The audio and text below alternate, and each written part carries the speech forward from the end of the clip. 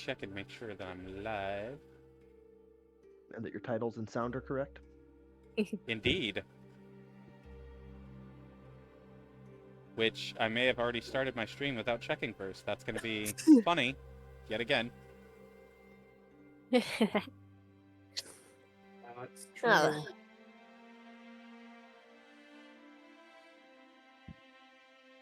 Did the Crimson Rush pop up with the actual... No, it says I'm playing Dead by Daylight. Of course I did it wrong. Anyway, what's going on, guys? It's the Dragoncraft Gaming. I'm Dragoncraft, and we're here to do some more Dragon Age D&D style. So, while I'm changing the title and game, we will get into introductions. We're going to start at the top here that we currently have. We have Eerie. Why don't you go ahead and introduce yourself and your character? Howdy, everybody. I am Eerie. Eerie Lightwalker is how you can find me online. And today I am playing the character of Durin. All right. Next, Manta. Why don't you go ahead and introduce your character? And yourself, obviously. I'm not important. I'm not online anywhere. I'm playing Scree, the Grey Warden Dwarven Warlock. And then I also run our recruit Shahari, who's a Grey Warden recruit. All right.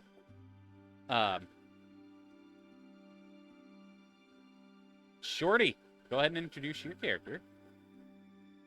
My character is Julia Kai, a Antivan Crow of Valvashoth. Right on. Okay, and I heard we had Traber in the background there with Eerie. So why don't you go ahead and introduce your character and yourself? Howdy, I'm Trevor. I'm playing Rosencrantz O'Neill. He's crazy. That's better. He's very He's the fun. best kind of crazy. It's very fun. All right. And we also have Crow, but Crow is running a little bit late. He will be here soon. He plays Thevin. You will be seeing him a little bit later. We do have another player that joined us, but the thing is I don't think they have a character ready for this yet. So we will be introducing them, hopefully, at some point, as long as, hopefully they don't drop out, because that would be bad. That would kind of suck. But that's okay. We will get to that. So who wants to do the recap? I I'll will do the yield recap. the floor since I did it last week. I'll do the recap this week. All right. So, last week, we started our journey into the deep roads. Started that two sessions ago. After committing Nuggicide, which is where we ended 2 weeks ago, we continued on through our explorations. We came across some dwarven brothers who were lost, looking for a paragon. Brunhilde, I think is her name. Bronca. Aragon Bronca. Close enough. Anyways, she's looking for a ancient dwarven forge thing. We talked to them for a little bit. They decided to set up camp and invited us to come back and rest with them as needed. We explored a little bit more, found some ores. I think that's mostly all we did. Do you guys remember how where you ended at? Oh no, we went through some doors. That's right. We did solve some puzzles. There was a torch puzzle where we got some runes and a book about the Legion of the Dead. Where there was a single coffin and a keg of alcohol left behind. Which I believe is where we wrapped up, was after getting that book. No, you guys went. You Or guys did we went wrap somewhere. up the runes? You guys I was went gonna say, we somewhere. did the room stuff. Okay, let's look at the map. Where did we go? I think you guys went to 9, if I'm not mistaken. That sounds We went correct. to the place that had the 3 rooms and then the cave-in blocking the last one. And then we That moved was where we again. got the runes. That was 4. I- Yeah, but Yeah, that was we- the second place we went because we started with the Legion of the Dead puzzle. fucking Yeah, right, deadly That's ass right. boy. We started off with the Legion of the Dead puzzle, which was at like 7, and then we ran into the brothers, and then we went to 4, and got the runes, and then I believe we meandered on down to where 9 is. Yeah, you guys went to 9 after. And where we ended was you guys got to 9, and ghosts started coming out of the walls. That's right. Ghosts. Those are going to be fun Oh my goodness. for all of those non-magical people. Yeah. Yeah, the Tomb of Brodry, a legionnaire who had died. Yes, with his glowing helmet in the middle. They did. That's So- probably or most definitely cursed. So for doing the recap, you get yourself a D6 inspiration. Okay. So, all right. So again, what I'm gonna do is for those of you who may have missed missed last session, I'm going to say again what they found written in Dwarven on the wall about the person that is laid to rest in this chamber. It says on the inscription, it says, "Of not so humble beginnings and hard to pronounce name, so did Brodry rise to fame. His biggest feats were shallow, yes, but no one like him smiled with no shame. Alas, a sad ending did he meet, when his lover at the time he went to greet. Pushed over a window he felled, by the furious father of the noble girl. So in his dying breath he cursed, not the mister or his luck, but the helmet that did not fulfill its use."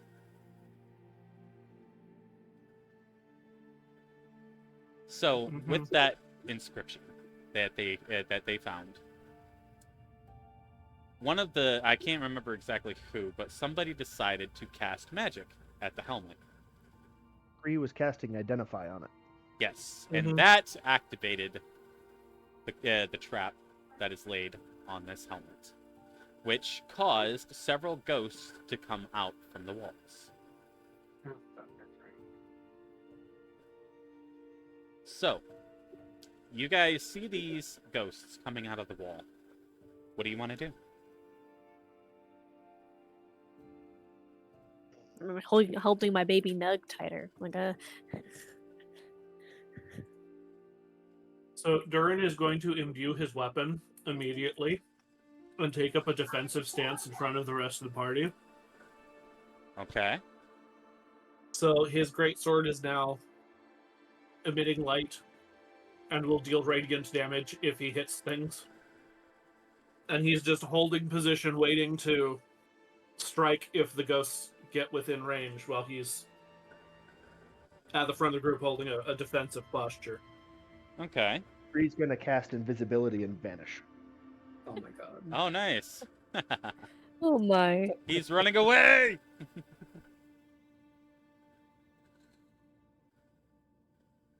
Alright, for the sake of what the possibilities of what might happen, I would like everybody to roll initiative, please.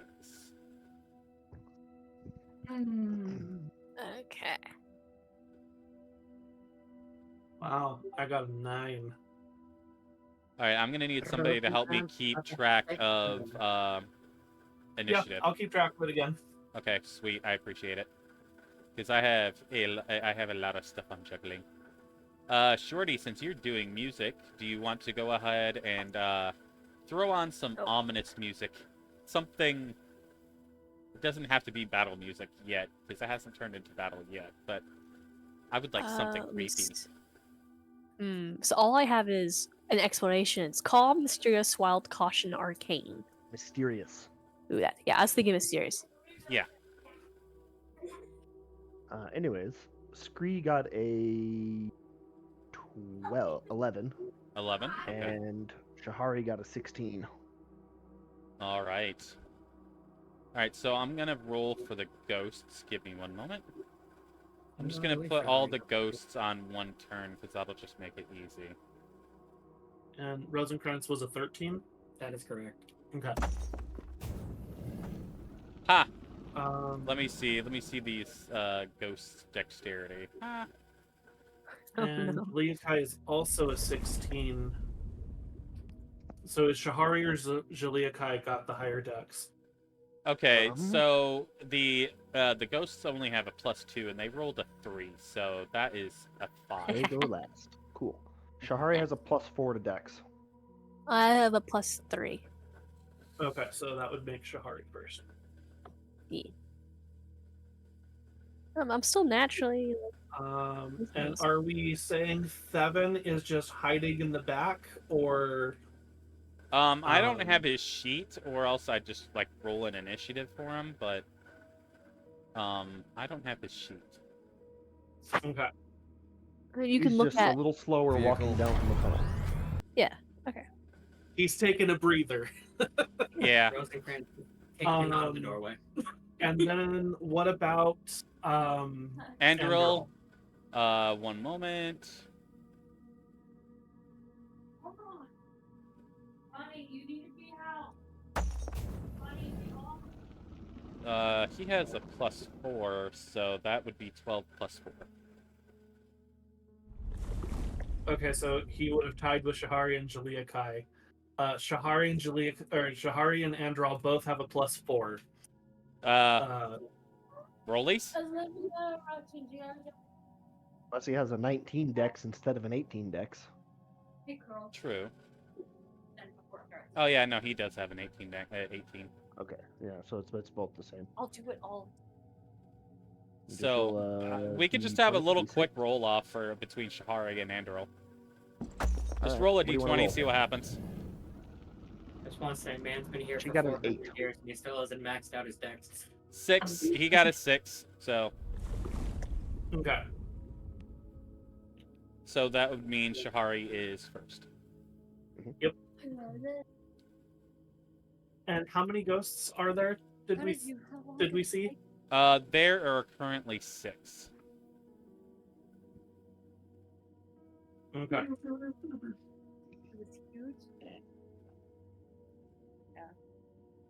What do we know about ghosts? They're technically an undead. Even though I don't they're think my character would know anything about ghosts. Alrighty. So would a knowledge religion help me identify things about them? Yeah, I'd say give it a shot. That's a total of 22.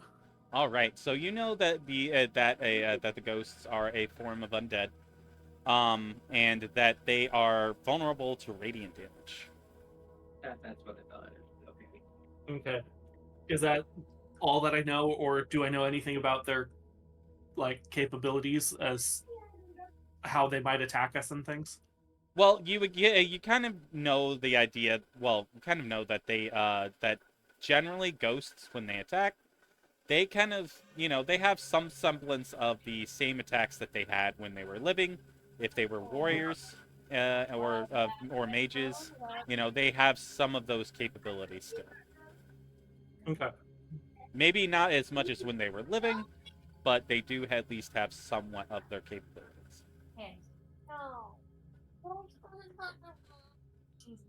Okay.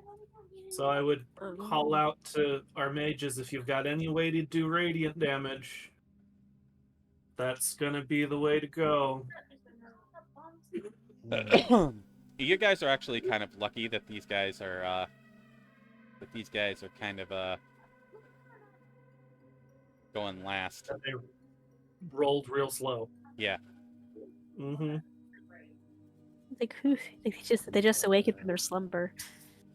What I will say is, like, the seasoned veterans, like, say, for instance, the Grey Warden, he would recognize the weapons that they're carrying.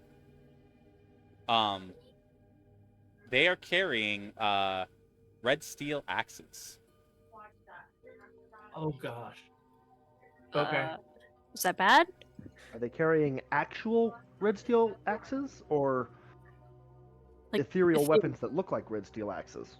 Yeah, they're ethereal, but those with the 22, you would know that these would do the same kind of damage that real red steel axes, would use.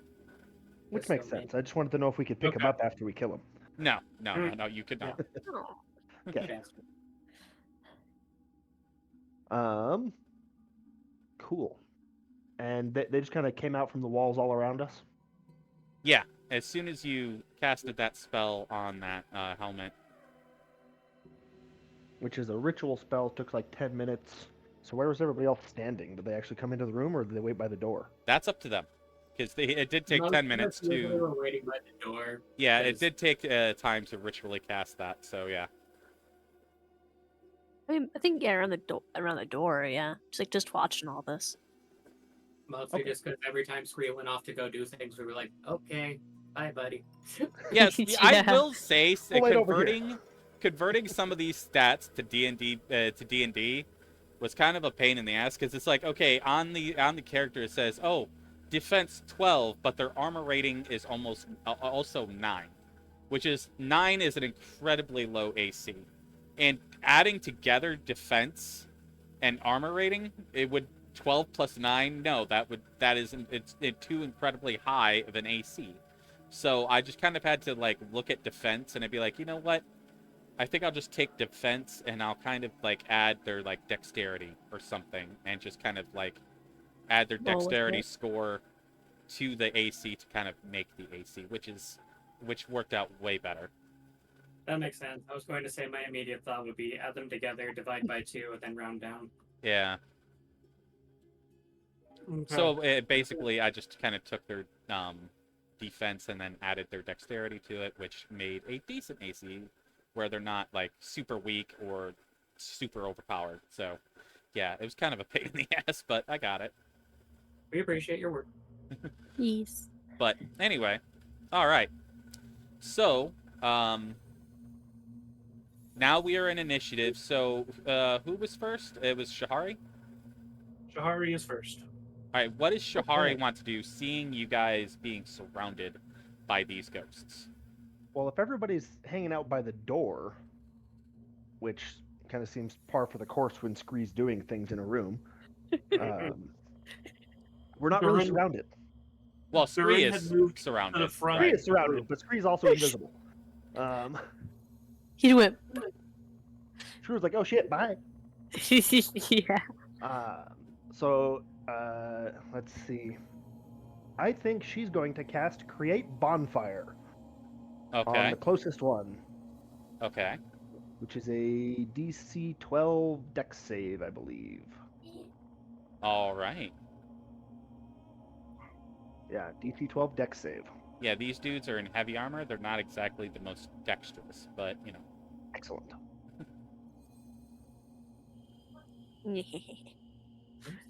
What's Scree coming from?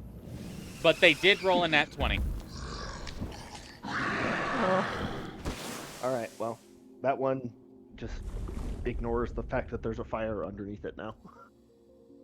It just kind of like sees that the fire's there, and he just kind of sidesteps. And just meow. All right. And that is her turn. All right. I don't think she has anything else to do. All right. Who is next?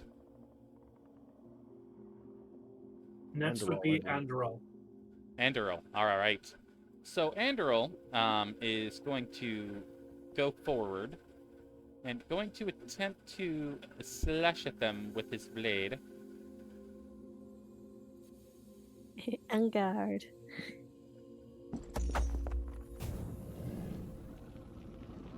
Wow. He rolled incredibly low. With an 8 plus 5, that's 13. yeah, 13. He's gonna miss. That's under their AC there. So he's gonna try to slash again.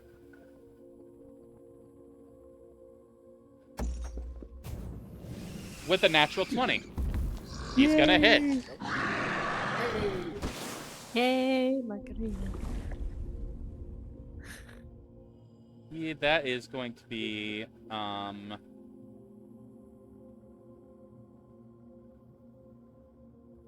Oh. No, I didn't mean to do that. Okay. Yeah, here we go.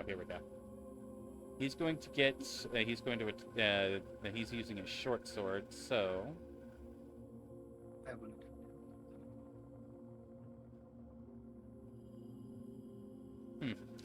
okay. D&D Beyond, why you do this to me? At least He rolled a 1 on his damage, Oh my god. but it's a 1 plus D&D Beyond, 5. everybody. 1 plus 5, so that's 6. Times 2, that's 12. That's 12 damage. critical hit for minimum damage. Exactly. So, yeah, that's still 12 damage, which isn't too bad. Alright, so that's his 2 attacks. Well, no, because he has extra attack. So, yeah, he can still attack on his bonus action, too, so he gets 1 more attack.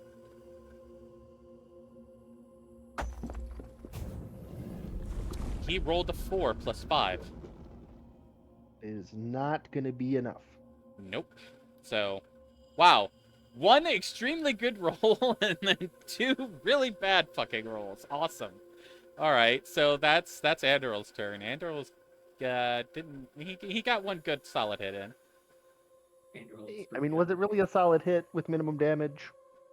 And you know, hey, let him have at least his 12 damage, okay? All right. All right. All right, so that's Anderl's turn. Who's next? How big is this room?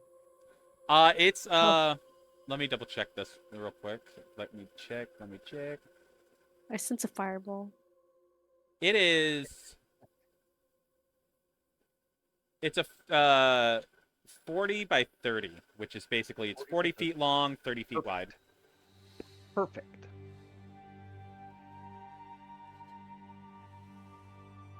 And since most of us are clumped by the door, Exactly.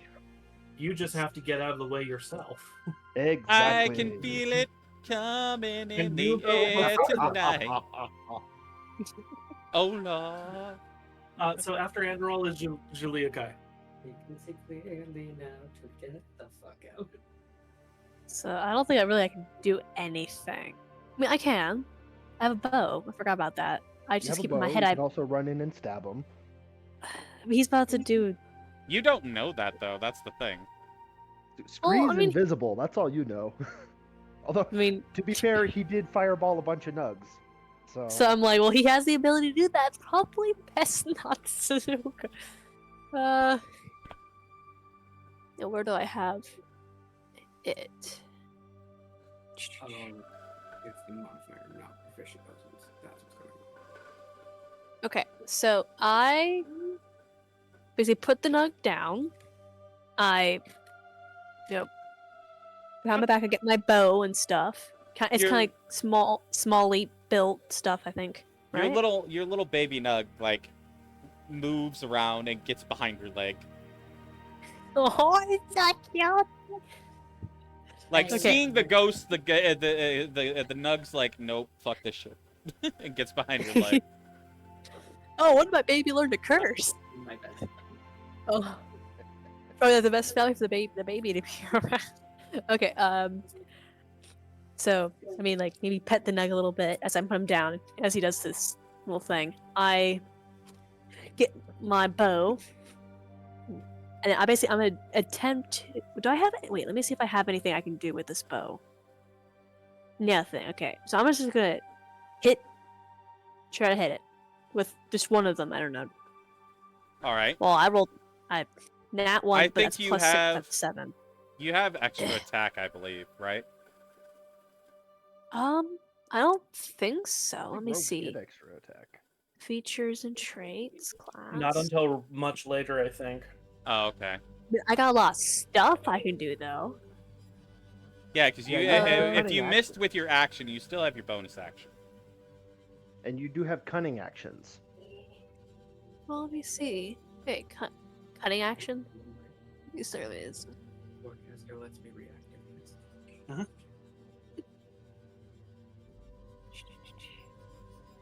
Roll the crits, but the fuck goes. So I got my bonus action. I got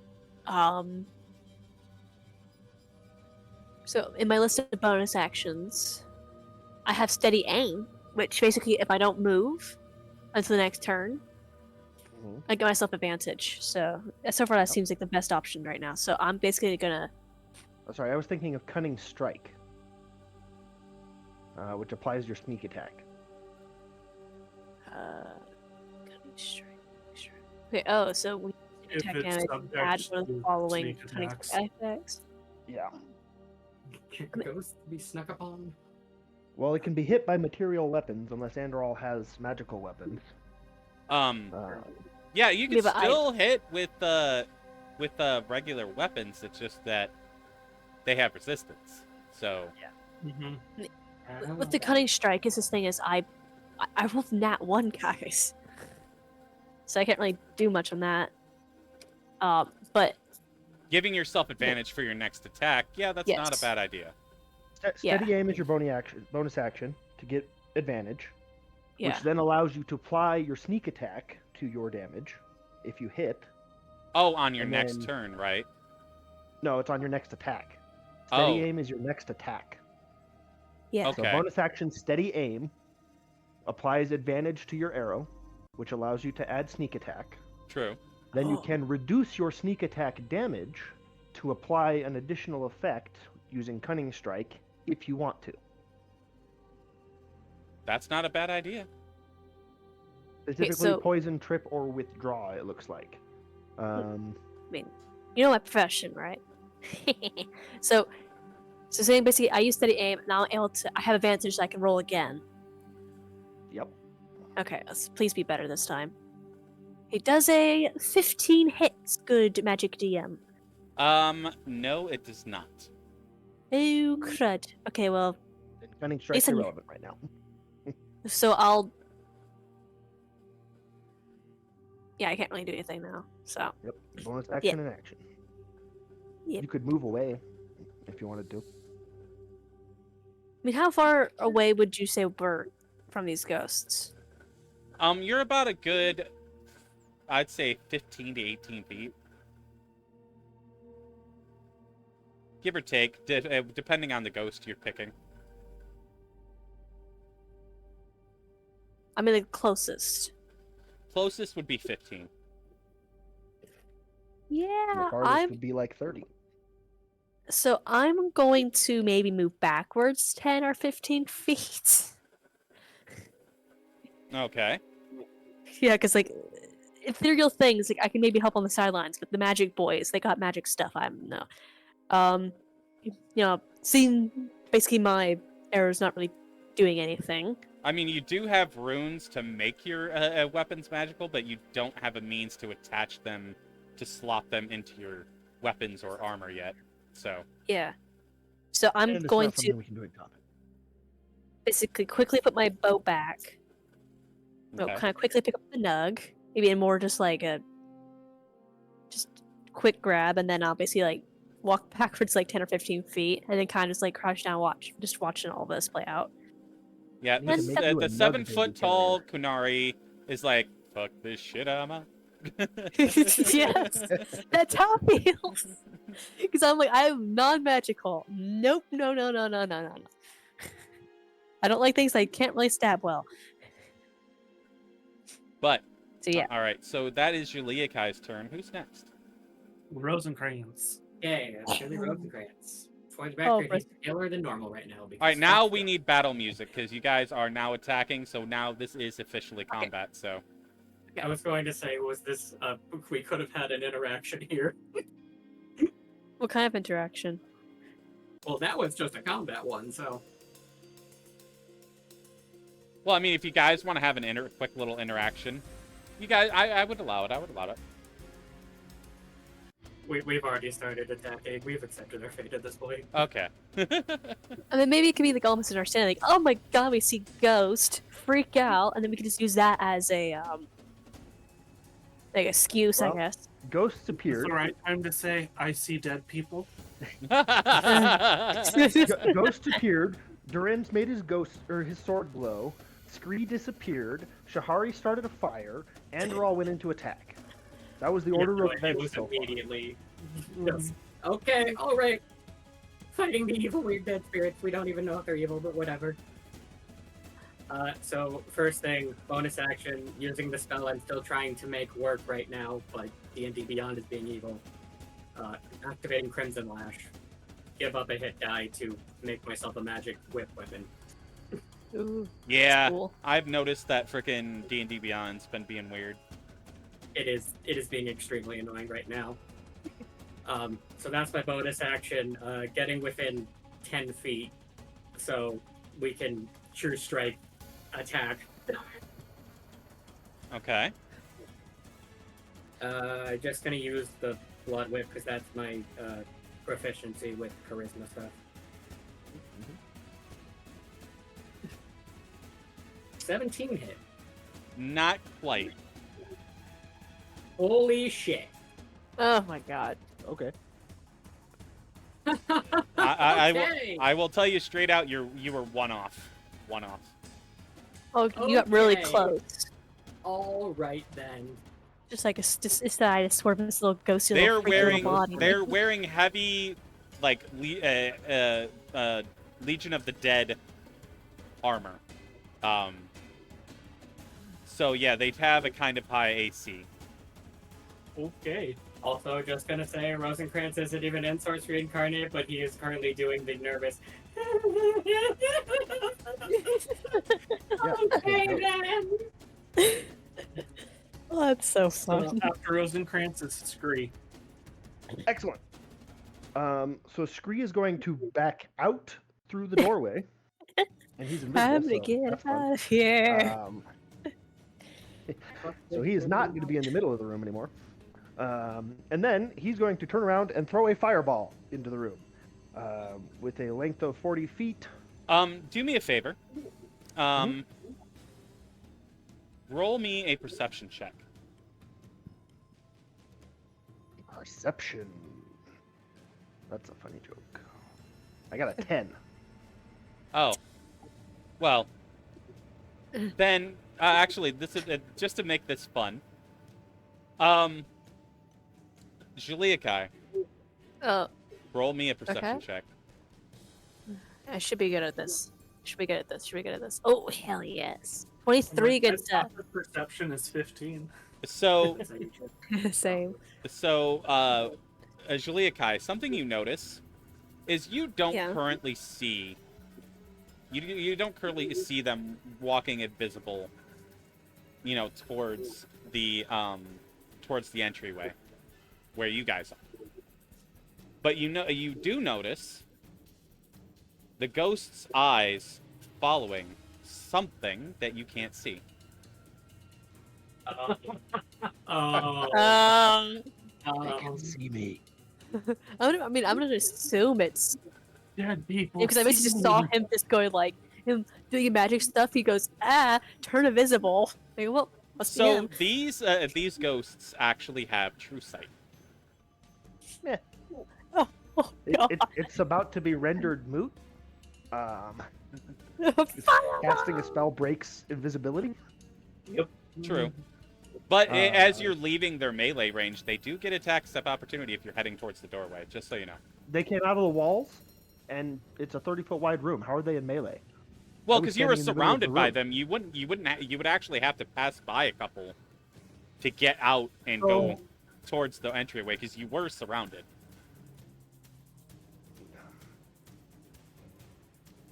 So they had a full turn of movement before I reacted?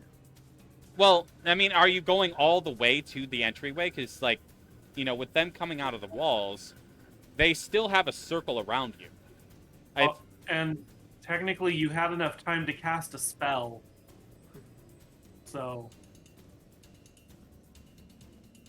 I'm just confused as to how they're already within 5 feet of me. to They're melee not. me I'm as I saying move. they're not. I'm saying that if you're heading towards the door, If you're using your movement to go towards the door, you're gonna have to pass by a couple of them because you were surrounded.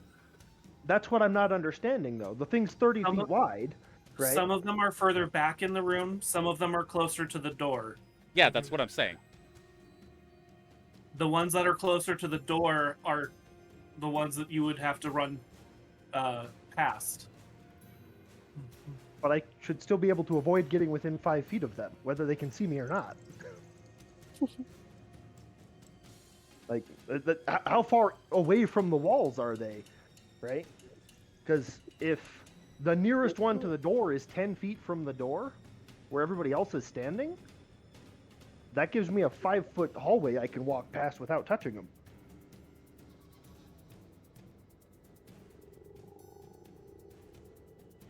This is why we need maps. Yeah, I mean, I need I don't somebody. have to walk in a straight line to the door. I can move around the ghosts. But then that's the question, is because since you rolled a perception check to notice if they could see you or not, would you take that path, knowing, thinking that they couldn't see you? that's See me? true, actually. Your Hmm. character would think he's invisible right now. And I can't really Alright, do anything. I let's- can't just yell out. Yeah. Let's do this. I'm gonna roll a wisdom check on whether or not I would move past them in a straight line thinking I'm invisible. Because that, I can argue both ways, and I don't feel like wasting time doing that. Right. I got a 4. We're moving in a straight line. Yay! All right, straight line. All right. So you still get to take your, cast your spell, obviously. But as you Right, pass I'm by not them. casting it until after I move. so- Okay, so you would have to move first. So you would take the 2 hits of opportunity. Let me go ahead and roll to see if they even hit you. So Oh.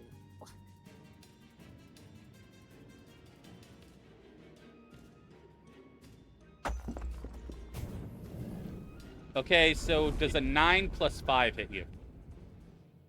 14 does not hit me. All right, so one of them misses. Wow. So does a 3 plus 5 hit you? Fucking hell, they both miss. Sneaky Oh, little well, door. good arguing. I still missed. Excellent. I'm But going you to also definitely cast know Fireball. now that- Give me 1 second. They can see through his invisibility, so. Yeah, now you do know that. They can see through your invisibility.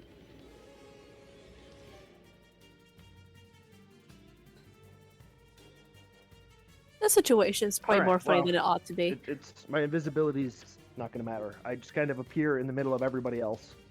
After you guys watch them swipe at nothing. And we cast Fireball, which has a 20-foot radius. So we're going to cast it so that it's basically starting to explode most of the way to the back wall. Okay. So it's only actually going to hit about 30 of the 40 feet. Hopefully avoiding Andorol that way. Yeah, you could position it in a way where Androl doesn't get caught in it. Just imagining Rosencrantz, Shaliakai, Durin just see a line of fire just shoot by our heads. Mm-hmm. Really more of a bead of fire with Fireball. Oh my. Just a bead of fire but goes it's past. still something So we would if see I'm- going past our heads. It's just a little tiny orange dot thing, and then, oh shit, explosions. I would. I'm DC guessing 16 Dex save. deck save. Yeah, I was about to say. I assume this is a deck save. Okay. Yeah, DC 16 Dex save.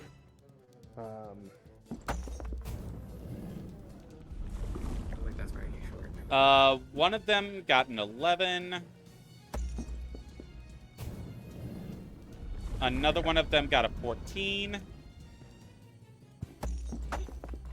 I think this is gonna catch 4 of them. One of them got a 19. Cool. One's And one of them got a 7. They're Alright, cool. rolling So the very three that- badly. The 3 that failed take 27 fire damage. The one who passed takes half that, which will be 13 fire damage. Unless we're going to Alright. round up, in which case it'll be 14. No, I believe in rounding down, no matter who it is, players or enemies, just to keep That's it fair. So, 27, 1 to 13. all right. And then Scree appears and he goes, "I shite!" Yeah, they're still up. The ghosts in the back, they definitely took the damage. And it did about as much, damage as you would expect with your fireball. So you do notice that they seem to, take magic damage just like anybody else. Mm-hmm. So, all And then right. we're gonna, let's see. I probably used all my movement, so yeah, that's it. Yeah, I was about to say, yeah, do you have bonus action you want to do or anything? But I don't think I have any bonus actions. okay. Bonus action. Right. Yeah, no, I have no bonus actions. that All I right. wanted to use right now, anyways. All right. Good to know. Good to know. Who's next? That would be me for Durin. All right. So I'm going to step forward to whichever one is closest to me, Okay. and I am going to swing my greatsword at it. All right. Go for it. Are you kidding me? One below. Oh no. So that's a 17. Oh shit. I at least still get to graze them because of the greatsword ability. All right. Radiant grace. So they take. You can deal damage equal to the ability modifier made to make the attack, which at the moment is my charisma. So that would be 5 points of radiant damage as I graze them with the greatsword. All right. I will mark that down. Unfortunately, I'm not allowed to smite off of grazes, but Yeah. I don't have any useful bonus actions, so unfortunately, that is me. All right. Who's after you? Paladins get extra attack. F5. At level 5, no, it's next level. Oh, okay. It would be really nice if I had extra attack right now, but it's next level. Next is the ghosts. All right. So we're gonna go for the people that are closest first. So that would be Andril and you, I believe. Yep. So going for Andril first. Let's see.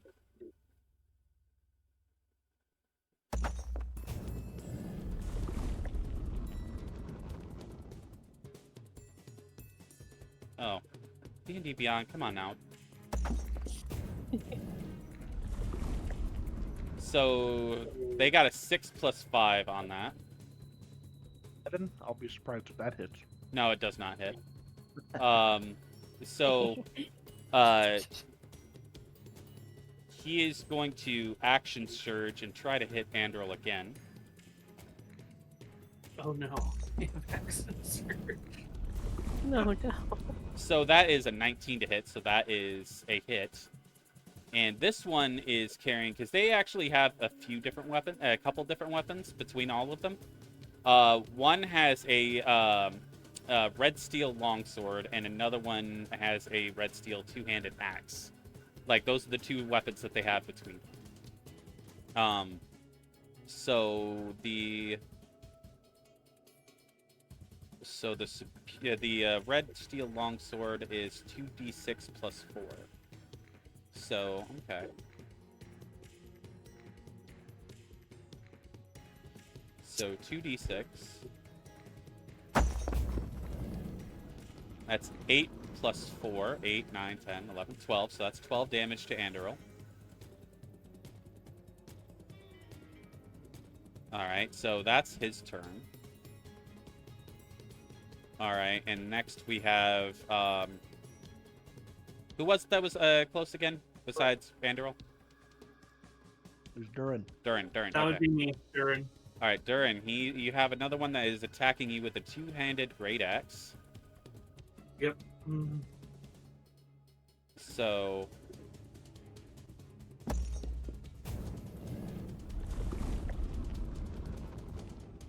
All right, that is a 18 to hit. Does that hit? 18 hits. All right, so that is. Let me see. Double check my damage on this thing. That is 3d6 + 4. Ouch. Good God.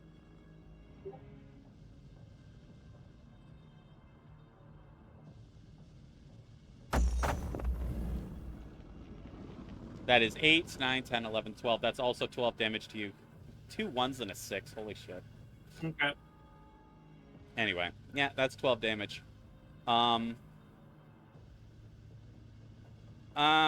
He is not going to burn his action surge. So that is going to be his attack. And that is going to be his turn. So we're going to move over to the ones that are now approaching the doorway where you guys are. Who is at the forefront of the doorway, would you say, with all of your guys' movement within the doorway? Because I know Jaliakai backed off.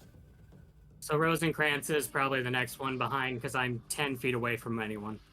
Okay. Where did Shahari end up moving? She didn't move at all. Okay, then yeah. So that would... She'll be right behind Rosencrantz. Mm-hmm. Okay, so then it would be Rosencrantz and then Shahari, and then Jaliakai's in the back. Through my range to get to Rosencrantz? Yes, it would. So you would be able to take an attack of opportunity. Natural 20. Nice. Yay! So that's 19 radiant damage. Nice. All right. Is it still standing? Or can I pump a smite into it? It is still standing. Oh. So I'm also dropping a smite into it. All right. Depending on how much damage you do, you might actually kill this thing. That is my hope. Mm-hmm. Paladin go burr. That's another 8 radiant damage. All right. How do you want to do this? I just, as I'm recovering from being hit, I just, as it's running past, slash through its backside and just cut it in half. Yeah, because this is one of the ones that took the fireball, because you still have the one that's in melee with you. He doesn't leave you. It's one of the guys from the back that's moving forward. So from where the defending the herd. Yeah. And keeping squishies from getting hit. Yeah. So yeah, you took that one. Then there's another one that sees this happen and moves around you to take its place. It's not. It does not get into melee with you. But he moves around you. Well, I can only take one opportunity attack anyways. But they don't necessarily know that. No. So they move around you to go and approach Rosencrantz. So this guy is a guy with one of the red steel longswords. And he is going to take... He is going to take a swing at you. A natural 1. Yay. Failure. So he does not hit. For the record, is there any more of them that can get in range of me right now? There's going to be one that you could take an opportunity attack against because he is going to attack Shahari. I was going to say, because now I have Warcaster, so I can also, like, use this Crimson Lash to True Strike things. As a reaction. Yes. Nice. All right. So yeah, there's going to be one that moves across, moves past you to go after Shahari. Okay. Let me see if I can actually hit something for once. Where is my +6? There it is. 25. That'll hit. Okay. Okay, so first of all, doing the True Strike damage before actually doing the Crimson Lash part of the damage. Be a sec. Where the hell is it? I'm going to take a sip of my Diet Coke because this is getting awesome. Oh my god. It's 4 plus the 8. Taking 10 radiant. 10 radiant? All right. Yeah, he's also, still just standing. For the record, what you're seeing right now is the blood whip is now currently like glowing fucking red like a demon. Oh my god. Nice. So yeah, he's still standing, but yeah, he felt that. He felt that. All right. So this guy is going to take a swing. This is one of the guys with the war axe. So he's going to take a swing at Shahari. Does a 17 hit Shahari? Yes. Yes, it does. Okay. So that is 3d6 plus 4. She'll take a reaction. Wow. 2 1s and a 4 this time. So 4, so 6, 7, 8, 9, 10. 10 damage? She's gonna reaction have that to take 5 damage. Alright. So, yeah, you just see this, like, freaking great axe come down on Shahari, but Shahari manages just to dodge back enough to kind of minimize the damage a little bit. She still Like takes a uncanny. decent cut across the arm from it.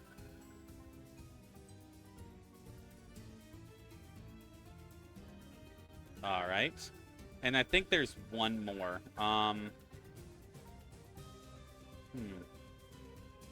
Who's Gotta behind restrict someone? Shahari? I think that's Jaliakai and Tree. Scree, yeah. Yeah. All right, so then then one would be coming. So both Rosencrantz and Shahari can take opportunity attacks against him because he's going to go Shahari after. cannot. Oh yeah, that's true because she used her reaction.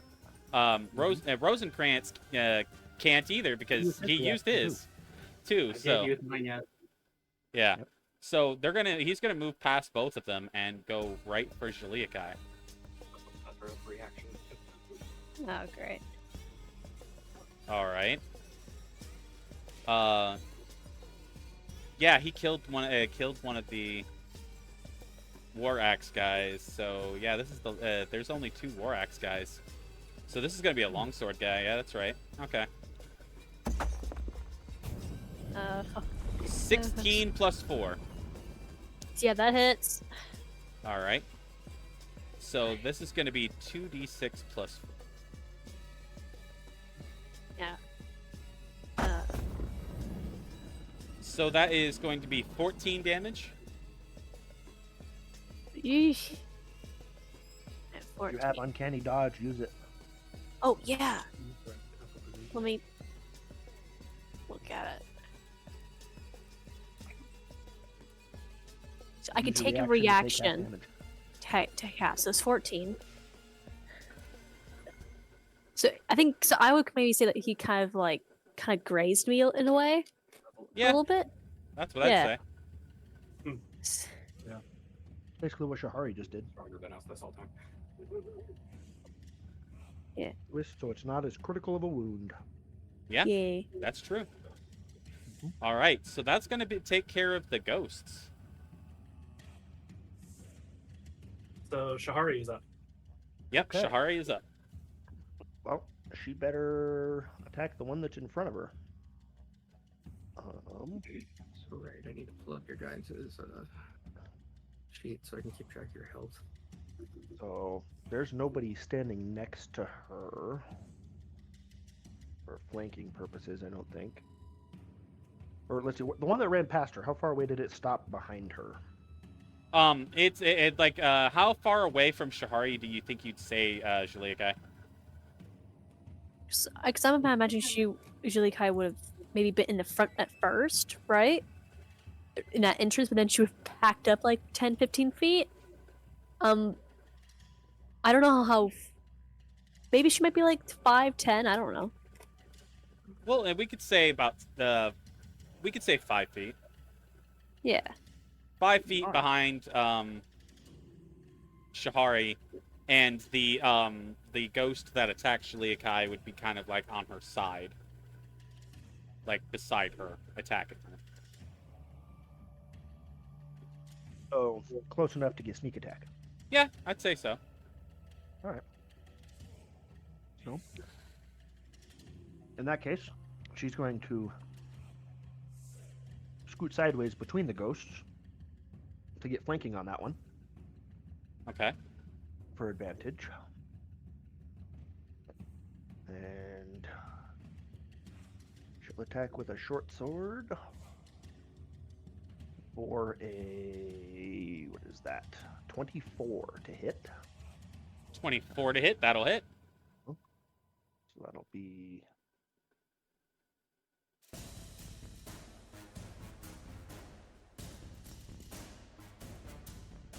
That'll be 13 slashing damage.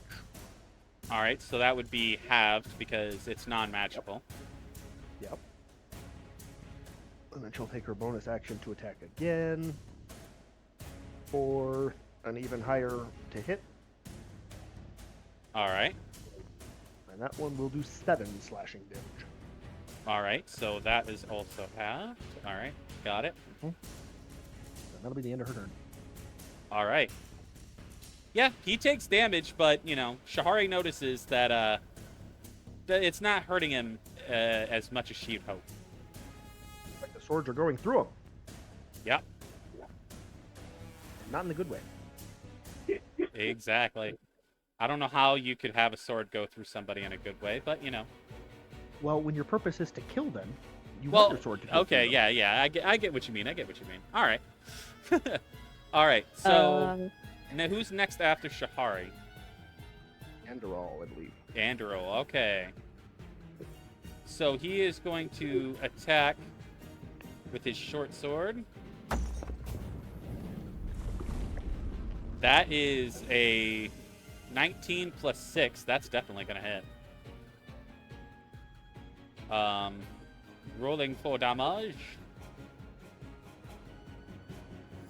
1d6 plus 5. So 5 plus 5, so 10 damage. Nice, nice. All right. And he's going to attack again because he has extra attack.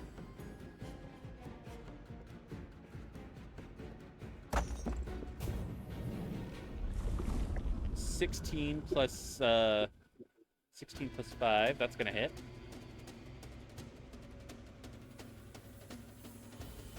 All right, another d6 plus 5.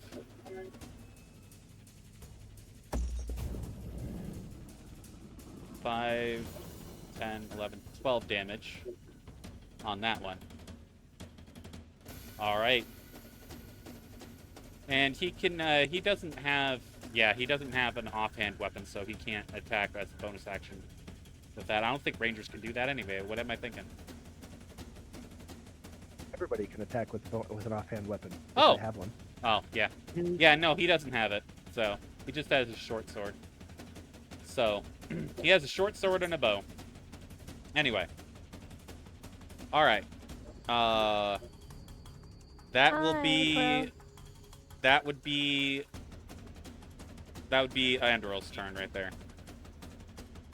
I finally go. This is basically Crow coming in. Oh, Just Crow, like- I'm gonna need you to roll initiative, Crow. It's just he walks in, just a little chaos. There's ghosts I did hear battle everywhere. music, and I was like, He The finally hell caught did I up do? with us in the hallway. Oh. Little chaos going on, Crow. The sad part is memory serves. I think Seven actually was watching him, like, fiddle with the helmet. I mean, I could be really mean, and the moment I walk in, I hear the battle music. I said, "What the heck did the crow do?" Haha. That's a little ominous there. All right, I rolled a 3. Oh, so you'd be Oh, no. going after the ghosts. That's right. The lake ghosts. Oh, that's convenient. I guess. That's convenient, yeah. Yeah, convenience. All Almost right. like it was destiny. All right, so that was Androl's turn. Who's after Androl? Shalia Kai. Julia Kai, you're up. You have one ghost right up in your face. Oh my goodness. What do you have Okay. flanking with? So wait, so I can get sneak you're attack. flanking it with Shahari. Yeah. Okay. Well, I would assume that I would have kind of dropped the nug when I got hit, or not dropped it, just more like put it down, kind of as I was dodging, and then yeah, I'm gonna get my. You know what? I'm gonna get my daggers and stuff. I'm not good with the bow, so I'm going to get my thingy I have written down here, and I'm going to just start stabbing these little dagger. English. Okay, so I'm gonna hit with my short sword first. Okay. Does the 14 work? Have advantage. You have advantage Oh, though. yeah. Oh yeah. 15. Nope. Okay. Okay. So I don't have. You still have advantage because of flanking. Oh yeah. So And so you have 2 dagger attacks left if you want to use your bonus action. You get 1 Yeah, I would dagger want- attack anyways. Stabby, even if they're not doing much. Hmm. yeah. Oh my gosh, I'm rolling so low. I don't think a 10 works. Advantage. Oh yes, advantage. Okay. There's a There you 24. go. 24 Yes! does hit. 24 does hit. Yes. I still have 1 more dagger attack. Okay. Okay, so 24 hits. Let me roll that. I can always reroll my damage because I got fancy stuff. Okay, that's 6. Forget to I'll add your write that sneak down. attack. Okay, and then I gotta add sneak attack, yes. Okay, so 6 is the highest. And then sneak attack. It's 9. Lower that down. I can reroll. Get back. I can reroll it. Dog creature. Okay, so that 1 dagger hit is 15 damage. Okay, 15. So that's going to be halved. So All just right. like 7. And I believe I have 1 more dagger attack I can do. All right, go ahead. Well, I decided to roll nat 1. So yeah. Advantage. So, oh yeah, advantage. Yes, haha. Does a 16 hit? No, not quite. Okay, well, wait, makes sense. There's weird ghosts things. So yeah, it got 1 hit off. Yeah. I can't do anything else. All right. That Just the is nug is against the wall, going ah. all right. So that concludes the Jiliakai's turn. Who's next? That would be Rosencrantz. Yeah. Before I do take my Rosencrantz, turn, bring the magic. that is the plan. I did have a ruling question for you just before I go to take my turn. So, Okay. one of my abilities, Sorcery Incarnate, the Berserker mode for sorcerers now. It can give me advantage on my sorcerer attack spells. Would you let me also qualify my cantrips from the Bard list, or is it just stuff that has to be from sorcerer? I would say you could include whatever spells that you have. Okay. I will do that then. So my bonus is going to be activating Sorcerer Incarnate. Eyes are glowing. The laughs are starting. Oh god. Nice. Okay. Oh, I Yeah, forgot we're streaming. mad leading the mad here. Pretty much. So we're starting with the True Strike attacks. Let's go! Nice. Go for it. That's a 13, but I have advantage, so second attack or attempt. There we go, 24. 24 hits. Alright, so first the True Strike part damage. The 7, and then the D8.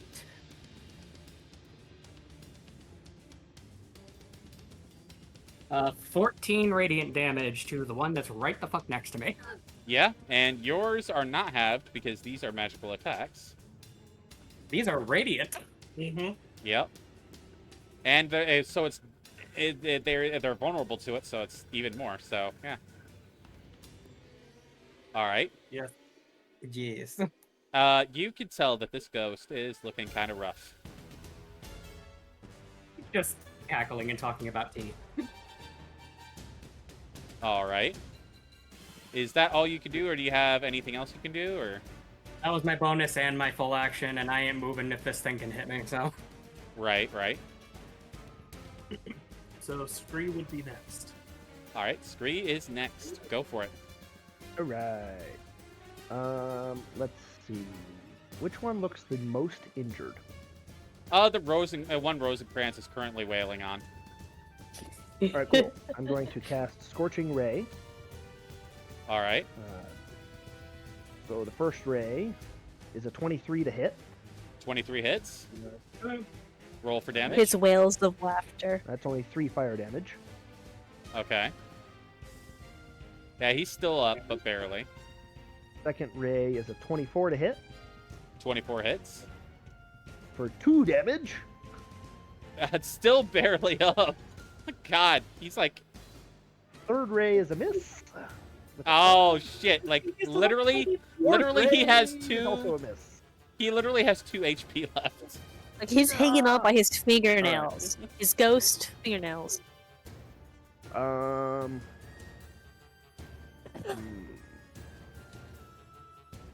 What the heck? We're gonna bonus action throw a dagger at it. Go for it. That's a 7 to hit. Dagger goes what? Yeah, you actually almost hit Jaliakai with it. All right. You hear like a weird grunt of Thank you for surprise. I have Hi, 12 match love. now, so. Oh my, Rosencrantz, you have too much fun with this. That's the end of I do Scree's have a turn. lot of fun with him going nuts. How do you have more characters going nuts? I had just more weird characters that are just more just chill. To be fair, he also just really does not do the dead, so he is especially nope. So, who is next after? That would be me, Mr. During. All right, Durin, you're up. So I still have one in my face. So Yes. I am smacking it with my greatsword. All right, go for it. There we go. 23. 23 So I'm hits. also going to dump a smite into it. So that's 9 radiant damage, and then the smite. I'm going to. Where'd it go? There it is. So that's another 5. So that's a total of 14 radiant damage. All right. Yeah, yours is barely hanging on.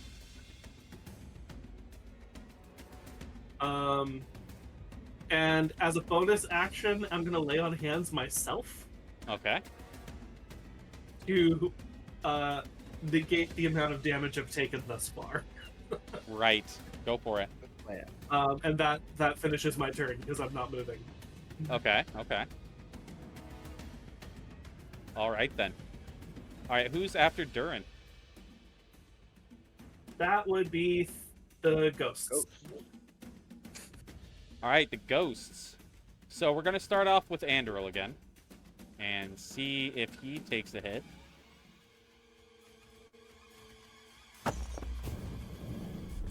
Natural 1. So yeah, does not hit Andoril. Ghost impales itself. Yeah, he already used his action surge, so he's not gonna action surge. So that is going to be his turn. Fuck. Natural 1. All right, so now it's the one that's on. It's on Durin, I think. Yep. All right. He is going to attack with his great axe. That is a 25 to hit. No, he misses. Oh, yeah. Well, shit. So that is 3d6 plus 4. That is 14 plus 4, so 18 points. Okay. yeah. And see, that's why I use lay on hands when I Yeah. have the opportunity. Yeah. Yeah, just this big, I mean, I still would have been fine, but this great axe comes down and just lays into Durin, taking a pretty hefty hit. Yeah, he got 2 6s plus a 2 on that, plus the 4, so yeah. And then how many of them are left? There is. You guys, yeah, you guys took down. No, I Only think you one only took died. down. Yeah, you only took down one. died. Okay. Yeah. You got one that's at like 2 HP. That's on, Rosencrantz, but Right. Which is the Okay. next one. And then there's one on Shahari and one on Jiliakai. yeah. So now we got one with a great sword coming in to attack Rosencrantz. Wait, no, wasn't Shahari in front of? No, she's behind Rosencrantz. Rosencrantz. She's behind Rosencrantz. Yeah, Okay, no, okay. I'm in the midfielder now with the whip. All right, so he is attacking you with the greatsword. A natural 1. Holy shit! How many? I'm making up for the last time where I got a bunch of nat 20s. Right? That's what's happening right now. I'm paying for that. I'm paying for that. Kicks the fucking greatsword out of the way. So this one is going to action surge. He's going to burn his action surge and try to attack again. Reasonable. He'll be dead shortly. 18 to hit. Okay, so we're gonna burn it's D6 you're saying for the blood magic, right? Yeah. Okay, roll a D6.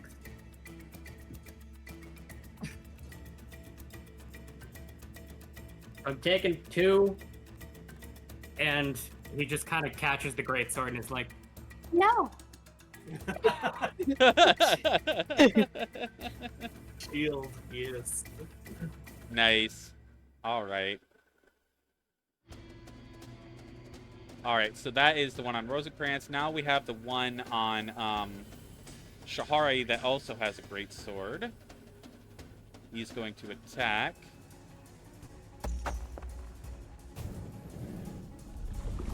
$22 to hit. That'll hit. All right, so that is 2d6 plus 4.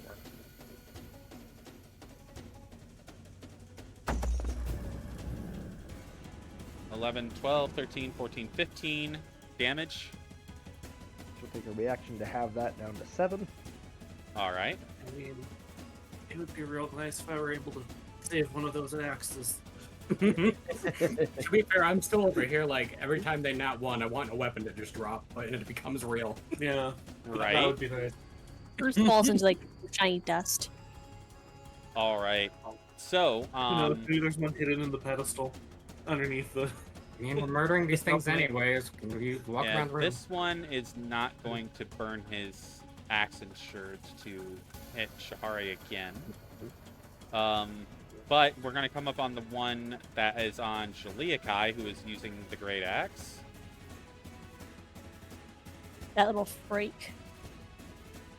All right.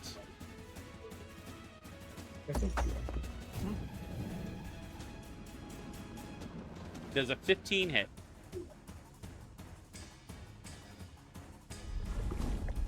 Does it hit if my AC is the same? Yes. Yes. Okay, then it hits. All right, so that is 3d6.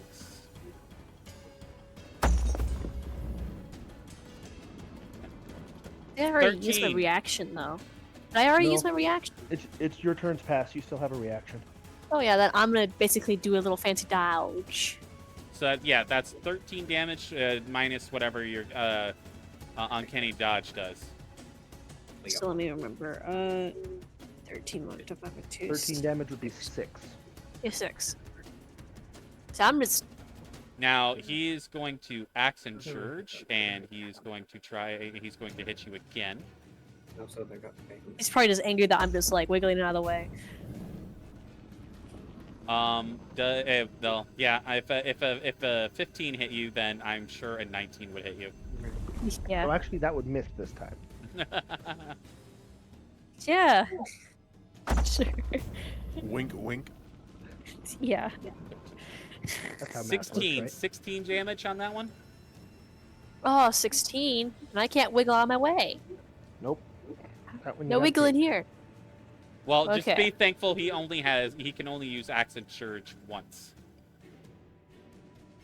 Oh my goodness, that's like a lot of health gone. But yeah, okay. Oh, is Leokai dying? She's still up. Okay. That's still up. I think she would Um, have a good pain resistance. Pretty substantial percentage of her HP, but she's still up. Okay. All right, so that is going to be his turn. And now Thevin. Thevin, you're seeing this all happen. He just walks in. You just like walk in, like you went to go take a leak or some shit, and you came back to see this. Little chaos.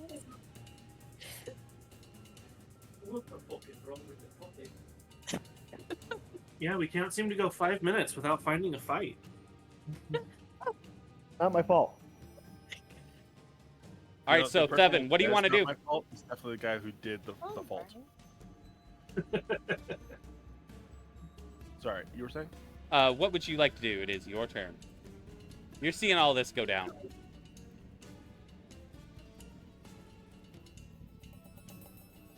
Do I know what kind of spirits these are? The ghosts. They're ghosts. Oh. They're technically undead. Yeah. So. Who are? All right. Sorry. Okay, I guess I'll use a spell on the weakest undead. Which is would be the one that's on Rosencrantz right now. Lovely. You just wail on it with like a flaming whip. Like you could breathe wrong on this guy and he'd die.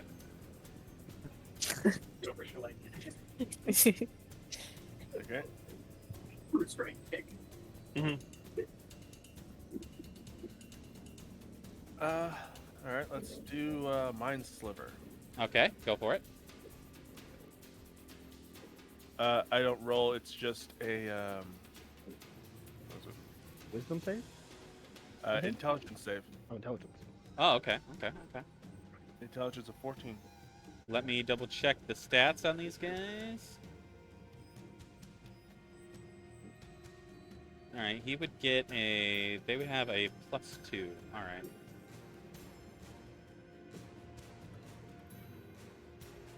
Smart mother spirits. Oh, they got a 9 + 2. So they failed. Yeah.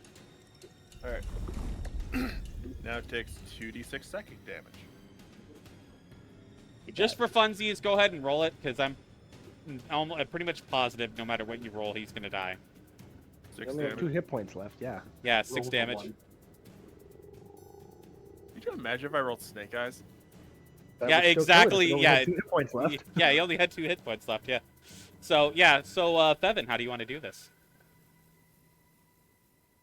Thevin would basically walk in. His immediate thought be, "What the fuck?" and immediately sees one of the spirits and raises his hand. His he points 2 fingers as the tip of his fingers start to glow slightly in a emerald hazy fire, and then all of a sudden, shing, spikes just shoot out of this undead's head. Yeah, and you just see him just dissipate. He's gone. No longer the hazy, incorporeal, ghostly Legion of the Dead soldier standing there. All right. So, that is your action. You have bonus action and movement. Am I a good enough distance away from everyone? Yeah, you're in like you're behind like everybody. You're behind Julia Kai, which is the she was the one in the she was the one furthest back. Huh? No, Scree's the Scree's furthest farther back. back. Yeah, so you'd be behind Scree. Great. I'm not gonna move because I know for a fact if I move, I'm gonna die. So I neglected to do this because I forgot there was 5. Well, there's 4 now, but there was 5, and I only did actions for I did 4 ghosts. So there's a 5th ghost that I No, you did all 5. did. I did. Andorral, Durin, Rosencrantz, Shahari, Shaliakai. Okay. Durin Yeah. also specifically evaporated one, like the second that it tried to move past him. So Yeah. Yeah, because he took that fireball. Yep. Fireball for the win!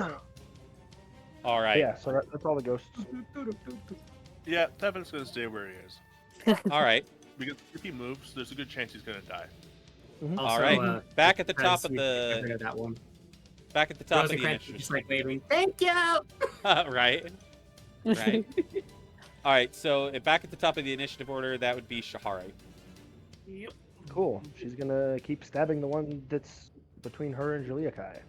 Yeah, this one's fairly damaged, but he's not like on death's door yet. Gonna So. take a 20 to hit. Yep, that'll hit. Some sneak attack damage in there.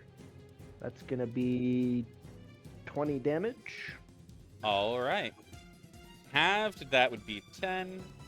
Yeah, that one's a decent chunk. That's a decent chunk, but Yep. And then that's a 24 to hit for her bonus action all right. Yeah, that'll hit. for 6 more damage. All right. 16 damage. That's pretty damn good. That would be 13 damage total. That 6 would be halved. Oh, yeah, that's true. Duh. Yeah, let me fix that. Still 13's not bad. Yeah, it works. That's gonna be the end of her turn. Be All better right. if it was 16, but yeah. Yeah, he's looking pretty rough, but he's still standing okay. I won't be swords cut. Right? He's just like, ah! Mm-hmm. All right. So after Shahari, And roll. all right. So he's going to attack with his short sword again. That is a 25 to hit. That'll hit. So that is 1d6 plus 5.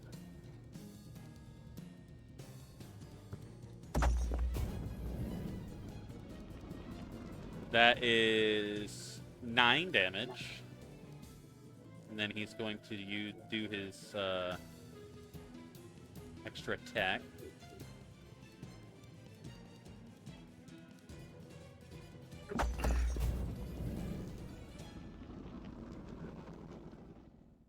Ah, he got 17. 17, one under. Motherfucker. Oh. Yeah, so yeah, that'll miss. Just misses. All right. All right, so that is going to be Andoril's turn. After Andoril, who's next? Jaliakai. Jaliakai, you're up. Continue stabbing this guy. Okay, let me get my. So I'm gonna hit my short sword first. Go for it. And I'm next to Shahari, so I get advantage, right? Yep. Or that's sneak attack. Yeah. Okay, so does a 17 hit? No. Just misses. One under. You are one under the AC. Save, please. Okay, well I don't get advantage on that dagger one then. Well, let's see. So far, I'm really good with these daggers. He does does a 17 hit? No. No. No, oh, it's just a shame. Okay, let's see what this one. Oh, does an 8 hit, good sir? No. No, unfortunately Okay, not. well, I'm not doing so well with all the blood loss. Oh, look at me. I'm so good with these daggers. It's hurt. Yeah, that's how.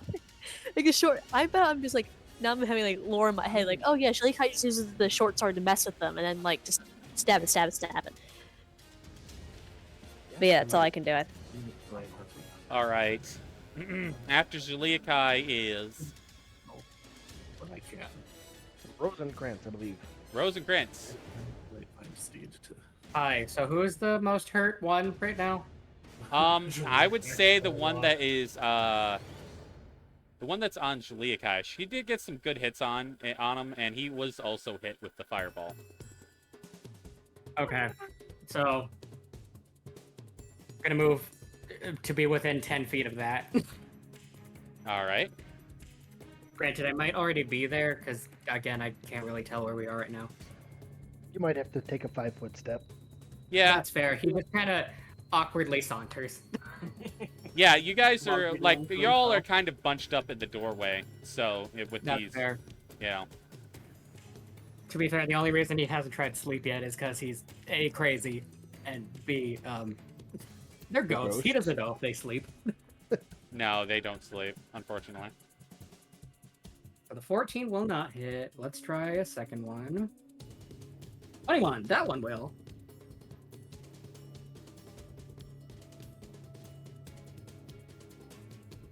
Nine, and then the D8. I love this lash. Okay, so that's gonna be a 10 radiant for the one that's there. All right. So, Rosencrantz, how do you want to do this?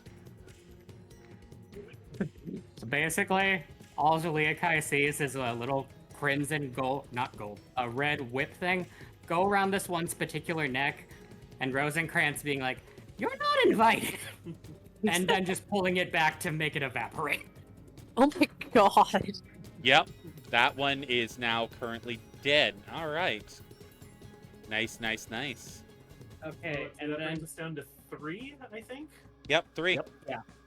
Yeah. Juliakai, you are definitely not in a great place right now, right? I have 14 hit points out of 43. Okay, I'm still gonna burn it for the bonus action. I'm gonna use an actual spell version rather than a blood version. So that'd be kind of even more. Because even though my character knows it's probably like, it's magic and stuff. It Still, gives you it's- a wink, and then one of his spirits just kind of goes around you, and you heal for 11. Oh, thank goodness. I think you would see more of like the worse stuff get healed instead of like the bruises and stuff. To be So fair, 11? at some point I still need to talk to Thevin about. I don't think he noticed that 2 weeks ago, or 3 weeks, I healed him with blood magic, and apparently the elf hates it. So He might not have noticed. yeah, I mean, It was in the middle of combat. yeah. Yeah, that's fair. All right. What do you think, Evan? Wait, you healed Devin with blood magic? yes. When we were dealing with the raptors, or whatever the hell The they were. Deep stalkers, yeah. Little Um, frickers. He did give you a blood magic healing word. That was that the when he was little knocked out? rose petal things that went around you and healed you for a bit when you were dying. If anything, I think the one who'd be the most pissed would be Devin. That's what I was going to say. But was that the heal he got when he was knocked out by the spitter? No, Durin was the one that got him back up. Yeah, I brought him back to consciousness. But Rosencrantz gave him the heal because he was on death's door again. All right. I keep forgetting to bring it up. Yeah, Was so there anything else that you're doing? That was the end of what I can do because I can't really move anymore. He's mostly just waiting for, all right, what else wants to move? all right, means so it's that's Scree's Rosencrantz. Who's after Rosencrantz? Scree. Scree, All right. you're up. Well, I'm out of spell slots, so Eldritch Blast. 3 rounds, so I still have 7. All right. But they should And we're gonna. That is attack the necrotic one- damage, isn't it? No, it's force damage. Force damage, okay. I was gonna say, necrotic damage, Yeah, I you're gonna think we use need to necrotic damage against the freaking I undead. could use necrotic damage, That's why these true strikes have been radiant. but no, it's just force damage. Let's see. The one attacking Shahari, I think took a fireball, but that's about it. Yeah, he's not looking good, but he's not like on death's door or anything. Yeah.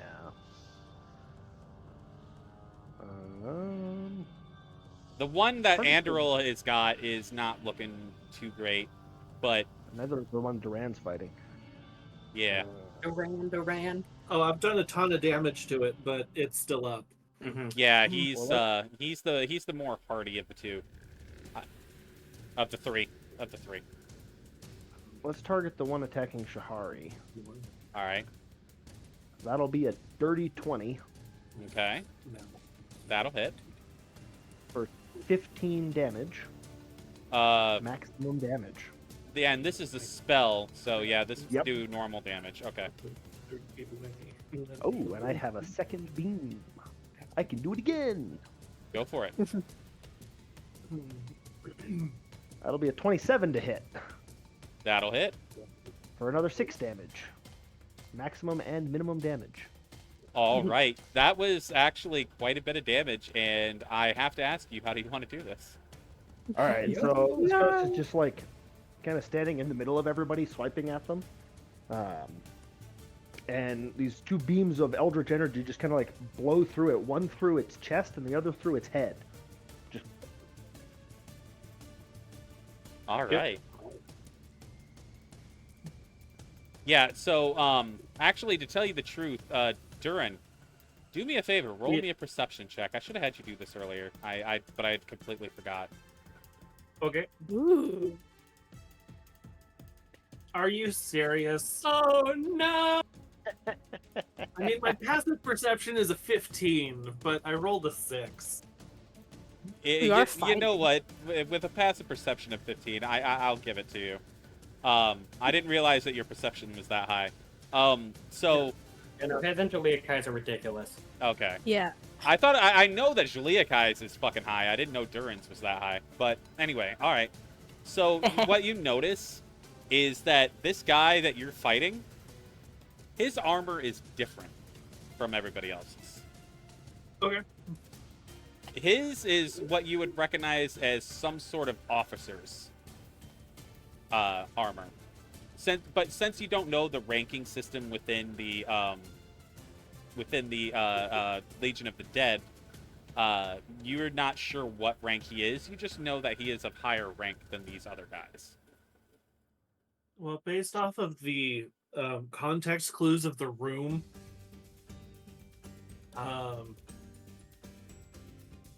Gaudry came to fame. Like, I'm assuming that this is probably Gaudry himself. That seems maybe reasonable. I don't know. Yeah. Maybe reasonable. I have a question though. No, not God. Did you say Godry? No, it's Brodry. B-R-O. Gaudry. Yeah, D-R-I. Brodry. Gilbert Godfrey. We did say hard to pronounce names. Yes, Yeah, true. it's just in keeping with all the lore we've already got. Right, right. All Okay, right. but seriously, what is with dwarves and the R's? I don't know. There's an R in every dwarf name, I swear to God. I have no idea. I have a question though. Well, When there's these ghosts Gimli. die- Gimli from Lord of the Rings. That doesn't have an R in it. Those Gimli. aren't different Talk dwarves. about Dragon Age. Oh, true. I get you. I thought you were My saying name like is all Vision. dwarves. I'm Vision the dwarf. Isn't there R in there? Yeah, it's right after the I. All right. So, who's next, by the way? So after Scree, it would be me for Durin. All right, go for it. But I have a question. What's the question? So When the ghosts die, do they just kind of like disperse? Yeah, Or, like they turn kind of to like goo? just dissipate. Yeah. All right, cool. So when the Scree kills the one with the Eldritch Blast, that dissipating whateverness kind of flows into him. Oh, nice. Interesting.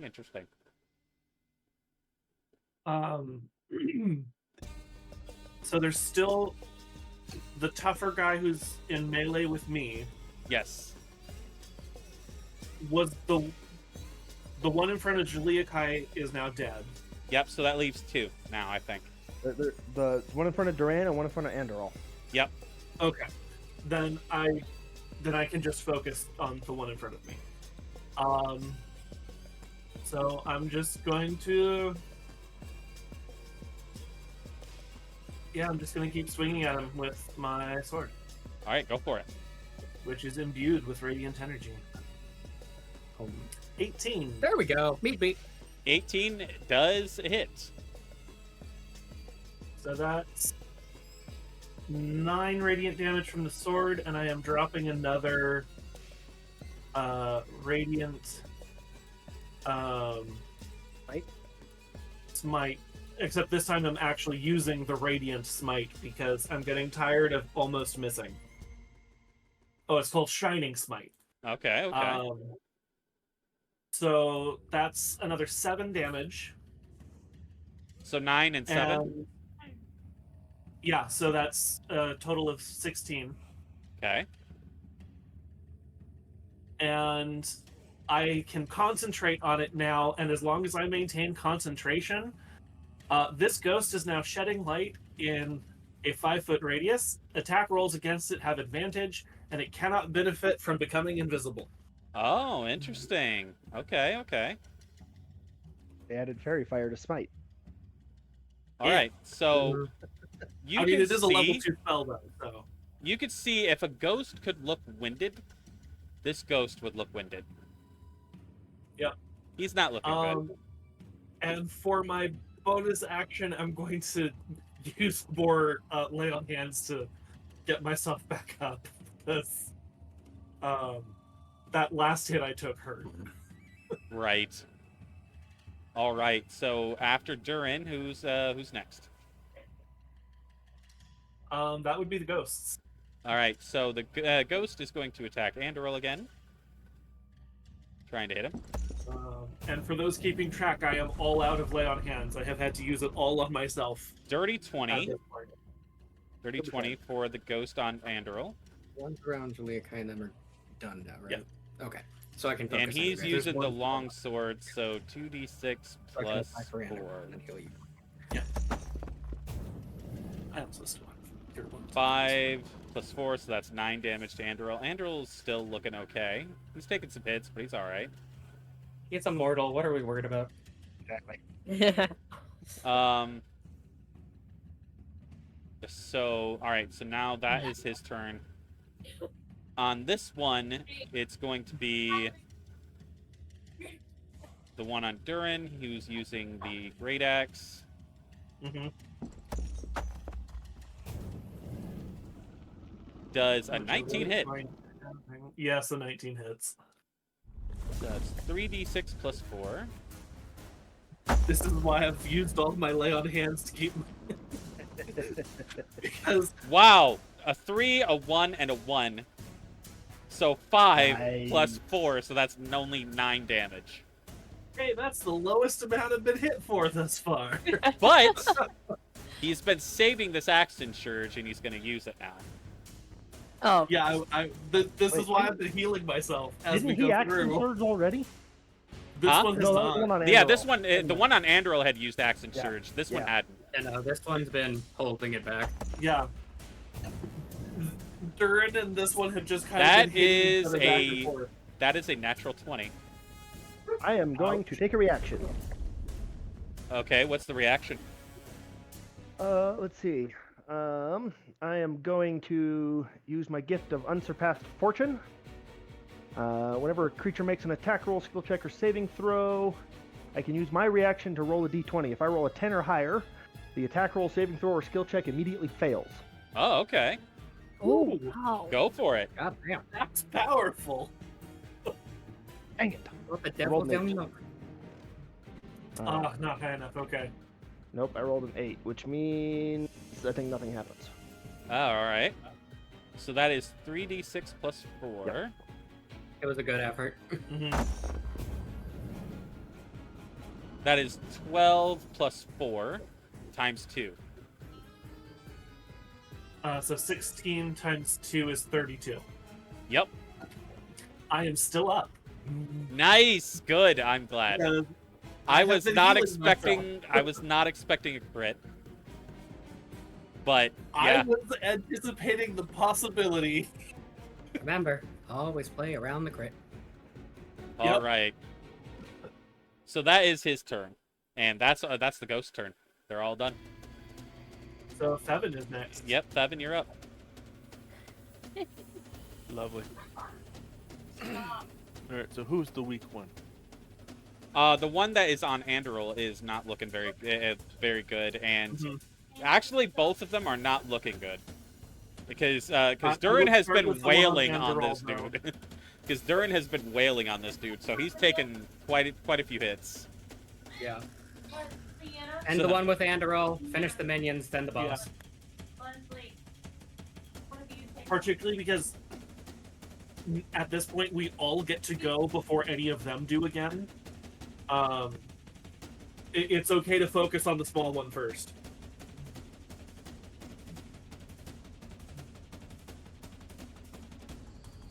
Alright.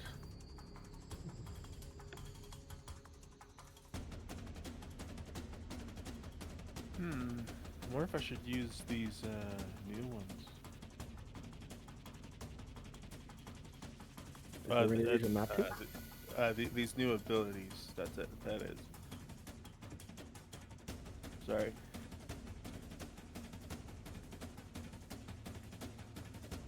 What? I might as well try it out. I'm going to use Veil Strike. All right, go for it. casting time 1 action.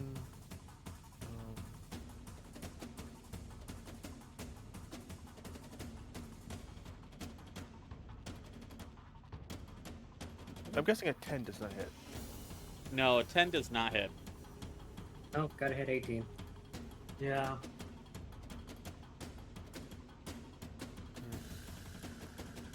And because that was a spell, I used a spell slot, right? Yeah. Unless it... excuse me, unless it Starting says at second otherwise. level, you can expend an action to recreate your own fist using Veil Energy and fire it at an enemy. Yeah. Doesn't look like it says a spell. Yeah, unless it says... If it doesn't say it uses spell slot, I think it's a skill that you can use once per short rest or long rest, one of the two.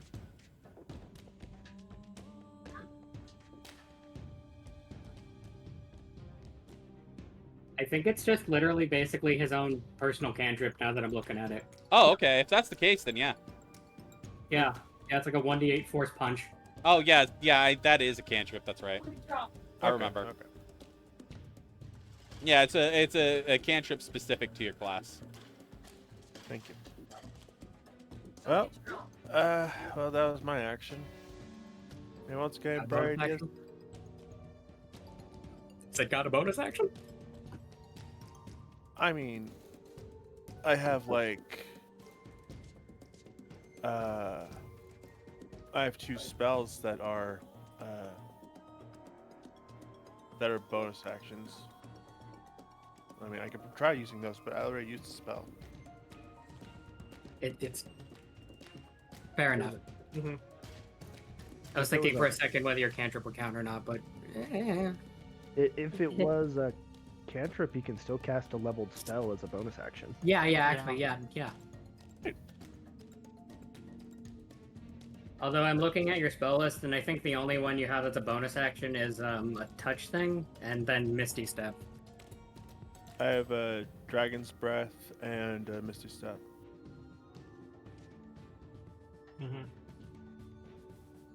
Touch to 15 feet. Dragon's Breath is you give someone else the ability to breathe an element. Yeah, if you wanna hit one of the melee people with elemental breath attacks. Like, Both Shaliakai and Shahari are within 15 feet of you. I don't want anybody else. When I see an enemy, I touch myself up. Incredible. I love it. I love it. Hey, That's Durin does too. Touches himself a lot. He has magic hands. The magic hands. Okay. As a weird enough question, am I allowed to touch myself to use the spell? What does the spell say? Yes. You are allowed to use touch spells on yourself. Okay, great. There you go. Oh Yeah, my goodness.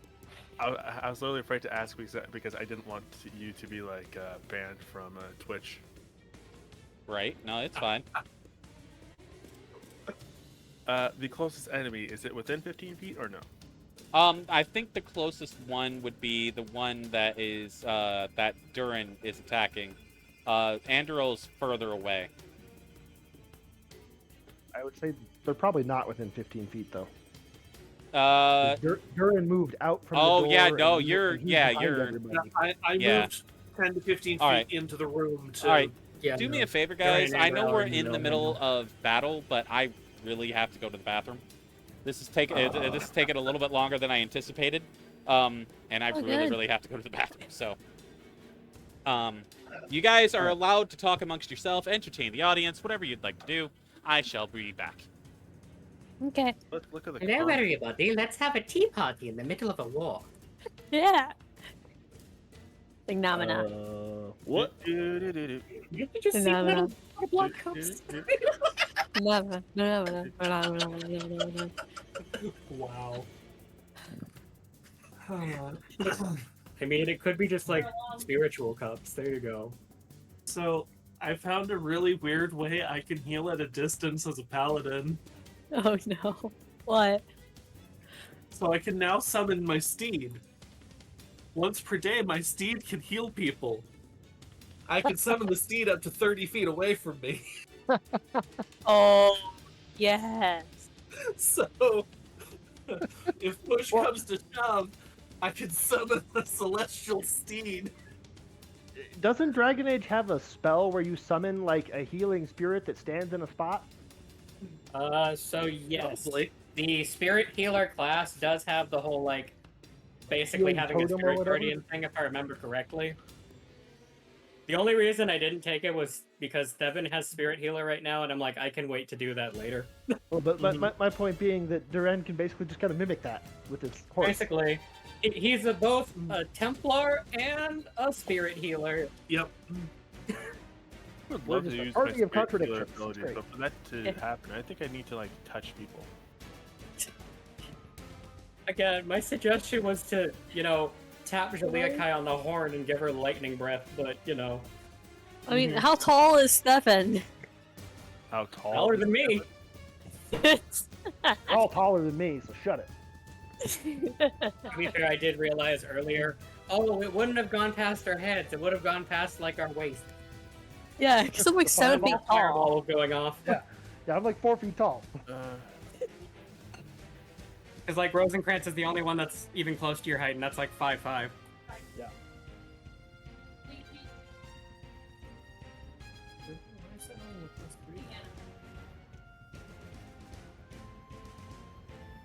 Probably not adding his proficiency bonus.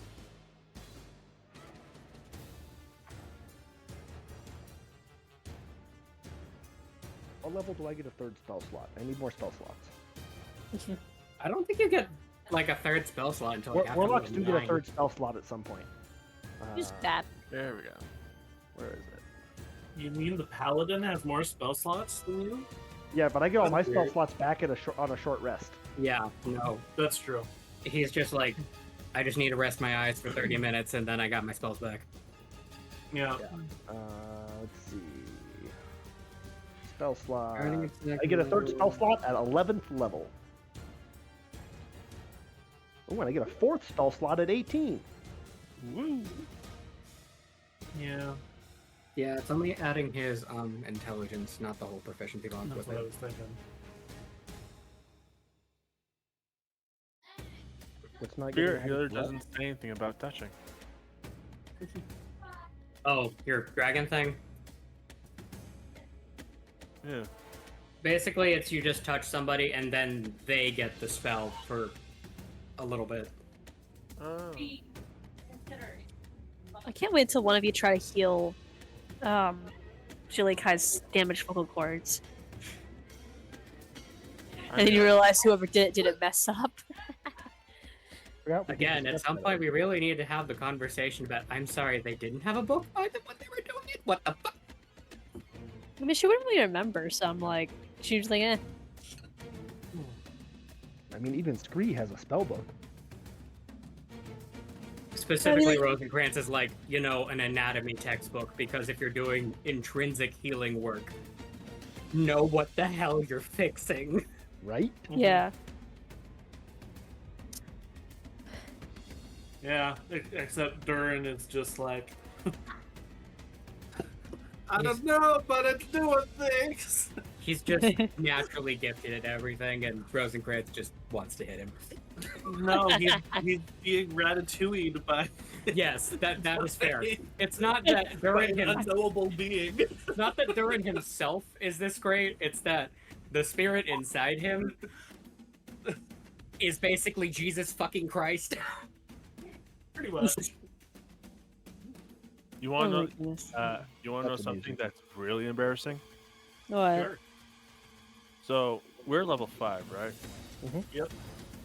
Did you know at second level I had a ability where basically I can just take half the amount of damage when like the first strike hits me, like the first ever strike in battle. So, what I'm hearing is, a lot of the times that you went down, you technically didn't have to. No. Roll-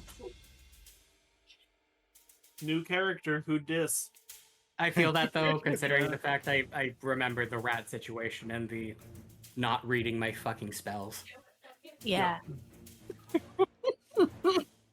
So I'm just trying to like understand everything, but I'm like, it's so much. Did anyone And then else? Julia Kai learned her character and found out she's just one of the scouts from Attack on Titan, buzzsawing her way through everyone. Yeah. Yep. I can just work it into a roleplay narrative. Honestly, the fact that their update to 5x4. added stuff to so many weapons. Yeah. It makes being a martial person a lot more interesting when it's like, Yeah. I can actually. The choice of weapon means something now.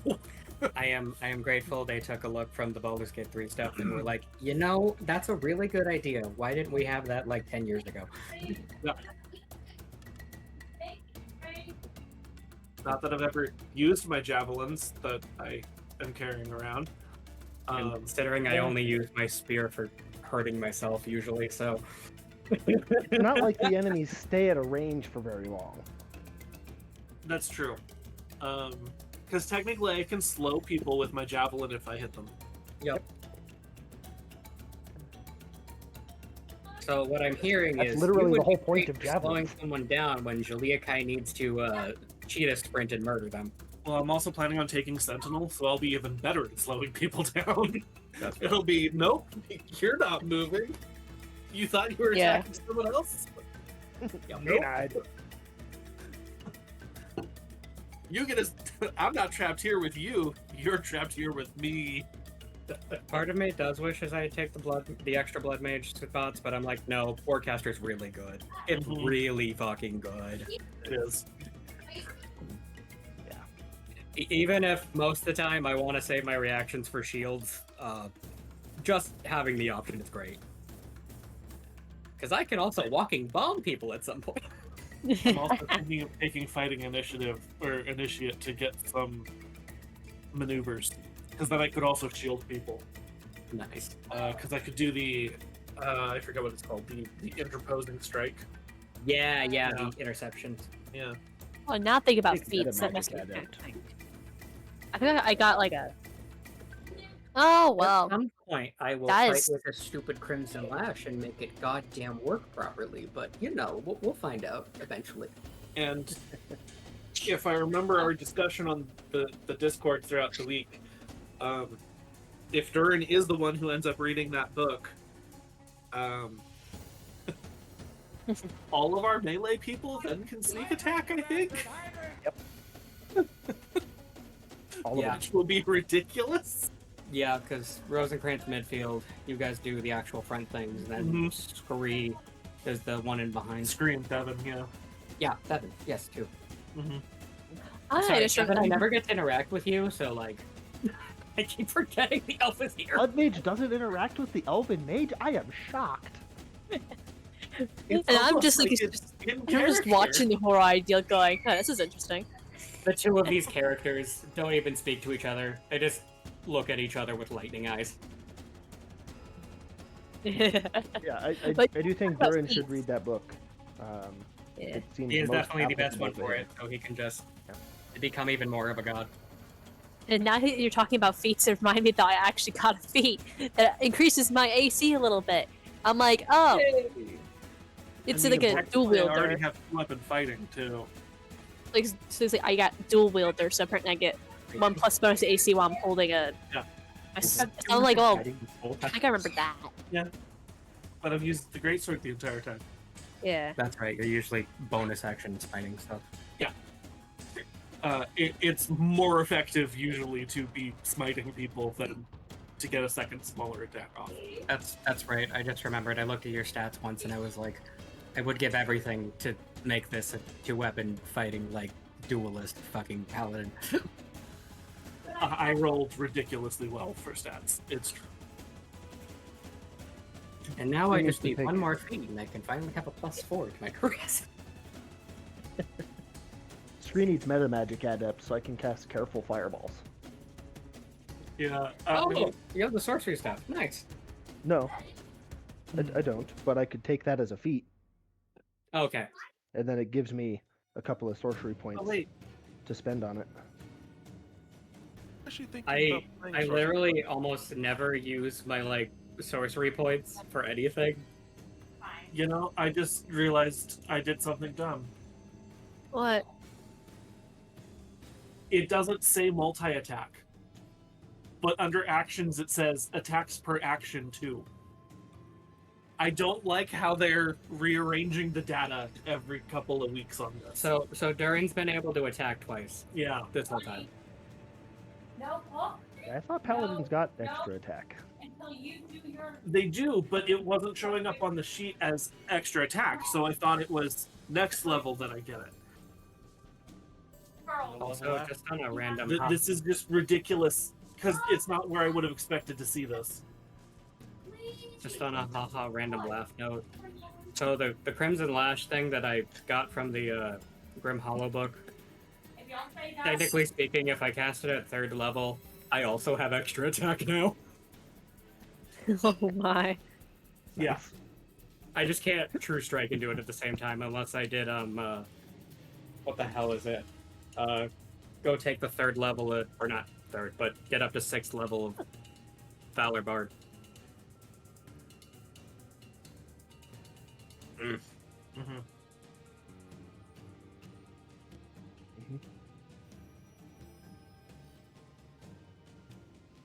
Melee and magic, because spreading Why yourself out too thin. Dragoncraft says they need a couple minutes. They'll be right back. Okay. That's fine. I won't make childish 3rd grader humor while we're here. No promises. Promises, promises. Oh my. One of these days, Scree will actually take damage. I was going to say, is Jaliakai the rogue or are you? Julia is the rogue, and then don't also be in front Shahari. lines either. Oh, I know. Unless they're crazy like you. I was going to say, Rosencrantz kind of just been a feral idiot. But also, he literally uses his own blood to heal people, so, like, I don't think sanity was on the menu. But I It's just think like, the no, only there's- thing that's done damage to Scree was the Arcane Horror. I think you also got fireballed the first day like the rest of us.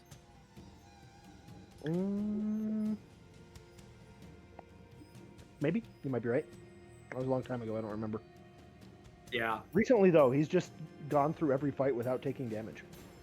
Oh yeah, you're playing him smart. He's just in the shadows and not wanting to get touched. Yeah. God, the Yeah. fucking spider climb thing while the rats. That was great. That was So so lucky. hilarious. I just Why are you imagine. bitching? Ain't touch me. Hey. Spider climb on the rats. Darkness globe on the deep stalker. I'm During there sure. these Ability to days, ghost. Rosencrantz does more damage to himself than he takes from other things. So Ghost is the father who ran to get milk and never came back. Mhm. Yeah. Yeah, that sounded a little forced. Yeah. promises. I really got that stuck in your head. Yes, I do. I mean, I also had Defying Gravity in my head the other day, but you know, I don't want to blow up people's eardrums. And I got the epic musical Hermes videos stuck in my head. I'm over going, what the fuck? I just watched like a minute ago to get it out of my head. That's fair. Well, The Some of them- Wouldn't You Like is definitely the baby shark of that musical. Yeah. And I like it. I like. It's gonna be dangerous, my friend. You need a mindset change for this. Oh goodness. Also, I do have access to the spell Warding Bond. So, if we want to buy 2 platinum rings, we can give one to whoever has the lowest hit points, and Durin can be taking half of the damage for you. I want to say that's. It's probably Thevin. Yeah, I was gonna say it's Devin. Again, my Devin brain was what? like Scree, and I'm like, no, not Scree, it's Devin. But He has plenty of hit points. its components are 2 platinum rings, worth 50 gold pieces each. The funny thing is, because of the Blood Mage features, I actually have the second most HP, like 10 behind Durin. Yeah. I think Scree has the third most HP. Yes, that is correct, especially when you get your temporary stuff. Yeah. I cannot wait to be able to get temporary HP. Yep. So I can start spending that shit rather than my own. And I'm just sitting up here just like, Don't my like character's just like, I have no idea. All these people are talking about magic crap. I'm just sitting here going stab, stab. If our combats didn't keep all starting as ambushes, I could give almost everyone temporary hit points, That's fair. but it takes 10 minutes.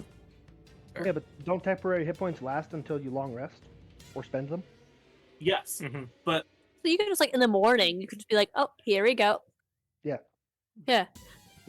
Next time we long rest, wake up, cast, what is it, aid? yes, I can get 3 people with aid. Instead of you purifying my wine. Yeah, you just It's just because do it's that a before we ritual. leave.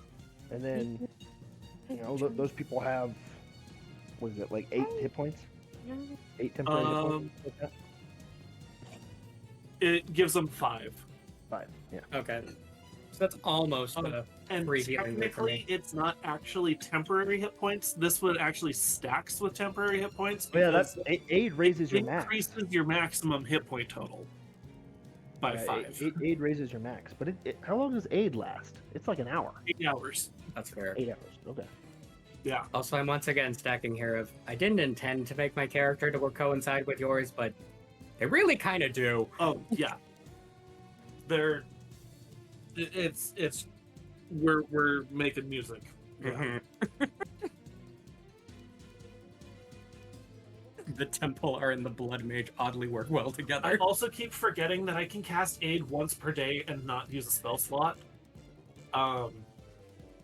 So I should definitely be doing that. Yes, you should. Oh my god. Just like Scree wakes up every morning and casts mage armor. As Devin should too. Hmm. Also, another thing. Remember how I was like thinking, like I remember like something about like the sign language thing was where it's like, yeah, how would like they basically like, how would she basically do the name stuff like with you guys' names? But then I'm up here just like doing my thing. I'm like, oh, a short talking about sign language. Oh, well, oh, that's interesting. So basically, they're like, they just do a weird mixture of like your spelling of your name, and it's bleh. There you go. Mhm. So I'm like, yeah. So she would just, yeah. I'm like, I didn't know that. I mean, I should have thought of that. I'm like, I was going to say, I think we had the conversation about you could give characters deaf names. All right, Yeah. I'm back. Sorry about that. Welcome back. We were having a tea Yep. party. And we Yeah, planned right. your ultimate demise. yeah. Ah, We okay. are now having a tea party with a ghost. It's great. Nice. Yeah. Nice. And multiples of us realized that we missed things on our character sheets. You're like how I have a feat that gives me 1+ AC when I'm holding my weapons. Yeah, that's true. Ah! And apparently I do have multi-attack. It just doesn't say multi-attack. It says attacks per action. Ah. Yeah, they stopped listing it as a feature. Yep. I mean, yeah, that's how I figured out Thevin's Veil Strike thing was a cantrip, because it's in his features list, not a spell list. Yeah. All right. All right. So whose turn were we on? Were we Uh-huh. back at the top of the round? I think We're we back were at at the top, Shahari. Yeah. Yeah, because Steven did his thing. That's right. Mhm. Yes. All right. So now well, we're just getting rid of the last minion and then the boss. Shahari's gonna run around and get behind the minion, get flanking with Andorol. That's right, she's a rogue. She can move however That's far she wants. And her first attack missed. Oh shit. I just remembered so does Julia Kai because she has those ridiculous boots. Yeah, she does. I get them written that's down gonna right be here. a 23 to hit. That'll I'm hit. very speed. Yep. Which is why my Just- AC is actually reasonable now. So that'll be 23 damage. So how does Shahari want to do this? Well, she's sprinting over there, getting behind the one Androl's going through, and she just like swipes through it, not really expecting it to work. It hasn't worked on anybody else after all, and it just kind of dissipates around her sword as she goes through. And she goes, "What? Now it works." Yeah. Maybe I am magic. All right. So that is Shahari's turn. Unless she wants to try and, I think. She used both her attacks. She's done. Yeah, she's done. Yeah. Oh, contender. Unless she wanted to move, but I think she would have used her full movement to get over there. The movement speed Look at of this 40, Do you think he gives a fuck? I know. It's so she probably has like 10 feet of movement left. Yeah. He also Well, went she to could get say- like halfway to over where to Durin and the other one is. Yeah, she can move that direction. Okay. Doesn't really matter. All right. After Shahari. Andorol, I think. Yeah, Andorol. Andorol is going to pull out his bow and actually Now start we can being launch like a ranger now. It's Hey, Ranger Ranger time. can do the dual wielding style. I was going to say, they have that Zephyr Strike thing that I am so jealous of. All right.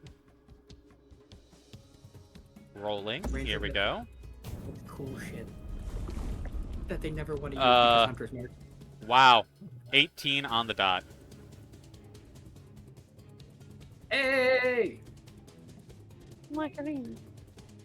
All right, and he is going to Oh, roll demolish. I sent you for something.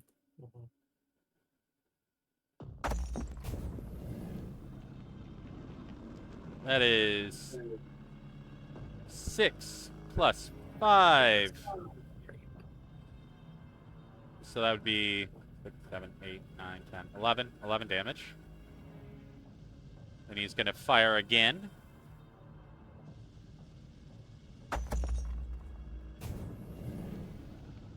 With the natural 20. Let's see how this goes.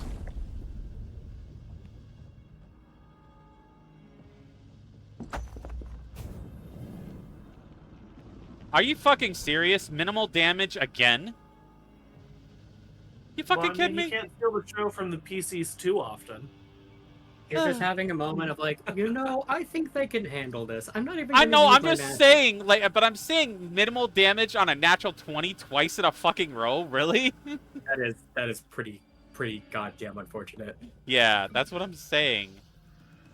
Alright. He's holding his power back. So 6 damage. Times 2, so 12. He wants his also- students to learn more. But then also too, you could have it where narratively, it's kind of like how I had my character in a way. But it's that too, it's not revealing everything. Yeah. Alright, so that's his turn. I'm just irritated. That's 2 fucking natural 20s with minimal damage. Motherfucker. Dice gods are smiling, not at me. Aleakai, it's time to stab. Much stabbins. Stabber makes stabbins. Okay, so Rosencrantz just healed me, right? Yep, and with your yes, boots of that's the 11 speed, HP. with your boots of speed, you can actually freaking make your way over there to Yeah. Durin without any trouble with your full movement. Okay, so I was just gonna have it where my character might like, say thank you, right?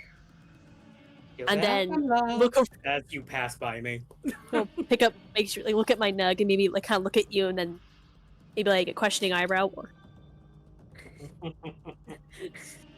My nug just pops out of my vest. You just see it in like the chest piece. Because I always say like my clothing's like pretty like tight and stuff. But I'm wearing a cloak the entire time, so I have fancy clothing and armor.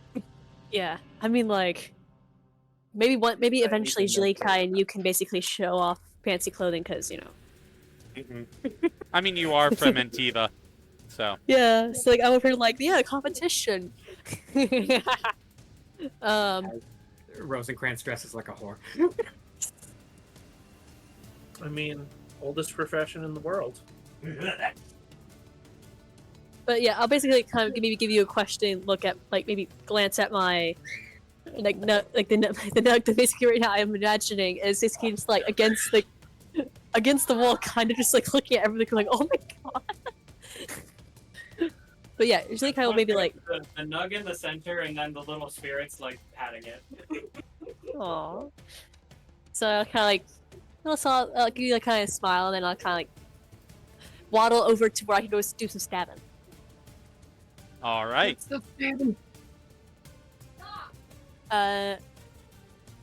Short sword. There we go. Does a 14 hit? What did you say? So I waddle over to the whatever one's like alive. I think there's like one alive right now. Yeah, the one attacking Durin. Yeah, so I waddle over there.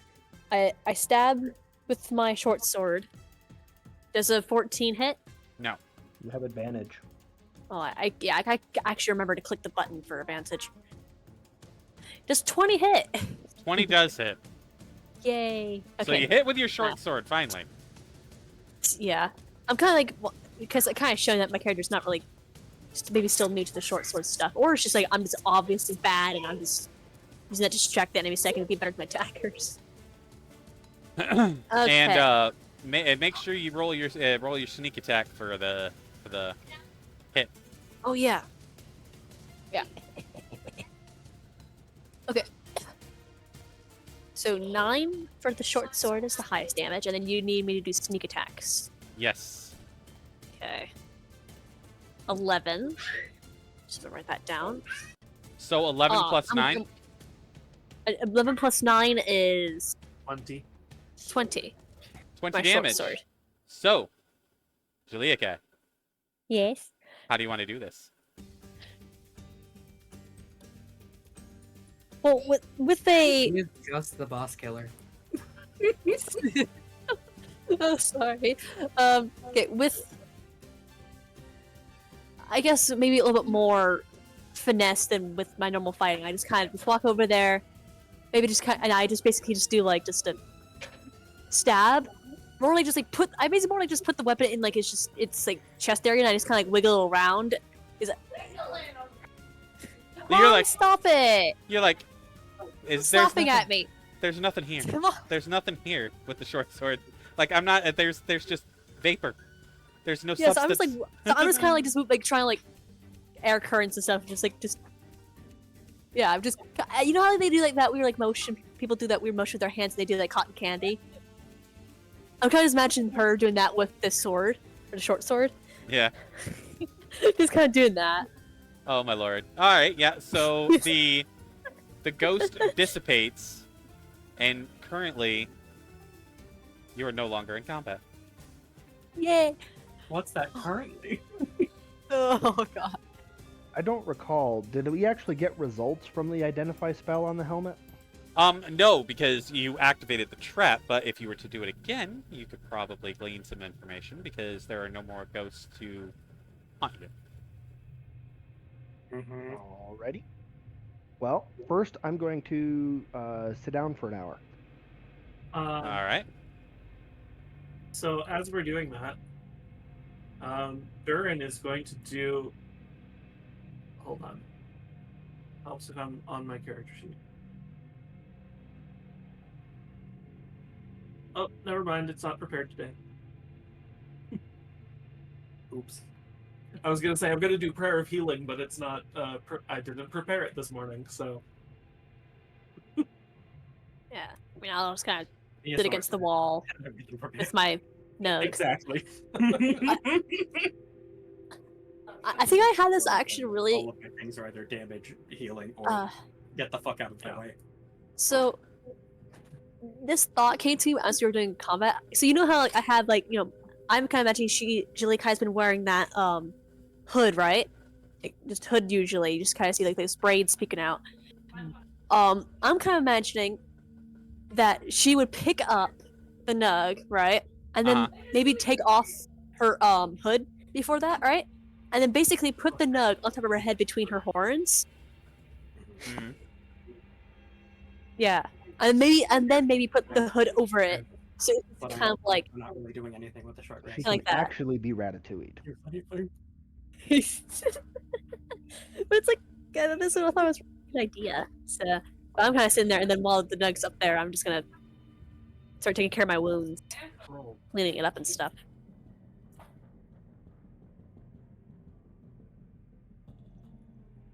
All right. Yeah. So this is a Short good resting. time if you guys would like to have any role play encounters. Darman, get away from me. Also, I just want to say Apparently, my short rest button is broken. the blood whip just kind of, dissipates from solid blood to. Oh, nope. There it is on the floor. It's all liquid now. Okay. Everyone in the house. So I am rolling 3 hit dice as part of this short rest. I was going to say, if you're 3 hurting, plus 9. That's 32. Okay. Mhm. That's me back up to 50. Yeah, apparently I rolled low on you the need short another heal, rest or- die. I'd prefer to save the resources. Okay, Because I could also use Cure Wounds, but I want to save the spell slots that's fair. in case we get another fight. I also do want to say, applause, Dragoncraft. Thank you. That was very good. Yes. So as part of this Thank you. short rest, can I start reading that book then? Yes, you can. Okay. Leslie, come over here. Since that's kind of what's been decided as a group. Mm-hmm. This master is How- not here to have an opinion. But how would we role play that? Because someone's like, "Oh, this random book." We'll read it later. Jared is probably just gonna go take the book and start reading. It's like I'm bored. He's been in the mood the last couple of days. Oh. Well, Yeah. I mean, He found out a lot of weird shit the last couple of days, so. I'm Yeah, also you can't really- assuming it's that kind of scenario where you can kind of flip through it and go, this information I think would be best for this Not person. everywhere. Mm-hmm. How to be a melee fighter. You're a melee Yeah. fighter. Mm-hmm. The melee fighter. Yeah. And then I'm just going to play with the nug. Just see And I'm like over here. nug and like 3 spirits like chasing each other around in a circle. And my nug's sitting on top of my head now.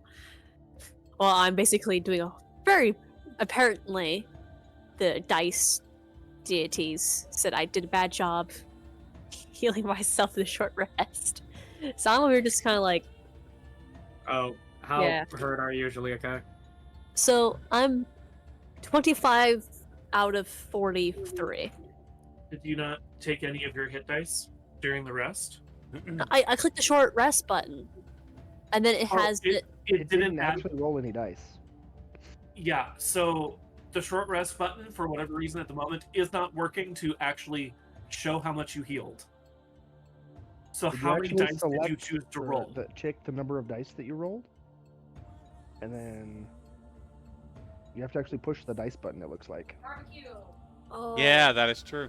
Stop, raise your hand. So Yeah, you, no, you the select how short many rest you're would be going to weird. roll, and it'll show you hit die plus I value. don't even and then you use click it that. because Okay, the fact that okay. all of my Right. hit dice are supposed to be d8s, but it still thinks most of them are d6s, so. So I got 9. Yay. So yeah, I'm looking a lot. So it's now 30. So I'm okay. I'm looking a lot better. Never mind. Okay. Alright. Again, because I was going to say if you need it, I will heal you, but. Yeah. I was just like, why does my hit points look so low? I mean, you can Also, always at burn that point, another it hit probably die. would be a roleplay of, do you mind if I do this the less savory one? Mhm. I mean, she would shrug. Like, magic's magic. Doesn't really matter. I mean, do you want the heal? Maybe yes. But only if it works for your character. No Well, he meta would- stuff. In character, he's asking, "Do you want the heal?" Even if it's a little gross. Which might kind of like look at me like I wouldn't like sign like I don't mind. Okay, all right. So rolling d6 for starters, because I'm just giving you a level 1 for this. So Durin's just kind of looking over the top of the book as he's witnessing this again. He Oh is my god. taking a knife, stabbing his hand, putting it in front of you, and then you're just gonna see a bunch of like little blood petals popping out for your heal. Give me a second so I can actually roll it. Yeah. Where is the goddamn button? You get 8 back. Yay! Thank you. Mhm. Oh Your wounds are closing up with little petals moving over them. yeah. Like I'm kind of watching them in kind of like, almost a childish fascination. And I'd maybe like sign up when you're done. Like since we're not in battles, like I can actually now see these now that we're not fighting. It is really beautiful in a way. Thank you. I try to use it for less violent things. Then she might kind of like look at you with like more like a little bit more serious. Like magic is magic. It's the people who use it that have just English is far He signs back. I appreciate that. Not a lot of people see it that way. Most Santivans think that way. I think I definitely want that vacation someday. Yeah, I'm missing Antiva too. At least I'm not as cold. Dark. Fair. I could definitely do without the cave. It's reminding me of school days, even if mine were less awful than others.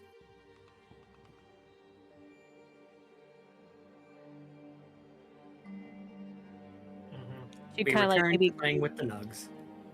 yeah. Also, Thevin, I remember that you have a nug. Does it want to have any interaction with this?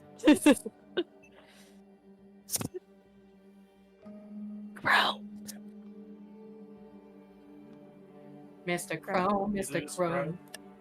Fellow Crow. Did you fall asleep? He might have died. If you're talking, you might want to move your face a little closer to the mic. Bro, if you don't talk, I'm gonna heal you with blood magic. You're gonna threaten him? Oh my god. Crow! Yes, Mom, they're being silly.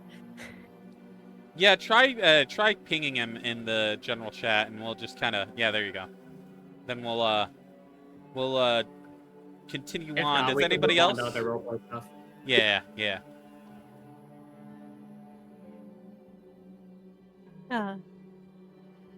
But so like, are there any other roleplay things? Because right now I'm just kind of like just sitting there, maybe just like cleaning my clothes. Yeah. Squeeze just hanging out. Bree's hanging out. Apparently he is, I'm assuming, still doing the watch thing. No, not really. Okay, that's good, because I know from last Yeah. week he was doing the I'm going to stare at Rosencrantz every goddamn fucking moment. No, he stared at you for a little while, and then he just never went to sleep. Fair. Just the Ominous. acknowledgement that he does not sleep anymore. Yep. Crow. Since Durin's reading the book, he's just kind of munching on some jerky while reading. What are Andorol and Shahari up to? Shoot. Oh, I wonder. Andorol is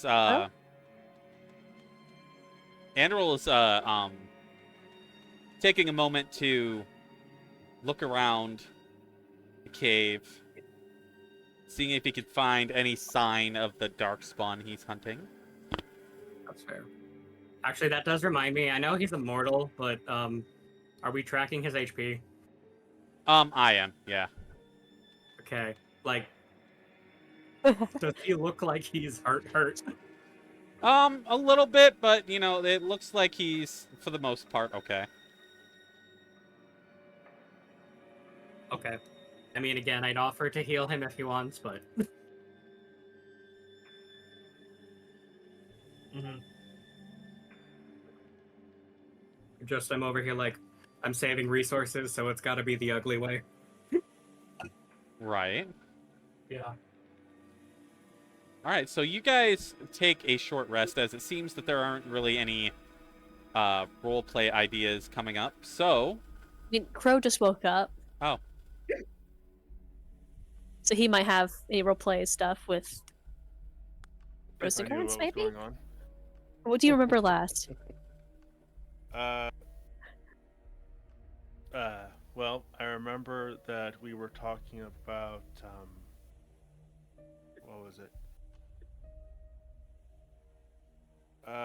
Something about,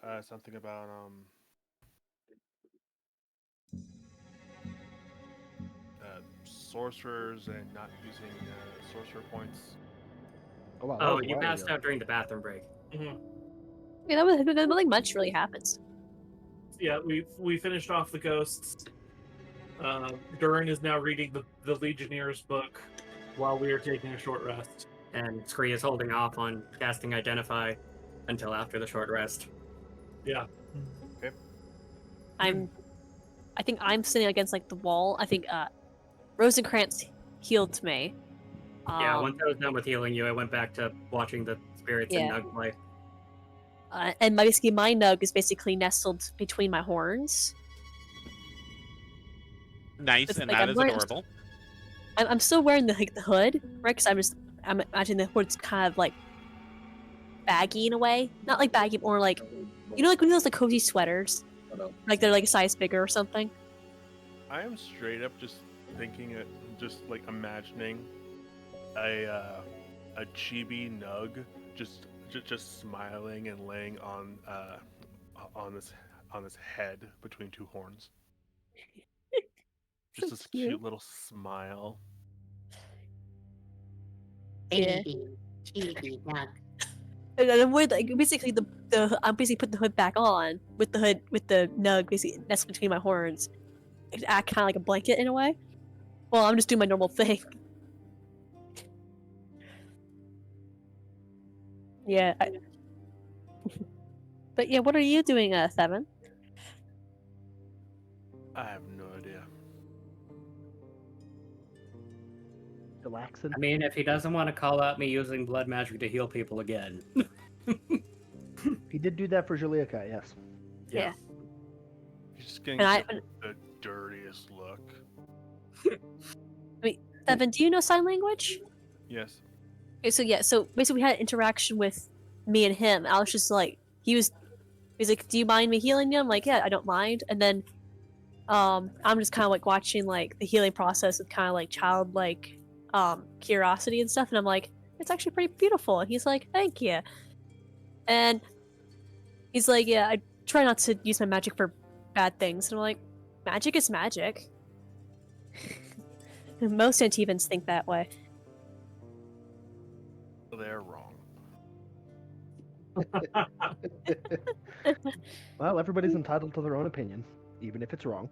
I think that's just I said that's the reason I said most, because there's That's the weird people in the fucking bunch. wizard energy. You're entitled That's to an basically it. opinion. So even that's if it's the basically what worst you opinion I've heard. ever heard. So if you were watching Bevan, that's basically what you basically heard or saw. I'm actually debating now if Rosencrantz would even fucking notice, because he is off in his own fucking world at this point. Just gonna roll my own perception for a sec.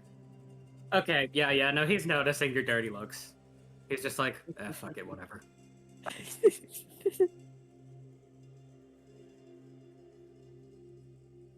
I'm just gonna continue playing with the Nug until we leave. All right, cool. Yeah, I'm cleaning my clothes. Well, after the short Wow. break, or short rest, Scree's gonna cast Identify on the helmet again. Okay. You recognize this as the Helm of Brodry. It is magical, and it is indeed cursed. So, Okay, what does it do? I'm going to just copy and paste this because this is a lot. Oh my. Oh my. I'm so sorry. I'm going to post it in general.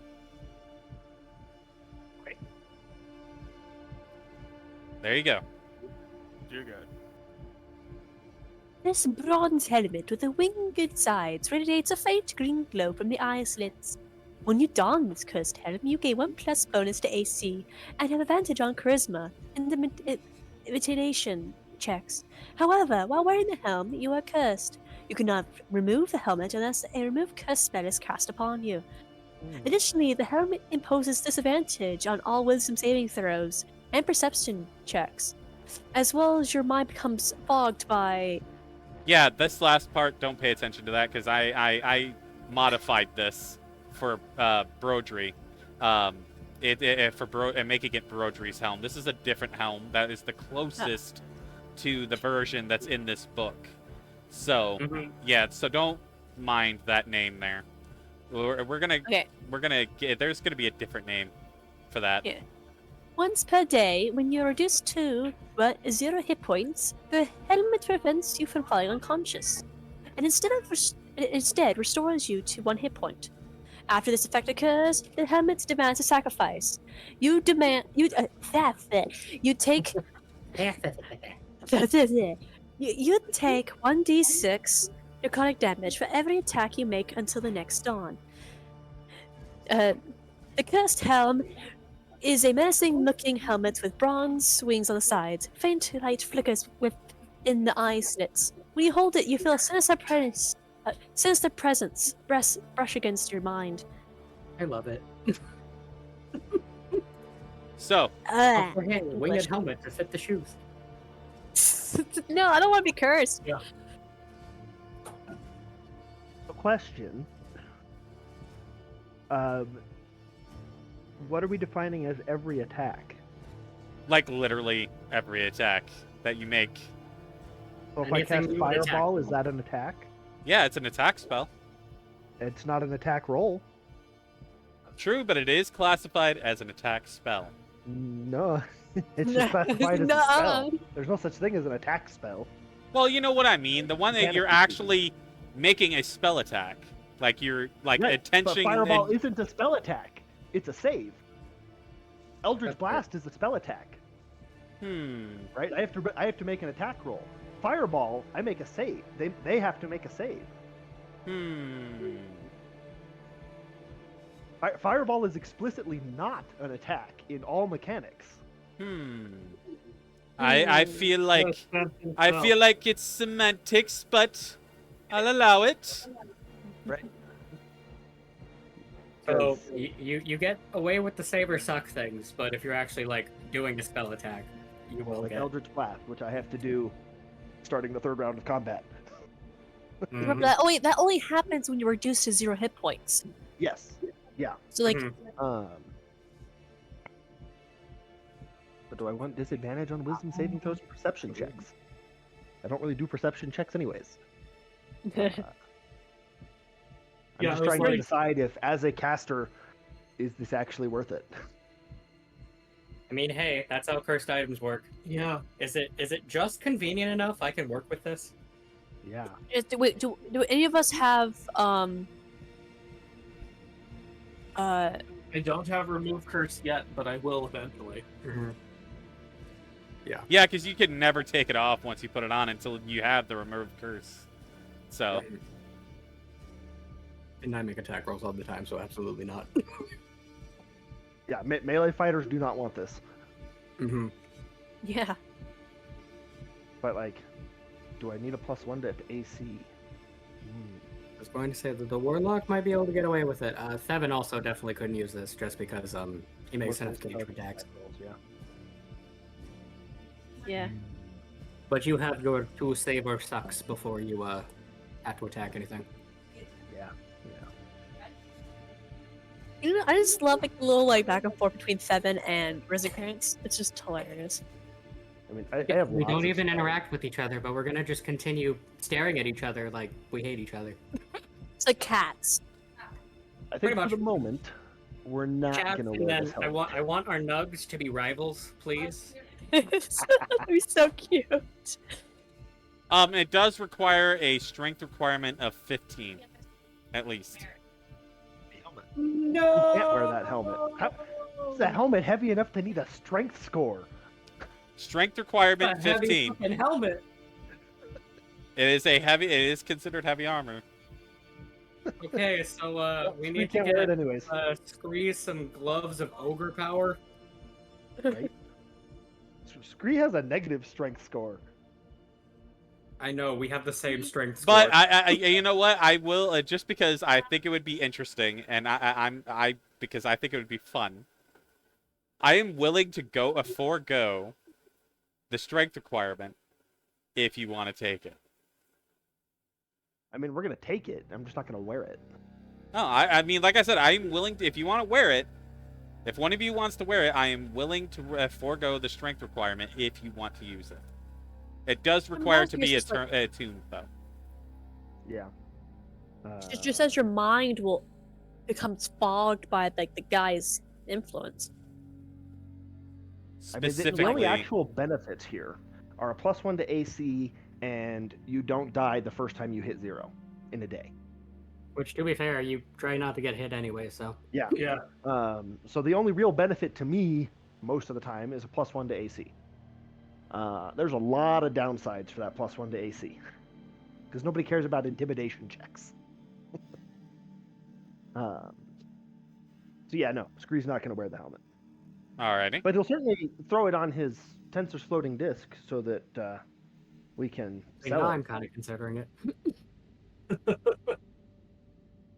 I mean, if 'Cause one of you wants to take it, I will forego the We're strength gonna hold requirement. on to it right now, but Okay. now I'm just having thoughts for Rosencrantz because it only starts doing the really fucked up shit when you almost die for the day, right? Yeah. Yeah. Okay. It's in the thoughts. Okay, so as soon as you pick it up, Scree, as soon as you pick it up to put it on the floating disc, you feel a wrathful presence brush against your mind, and it is almost begging you to put it on. You feel this temptation to slide the helmet on your head. Does he have to roll anything? I don't make helmets. Yeah, no, he doesn't have to roll anything because it's not in the description. It- Or else I would. It's I the would have. nature of cursed objects. Yeah. They want to be used. Mm-hmm. Knowing it's cursed, I'm going to go ahead and go with no. Well, yeah, obviously. I kind of figured, but you do feel that presence. You do feel that presence. And roll me a religion check. Religion. Okay. I'm actually kind of decent at those. That'll be a 15. You recognize this as a rage demon. Ah. Oh. Oh my. Like there's a rage demon inside the helmet, and that's why it's cursed. Yes. Be gone, demon! Nobody be putting this on. It's cursed, and there's a rage demon inside. Oh my. But we Toss it have on the sled. would we any idea what a rage demon is or stories? Oh yeah, yeah. I mean, Oh, the we all thing know is what though, rage is, demons are. yeah, as I mean, long as even like Druid the does only now. ones that might not are people who like live in like Underground. no because even dwarves have an idea of who Andraste is and the Chantry and stuff like that because they hear it from people traveling to Orzammar all the time. The only people that might not are the Kunari because they don't trade with anybody, and they don't have the Andrastian religion in Parvalin. The only reason why Jaliakai would is because she's lived in Nantiva for most of her life. from her childhood all the way up until her adulthood now, when her family moved there.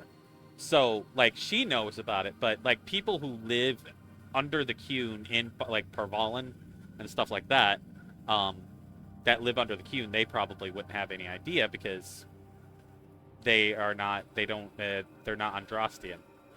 So, like, basically isolated societies might not know because they don't have the Andrastian religion in their area. And Rosencrantz comes from Tevinter, where we bind fucking demons to books. Exactly. Oh my god. And Durin got a lecture about this because he was panicking about potentially having a demon inside him. So, Yes, yours is not a demon yeah. right now.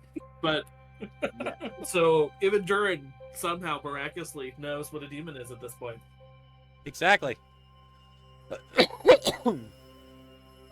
So, what do you guys want to do? Well, clearly we need to move on to the next room. Exactly. Where would you like to go? Thing on the disc. Crow said, would Devin have a spiritual connection with the demon? Like weird. No, not necessarily. Because it's just a random rage demon. It's not any rage demon of significance. Actually, I would say with a 15, you would have a faint idea that this is actually a fairly weak demon, but its dangerousness does not come from its strength, but from its influence. Because, not gonna lie, the demon on the inside of the helmet has a really high charisma. We'll just say that. Well, you get an advantage on your charisma checks. I mean, it's Or a on your demon. intimidation. How they get everything. So, anyway. Moving on. Well, next up, if we continue around in our pattern on the map, we'd go past a couple of areas that have X's instead of numbers for some reason. Uh-huh. And They're then we not, would these are dead ultimately- ends. Those are late. Yeah. The X's mean they're dead ends. They're just boring dead ends. There's nothing in them. Yeah, exactly. Boring dead ends, not even worth stabbing with a pick. Oh yeah. That would take us to 15. Would be the next numbered Okay. Well, unless we run into Darkspawn first, because interesting like there's a thing. blue line there. Interesting thing. So, when you get to where 15 is... One second, I have to scroll all the way the fuck down. Here we go. Alright, here we go. There it is. So, as you are walking through the newly found tunnel, Andril collapses to the ground.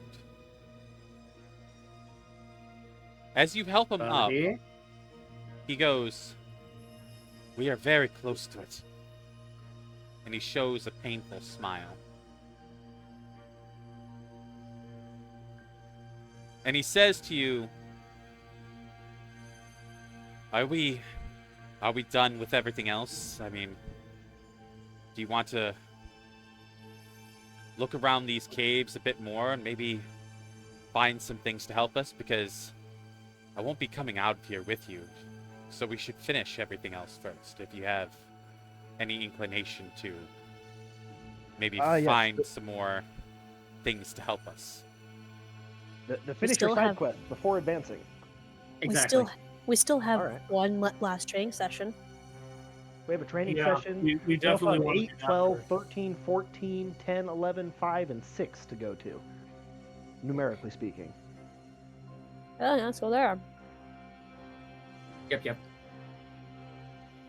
I know you're in a rush to die, but let's definitely not do that right this And time. we definitely want to finish our training with him. Yes. Yes. So, assuming we don't want to just go long rest and do that, I'd say we go to 8. Alright, 8. Alright, let's go to 8. Hang on a second. I don't even see where that is on the map. Alright. Oh, there it is. Okay. Right in the middle. Yeah. Okay. So, No. you guys discover a hidden tunnel. While exploring, you happen to hear steps and screams. Peeking at the corner, you watch a Genlock, which is a darkspawn. So you, our resident Grey Warden, would sense these guys before you even see them. Cast invisibility. Then tell everybody else. And this Genlock drags an unknown dwarf into a hole in the wall. Oh shit. Oh crap. Alright. Found some darkspawn, let's go. Into the Your tunnel. axe- Come on. Shine Your your act light was the best. So, I kind of agree. it's just a single Genlock to let you know. What the frick is a Kill it quickly, Genlock? then.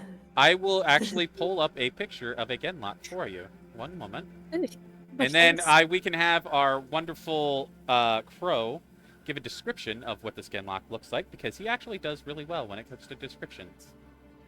Cute.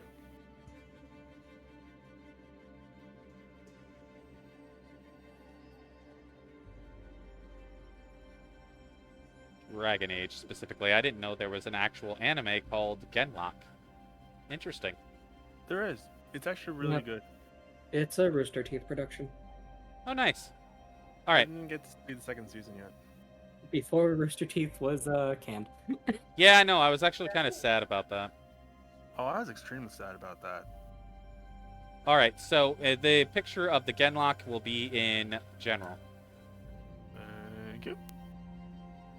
Oh, okay. Darkspawn goblins. Actually, these Genlocks are supposed to be blighted dwarves, essentially. Okay, so darkspawn hobgoblins. But yeah. Okay, They're mean, they're ugly, they have lots of teeth. We kill them. so So- Krill with your fancy birds. Yes, your fancy description. Okay. This creature in size is somewhat resemblance to what most people would describe a dwarf. Short, but extremely muscular. Almost as if walking into the room, fear itself was afraid. Its armor is its armor has almost a copperish hue, with spikes sprouting from various angles. Its skin is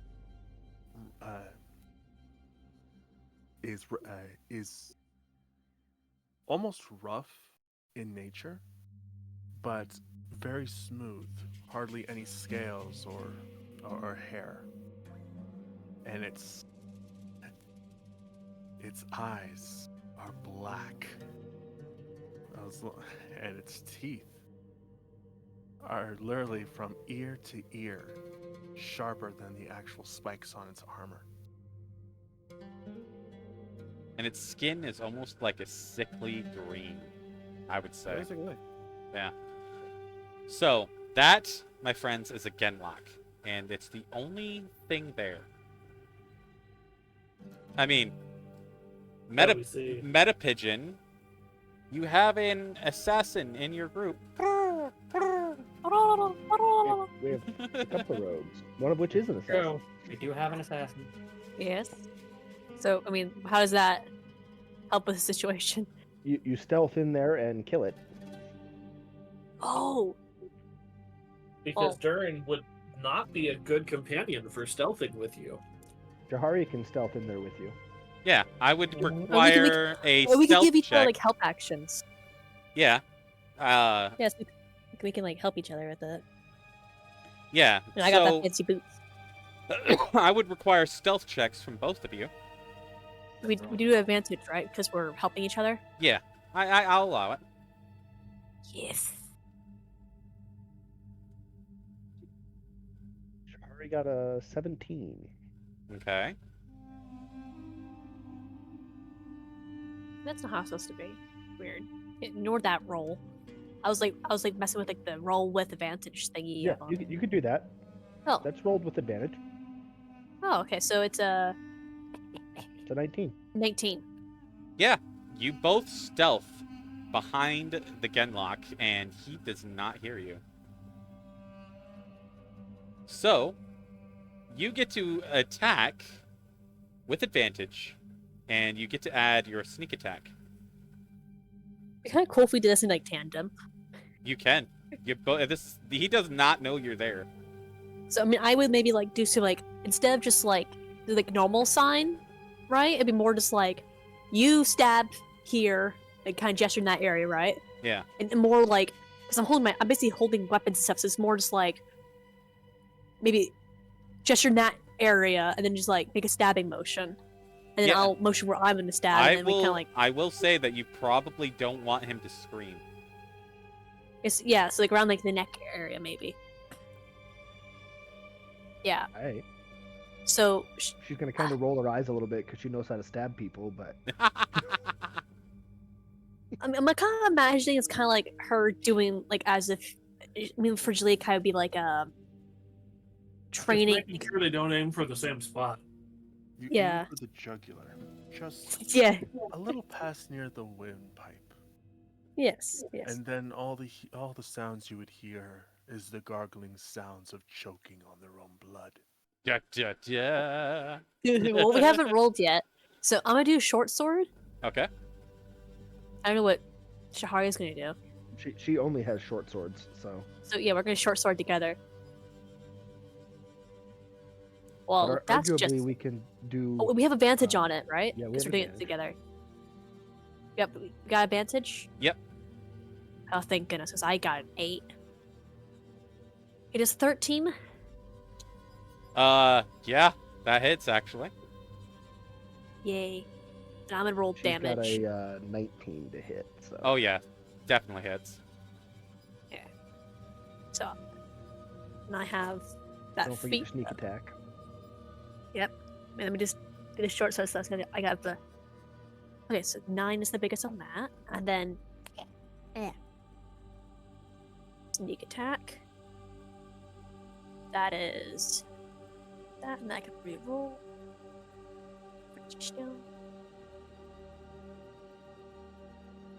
Okay, so I got 21 damage. Okay. Yeah, 21. Shahari also got 21 damage. Yeah. So you both just, because he only had 26 health, you guys just take him down easily. Doesn't even have time to scream, as he just is dead. And then maybe like I'll try to like, do like kind of like a when I shake off the blood, like kind of like that. Use the momentum of like stabbing him to like maybe shake off the blood off my blade. So, Yeah. as you kill the Genlock, you look in the tunnel, and the dwarf that was stuffed into the tunnel is Mhm. nowhere to be seen.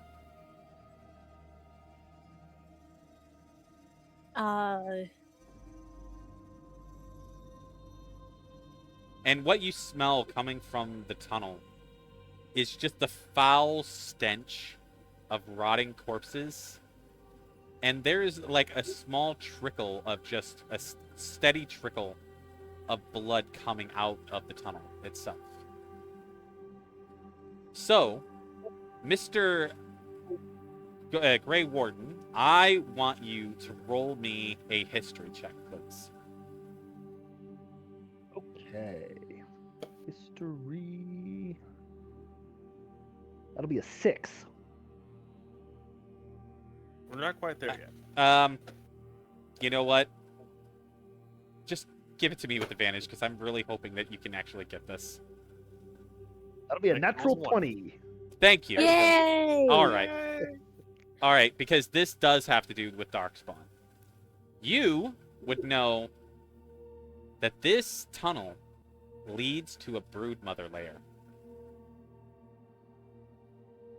Oh boy. Ew. So those in the videos, they look ridiculous. My goodness. So give me a second. I will give you guys a picture of what a broodmother looks like. I prefer not to. I mean, I only saw a little bit from like those like lore videos. I'm like, Well, there's some of you that doesn't know what a broodmother looks like, so I'm going Yeah. to post this in general. All I can say is prepare to be scarred. Yeah, that's what I thought. And here's what we do with those. Just Fireball. let Crow describe it. And I think too, there's Fireball. different types of broodmothers depending on what race it is. No, actually, most all broodmothers are the same, but there is... No, I'm not going to spoil it. I'm not going to spoil it. Oh. Okay, have fun, Crow. Yeah. Describing this Monstrosity. freak. Okay, so I'm gonna give it the best description I can because this is slightly hurting my eyes. Mhm. For those of you who are unable to see, imagine this. Imagine a creature with the body mass of a demon that would best describe to be gluttony. Quite large, quite fat, too many nipples, and extremely large appendages like Tentacles. arms, legs, and no hair whatsoever. This is like This the creature. full size of it right here. I was looking for something that could really give a sense of its scale. Well, I could barely see it because that thing is tiny. Okay. Alright, so most of It its makes limbs Shaliakai look are small. tentacles Yeah. in nature. Looks like hentai got very wrong. And I guess the best way to describe Agree. its size is that it will fill most caves. In the deep roads, this thing could quite literally fill an entire cave. Yeah.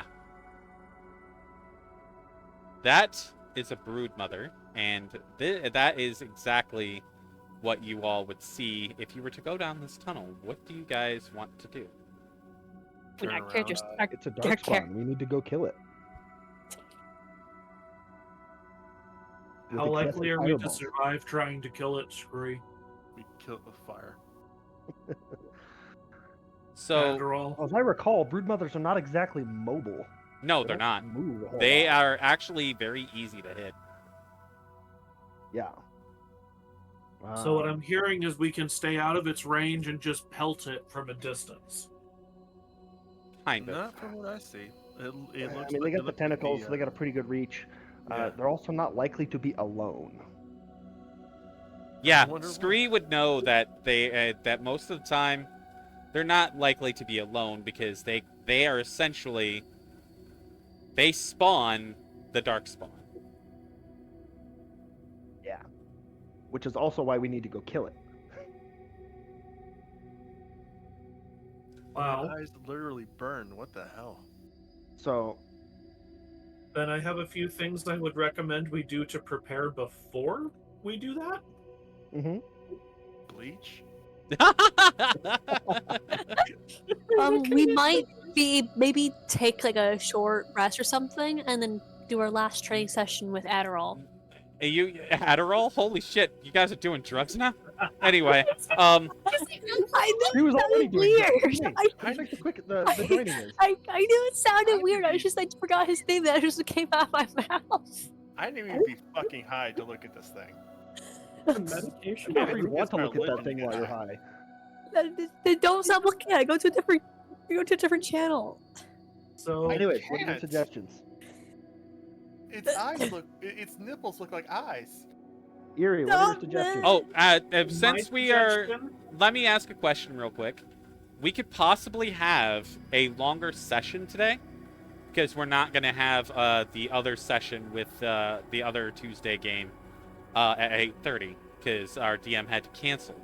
So if you guys want, we can go a little bit longer today. That's up to you. Not fun with that.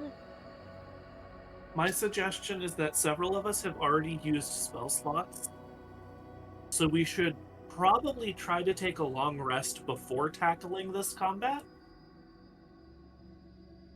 Reasonable. And because we know it's coming, I can trade spells out to have a better selection to buff the party before we go in. Yeah. Dabbing. The only question is, Entirely is reasonable. this woman already dead?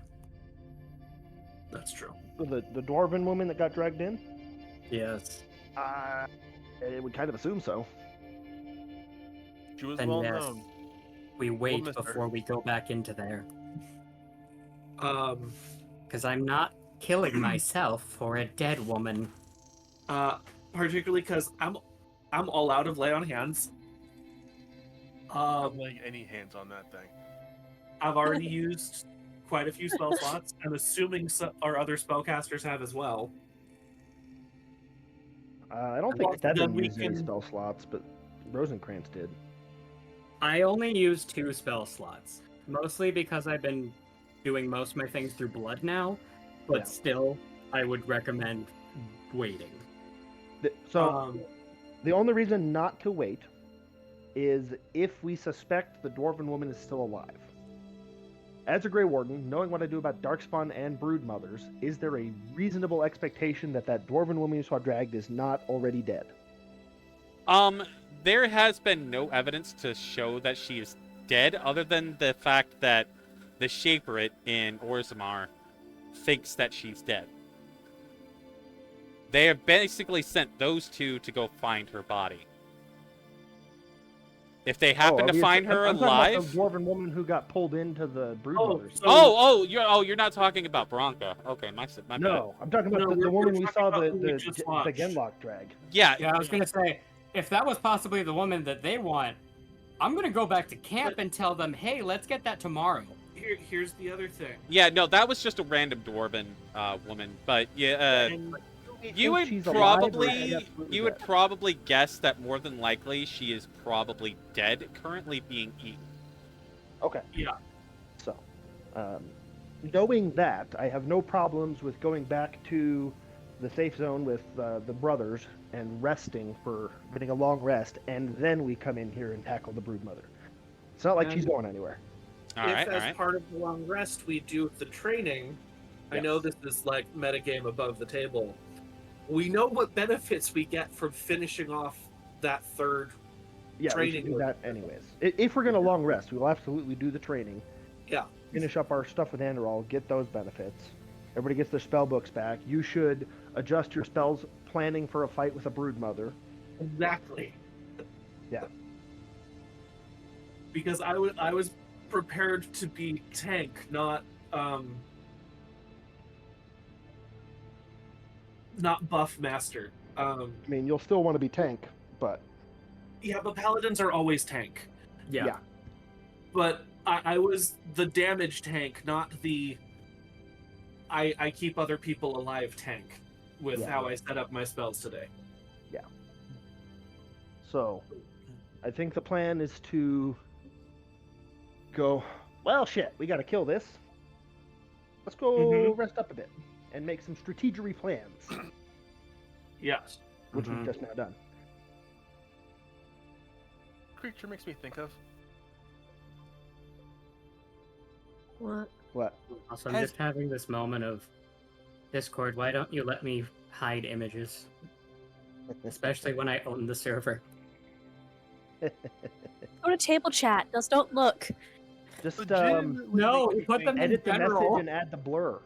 I don't remember how to do that, but You when you send the photo, don't send it just yet. You basically click and hold the picture and then go to hide image. Then it puts a spoiler on it. Mhm. But no, has anyone seen Blade? yes. I know exactly who you're talking about. What the frick is that vampire's name? He like melts him with a flashlight. And they're in the archives. The archivist. Yeah. But yeah, we know our Vampire plan now. melts someone with a flashlight? I mean, You it's a need to UV watch flashlight, the but yes. Also, immediately question be my for favorite DM. Yeah, I'm listening. Does protection from good and evil also work on Darkspawn? Yes, it would. I was going to say Okay. they absolutely would be the one for it. Well, I'm just double checking because Darkspawn are kind of odd and don't fit D&D standard classifications. Or Like, isn't protection from good and evil just by alignment, though?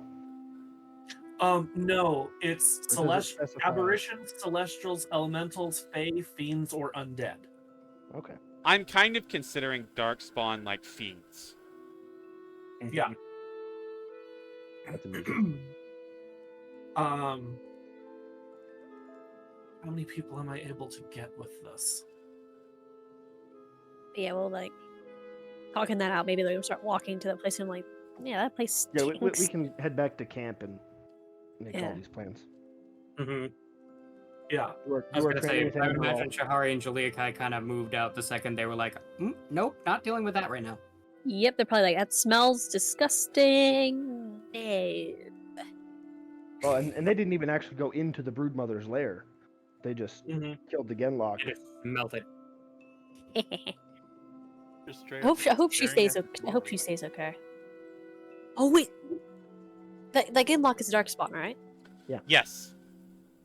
So Jaliakai Oh. just killed her first Darkspawn. Woohoo!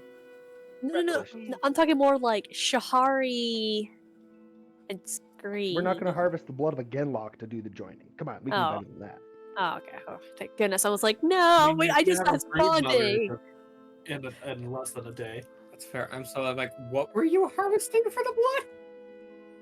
Yeah, to do the joining with Shahari. I mean, you could It's gonna be totally really use the blood of a Genlock. It would do the job. I mean, I know we could, but Yeah. why would we when we have potentially better blood? Not that I don't actually know if the quality of the blood matters. No, it really doesn't matter, to be well, honest. Makes you feel better about it, I guess. But No, you just it is eat still Darkspawn blood tactically. and There's And also a technically- chance for technically, dying in the she- process, so let's do this after we fight the Broodmother. Exactly. Actually, to let you Tactical. know, technically, according to the joining rules, Shahari has to kill the Darkspawn that she gets the blood for, which she did technically kill this Genlock, so she would have fulfilled the requirements if you were to do it. Just the Genlock. However, True. there's also, at least known to me, a significant chance that she could die from the joining. Yes, that is true. Therefore, it is tactically more sound to do the joining after we kill the Broodmother. Actually, yeah, when she takes the joining, I was gonna have you roll a D100. I know. Mhm. I know it's like a 50-50 chance or something like that. Yeah, it's 50-50. Um, So if you And got also below a remembering 50, that Andorol told me too much about the joining. yeah, if you roll below a 50, she dies. If you roll above 50, she lives. Good to know. We'll do the joining after we kill the Broodmother, assuming she's still alive at that point. Yeah, that's true. Oh my god. Because, like, if she survives the joining, she'd be a little bit stronger to fight the Broodmother. If she dies in the joining, we're down a damage dealer. For those listening at home, can you tell that we are gamers? Yeah, no, we are metagaming the fuck out of this. That's But, not oh my even God. metagaming. That's just Scree solid would tactic. be able to know this information, Yeah. so. Scree knows this information, though. Exactly, that's what we're saying. Yeah. Like, above the board, we're metagaming, but The Scree rest himself, of us have no idea, but Scree would know this. again, unfortunately, I do know because I remember the conversation I had with Andorol involved learning more about the Darkspawn than Rosicrantz probably should know. Yeah, well. We'll just convert you to a Grey Warden eventually. It's fine. Nope. No, please. So, Frickin' Andorol Had interacted sneaks for murder and Darkspawn. didn't need place. shade. Scree frickin' sneaks Darkspawn blood into your mouth while you're sleeping. No. so See, we're here's heading. what's going to happen. Rosencrantz is inevitably going to get put in jail or under some other threat of death because he's a blood mage, and therefore I will conscript him as a Grey Warden to save his life. So, actually, sorry, I know we're distracting from the campaign, but Fun fact, originally when we started this whole thing, I had the original thought that if Durin was a Templar, because he looked like a Templar to Rosencrantz from all intents and purposes, it was in my notes that if they tried to murder me, talk to Scree about conscription. Right. Actually, what I'm gonna say is I'm gonna say that you guys do make it back to the camp with the brothers. I'm gonna go run and grab me some food because I'm absolutely starving. And then we I'm can- gonna we let can- you so we guys can- do what you need to do and have some roleplay time while I run and grab some food. Yeah, so we're Alternative, just alternative solution. While you're doing that, we finish our training with Andorol because we all get a level from that. That is true. So we That's do what I that. was gonna say. a level in what? A level in what though? Your you- class. You're getting the special stuff. Yes. The The rest of us rogues- are just getting level. Yeah, the rogues get something special. The You What's get the extra? level plus. yeah, you get a level Oh. plus some cool stuff. Oh, okay. I have to look up again what that is, but I'll And do that you, real you quick. can send us that after you get back. For the moment, we can just go through and do our level up to level 6. This brute Indeed. murder Yeah. looks like it's going to Also take more Well- than a double tap. Oh fuck, I get fireball now. Yeah, this is why I'm like, we're gonna tactics this shit. I get blood fireballs now. Ooh. Like it's boiling hot. Well, to be fair, Ooh, in- two expertise. I now have aura of protection. yeah, Yeah. he has aura protection, and when I actually get to level 8 character, that's when I can grab Circle of Scarlet, where I don't even need to use the necrotic like thing to specifically make it a blood fall and fireball because sangromancy spells. Mm-hmm. Are we Thank you, leveling Grim up? Hollow. Yes, we're leveling up. Yeah, I got 2 more expertises, guys. Yeah. Alright, so we're level 6 now? Level 6. Yep. Oh,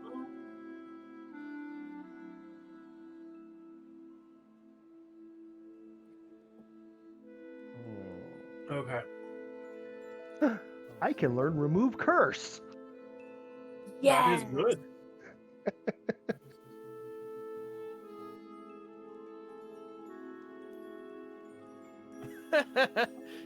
Oh my gosh. Also, I can use Find Steed before we get there to add another body to the field. Mhm. So that's also something we can do tactically. What was that?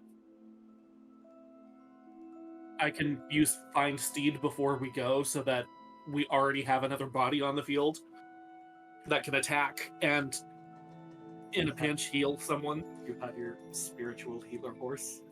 Yeah, I figure since it's supposed to be a celestial, it's probably going to be a unicorn or some shit like that. Durin just summons a fucking unicorn into the cave. Yep. So, Oh, I know So I guess vampires what are a Devin thing got- in DA. I don't know about unicorns. I mean, they probably think it's horrible because, oh, you use blood. How dare you? I am very racist. Oh, no. Type of thing. I don't know. I hate that the first fucking unicorn that pops up in Dragon Age is an undead horse. Nice. yeah. With a sword through its jaw. It is called the Bog Unicorn. To be honest, in my personal opinion, it's really clever. That's fair. So, want to know something that Devin just got? What? At 6th level, he gains Veil Studies. Starting at 6th level, you have advantage on any Arcana, History, or Survival rolls that have to do with the Veil or the Fade. And additionally, I gain resistance to force damage. Nice. I also gain a spell.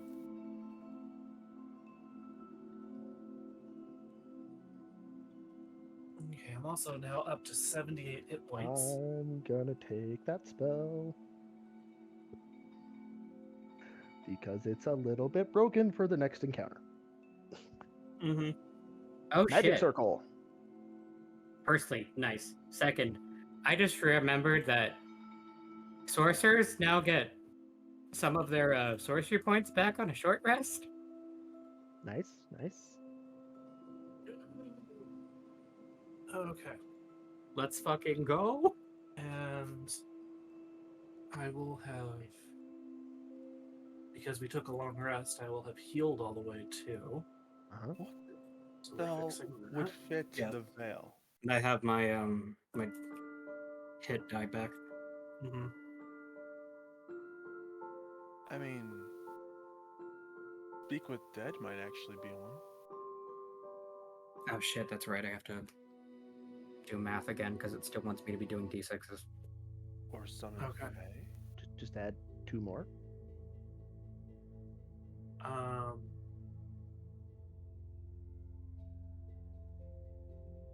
And I believe there would be enough time for me to have done the second reading out of the book as well.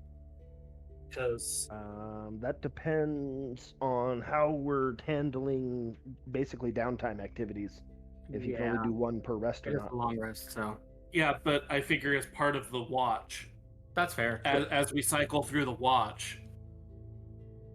You don't have to be actively focused on the reading, so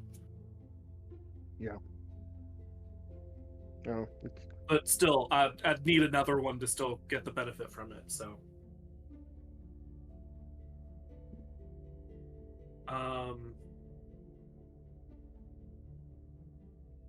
also, so do I go full tank and use a lighter weapon?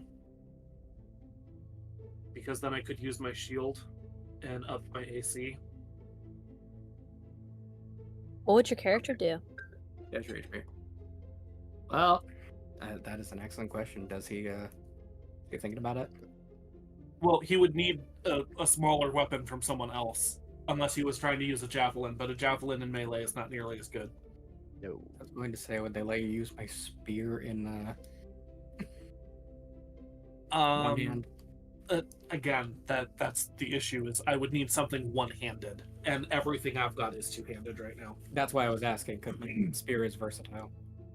I think a regular spear can be wielded one-handed.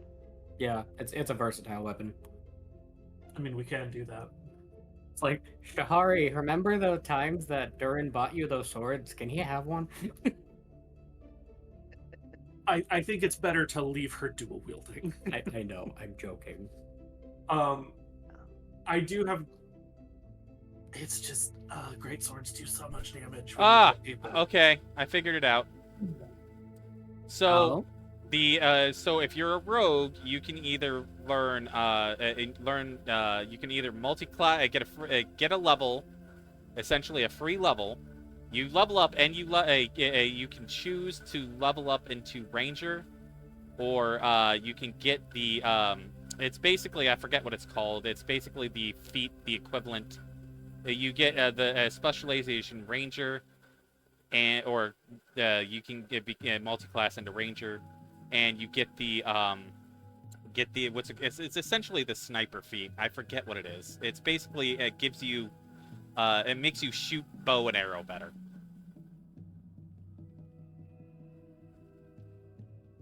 Isn't that just what's that? I forget what the Fancy. feat's called. It allows you to shoot bows better. Oh, the -5 to hit plus 10 damage one? Yeah. What the heck is that one called? Sharpshooter. Sharpshooter, yeah. Yeah, that one. That was what I was trying to remember. Sharpshooter. So you get you get sharpshooter, and you can essentially multi-class into ranger for free. So I can choose between multi-classing to ranger or the feat. No, you get both. Oh. Well, I guess I'll do that. I mean, I just leveled up to level 6 in rogue. Yeah. That's like a plus thing. So you can get to multi-class. You basically get a free level in ranger, and you get the sharpshooter feat. Well, apparently my wisdom's not high enough for the 2024 stuff. Well, that's but are you Now saying I'll that go they get would- my food. I'll be back. Well, I'm sorry, I does that got mean caught they're up gaining looking 2 for it. levels? Huh? Are they gaining 2 levels, or do they get a class level and the level in Ranger? No, they just get the level in Ranger and they get the free feat sharpshooter. Oh, So well, the benefit that they're getting as a rogue is he can Nothing. teach them how to multi-class, Right. or they get the sharpshooter, and they get the sharpshooter feat. Yeah. All right, I'll be back. What if I just So- keep Shahari as a rogue? I mean, like, apparently, like, I don't have my wisdom's not high enough to multi-class into the Rangers. You can, yeah, you have to have like Wisdom 13 or something like that. Yeah, I got wisdom 12. To be fair, I think what he's saying here is that you could still take it, just take off the multi-classing minimum for it.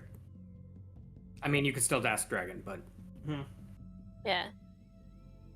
I thought it'd be more stabby. Yeah, but mechanically, you get to bypass your lack of wisdom because you can multi-class into Ranger for free, anyways, at any level. So That's it's really- that's what the benefit from training with him is. Yeah. You So can once I get enough, bypass that. so once I get high enough wisdom, I can basically go, So oh yeah, I you got. ignore that requirement. Except for you can't mechanically do that in D&D Beyond. Oh, there is that's- a button you can do to get rid of the multi-classing minimum. I can. I. I know I've seen it in the mobile version. Oh, okay. God knows that. So for concentration, Oh, it's okay. So, Shorty, on the home tab in D&D Beyond, there's a checkbox for multi-class requirements to use prerequisites. If you uncheck that, you should be able to add Ranger. so like where you so the home is kind of like where you're able to you see like the new things they have out and stuff. Yeah, character preferences. You got the sources, the partnered content, dice rolling, advancement type, hit points. Under use prerequisites, there's a multi-class requirements option.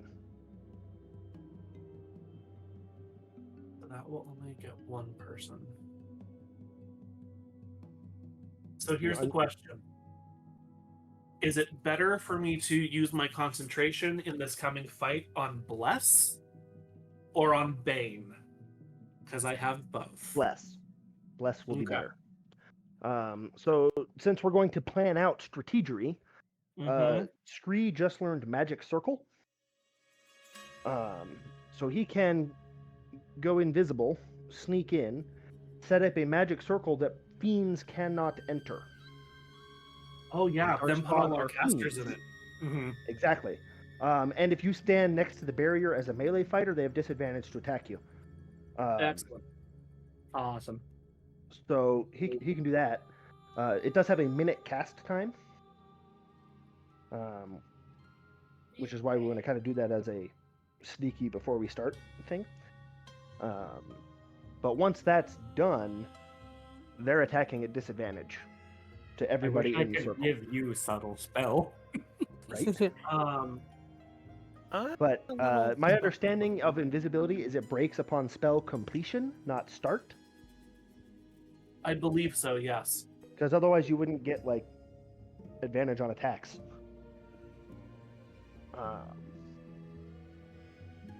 Because it's when you cast the spell.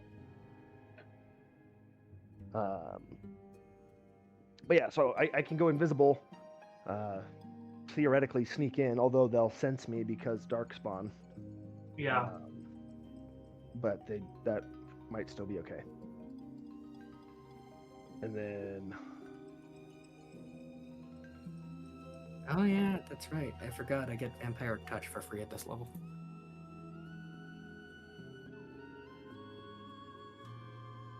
Okay.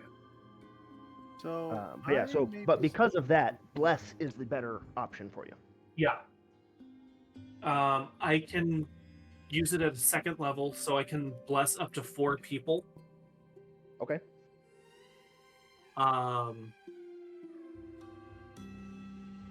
So who will actually be making the most attack rolls? Shaliakai and Shahari. Yeah. And myself. So which one of the mages uses more spells that need attack rolls rather than saves? If Uh, I'm going to be standing in the circle instead of my usual thing where I'm halfway in melee, You can be both. yeah. Or do I bless and roll? Because he'll be making a lot of attack rolls too. Yeah, but he also has pretty good attack stats. That's true. That's fair. Yeah. Oh, So maybe you Seven seems like focus you on him. roll mostly save spells when you can.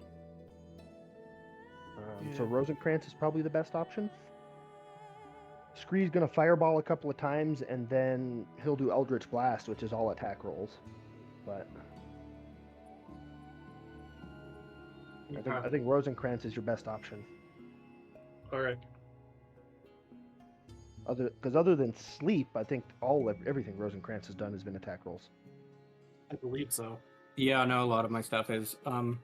The big spell I'm getting at this point is the fireball, and I was going to grab hypnotic pattern. I'm not sure right this second though. All right. So And then for aid, I can get 3 creatures. I want to put it on my steed because it's going to have less hit points than any of us. Mhm. Yep. And then whoever has the 2 lowest hit points. I So I would do believe that's Seven Seven and and- Juliakai.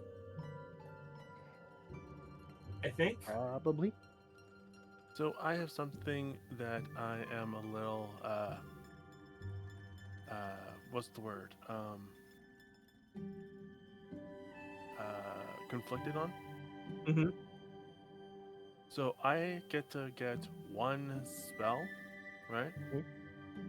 But I'm stuck between 2 spells. Okay. What are the spells? Well, the first spell is Summon Fae, which I think is like a That's perfect. Amazing spell. What? Summon Fae is very good. Yeah, like personally, I think this is like a good spell for Thevin because of his backstory and Mhm. considering he's a Rift Mage, I think that's perfect, right? Mm-hmm. What's the However- other option you're considering? All right, now hear me out because I've never used this spell in my entire life. All right, I'm back, by the way. Okay, welcome back. It's Fireball. Fireball. I was going to say I'm definitely grabbing fireball right now. So Fireball is Fireball awesome. is definitely a classic, Basically, it's Yeetus Deletus the Summon- spell. but Yeah. Summon Fae gives you a bit of options. also do remember in 2024, you can fiddle with your spells and level ups. So Yeah, but I like all the spells I choose, you know. Fireball is the AOE Nuggicide, right? AoE. Throw it out there, shit dies. Yeah, that's why I That's- said that's what Yeetus Deletus. You yeet the spell Yeah. and everything dies. It's the I want to kill mobs, right? Especially if you upcast it at 9th level, like holy shit, it's a nuke. Yes. So once we are done with our long rest and things, I am going to cast Find Steed, and I will be summoning a celestial steed for myself. Nice. That is awesome. What does your celestial steed look like? It looks like a unicorn, I believe. I actually genuinely would think it would be great if you did do the bog unicorn, just because of the fact that it's basically the idea of a spirit possessing a fucking horse with a sword in its face. Nah, it's just a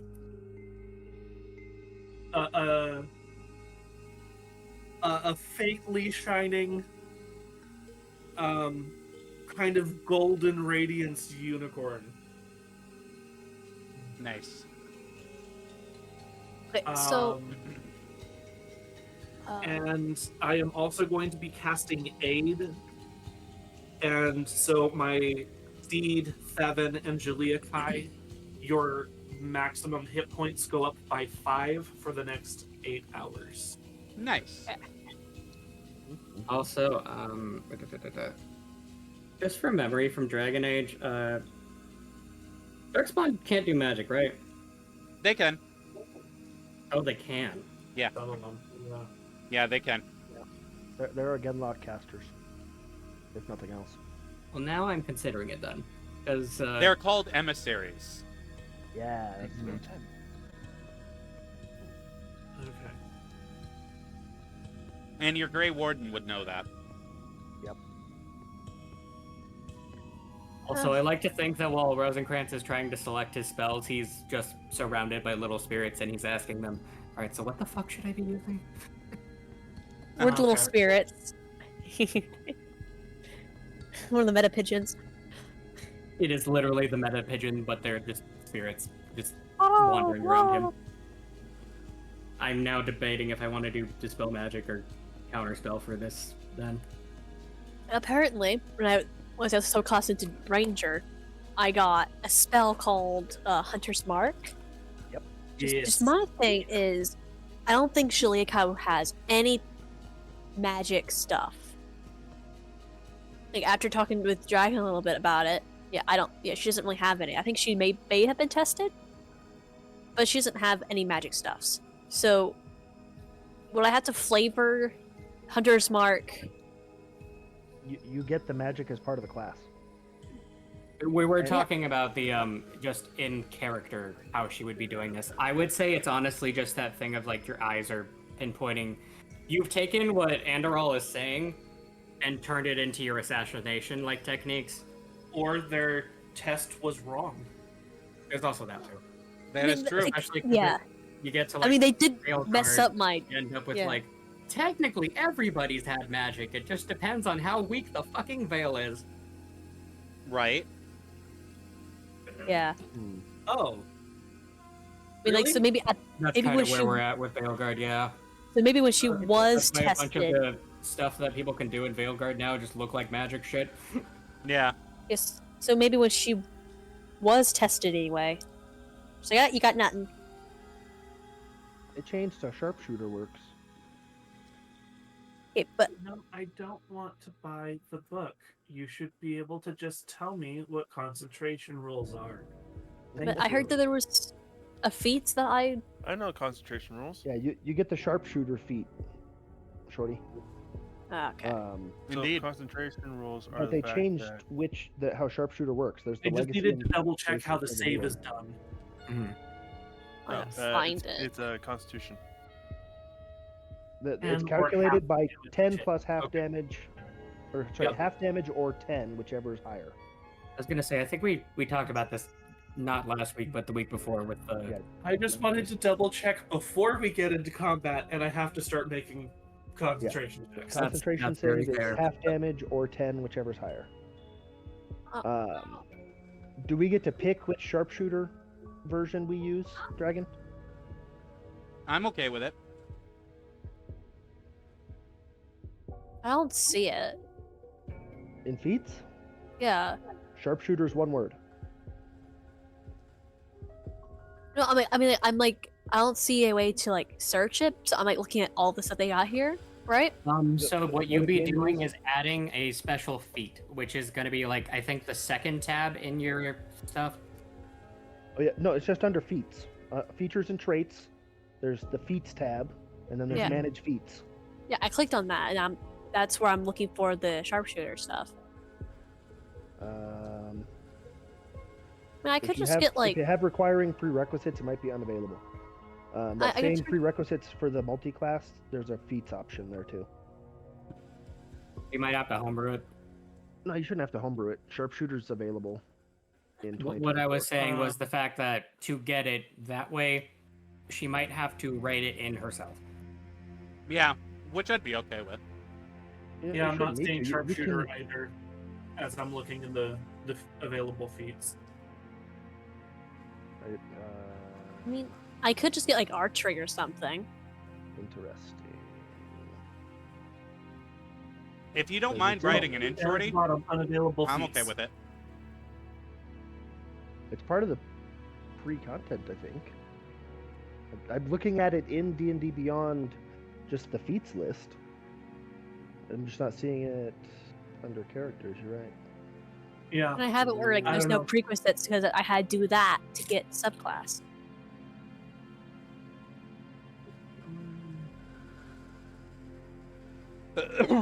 Yeah, I if can, you like, guys, check. yeah, if you guys want to write it in, go for it.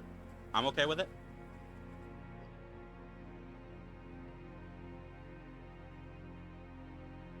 Yeah, because I basically turned off the prerequisites thingy for feats and multi-classes.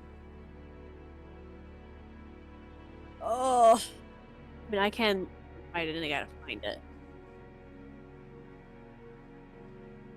Interesting. I don't know why it's not showing up there. But anyways,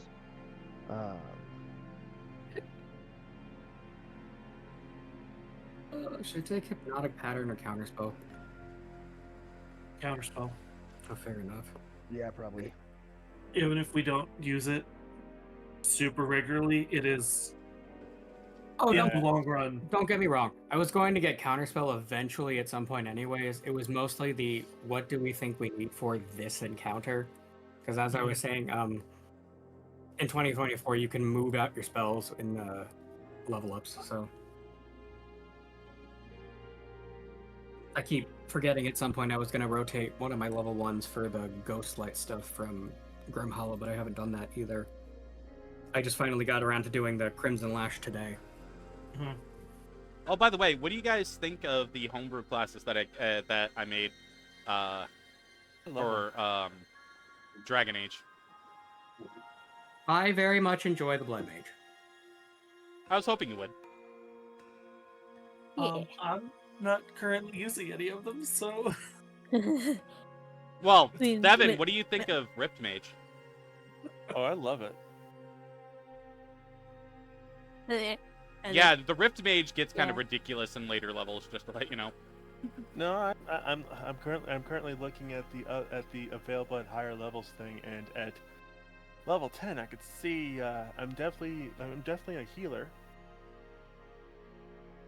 Mm-hmm. Then at 14, like, let's see here, I could basically do a lot more force damage, and then more force damage. The more healing, the more force damage, and it keeps on going. Yeah, Rift Mage gets kind of ridiculous at higher levels. Yeah. To be fair, it got kind of ridiculous in the game too, so. Yeah. Yeah. I just need to use its. I just need to use more of its special abilities too. Especially the what's it called? Also, I'm just over here like, all right. So if she gets a free thing in Ranger, what do you gotta do to get a free level of Barbarian? Right?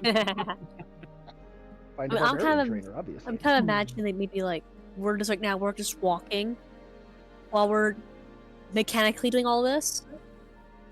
Mm-hmm. Now we're just hanging And out in I'm- camp. Yeah. We did training.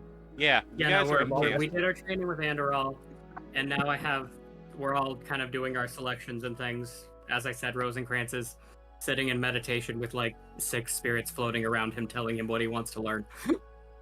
He's just reading a book.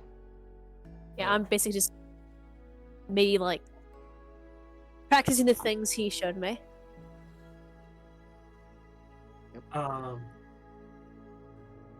Durin, I mean, he has to sleep, and then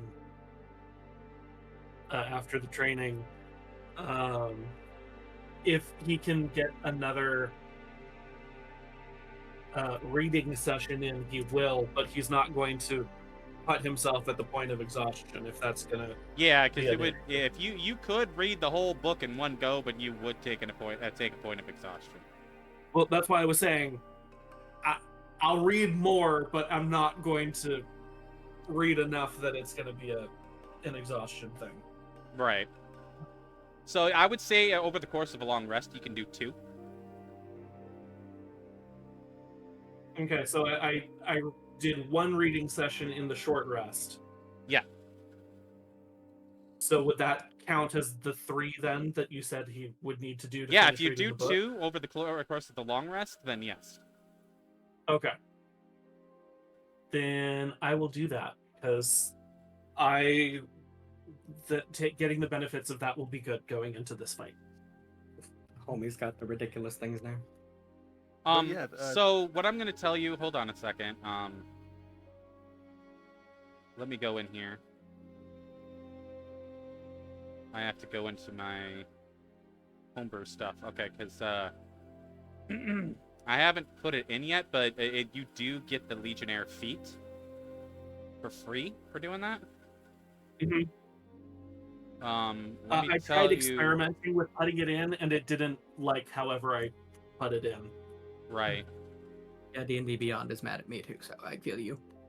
You could just create a So custom I can feat tell to you test.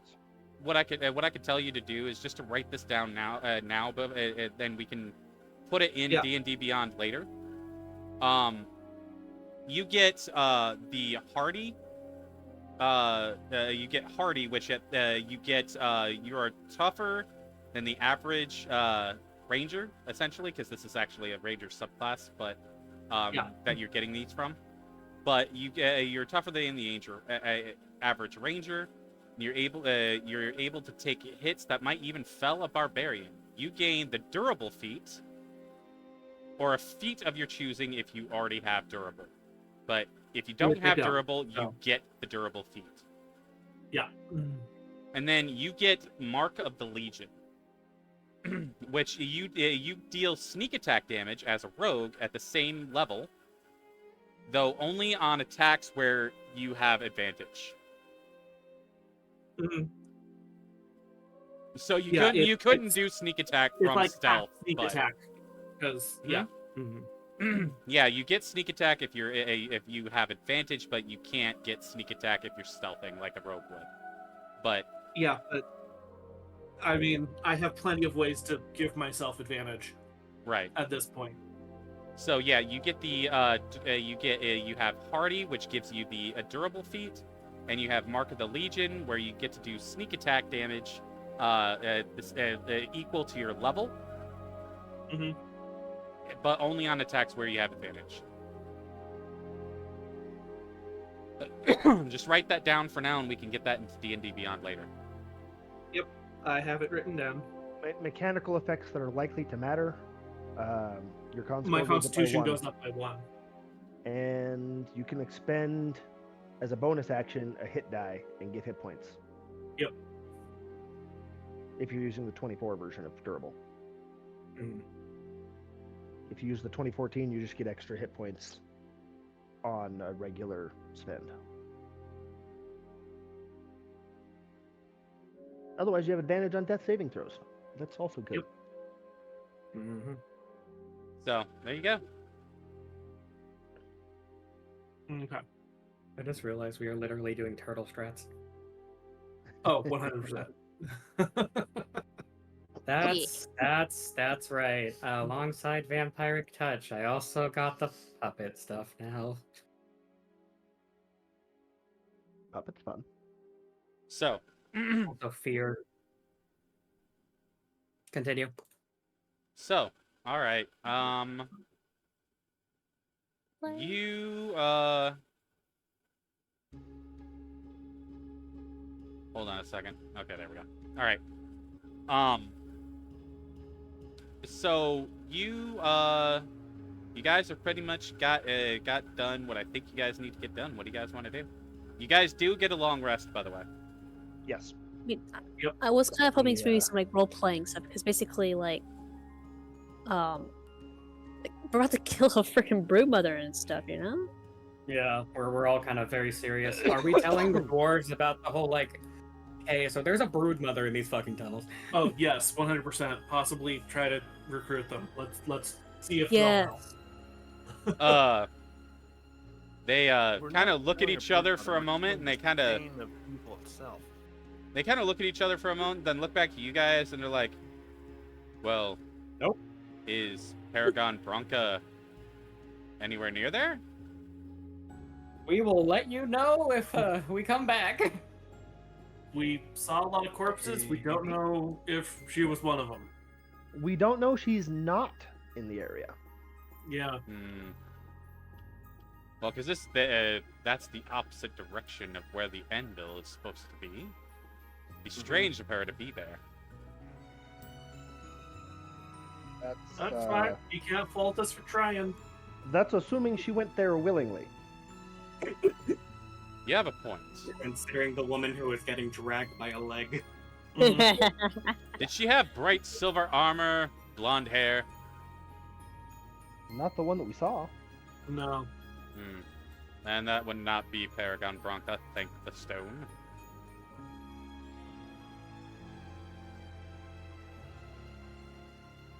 Well, we can't endanger our own lives and jeopardize our mission. We have to find Paragon Bronca at all costs. Right. To be fair, mechanically, these guys are just supposed to be here to have a place for you guys to rest. That's fine. fine. I don't even have stat sheets for these guys. That means they're immortal and can't die. They don't have hit points. They can't run out of them. Anyways.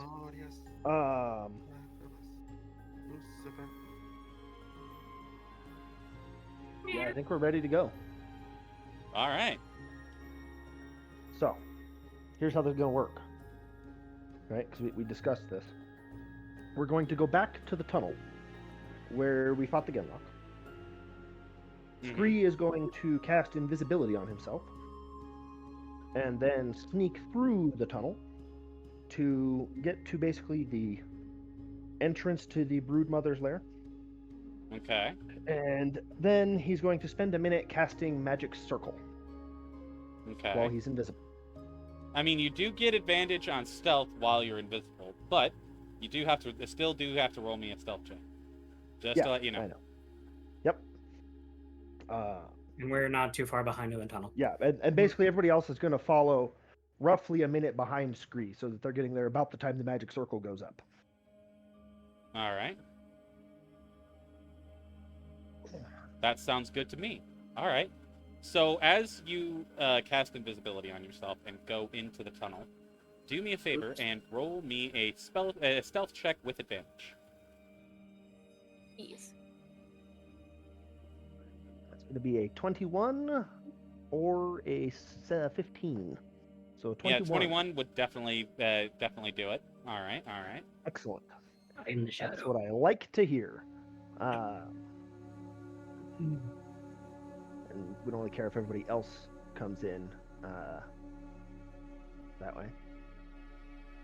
Anyways, This is the exact opposite of Zalando. Zalando is like rushing and going clang, clang, clang. that's how he fights. Anyways, so Zalando Magic comes Circle. in to fight evil. Yes! I should've smashed him! Zalando believes in you. Orlando would have a field day smiting the Darkspawn. Oh, he would. Sorry, He would have so the time of his life. Magic Circle. Okay. I create a 10-foot radius, 20-foot tall cylinder of magical energy centered on a point on the ground that I can see basically right in front of me, giving us a nice little bubble that comes out of the tunnel. Glowing runes appear wherever the circle intersects with the floor or other surface. With you casting this spell, this removes your invisibility. Yeah. It breaks my invisibility. However, fiends or undead, whatever we're classifying Darkspawn as, Fiends. cannot willingly enter the cylinder by non-magical means. Okay. If the creature tries to use teleportation or interplanar travel, they must succeed on a charisma saving throw. They have disadvantage on attack rolls against targets within the circle. And targets within the circle cannot be possessed by or gain the charmed or frightened condition. Nice. Mm-hmm. All right. So at this point, the Broodmother would see you once you cast the spell and you lose your invisibility. Yep. So, And at that point, everyone runs in. Yep. so Get out of there, with yeah. that, what the Broodmother is going to do, you're going to hear a ear-piercing scream. And what's going to happen is I have to roll a d6. And that will tell me how many Darkspawn are summoned to the chamber. And it will take, to be fair, as the book says here, it takes 3 rounds for the Darkspawn to appear. So you have 3 rounds before 4 Darkspawn suddenly appear. Okay. So, and I think that's all she can do. So, at least for now. So then now it becomes initiative. Rolling initiative. Does Hunter's Mark, is that a action or? I think it's a bonus action. Oh, okay. So that's a 19 minus 2 for the Broodmother. Let me see. I got 6. Oh, rolling initiative now. Yeah.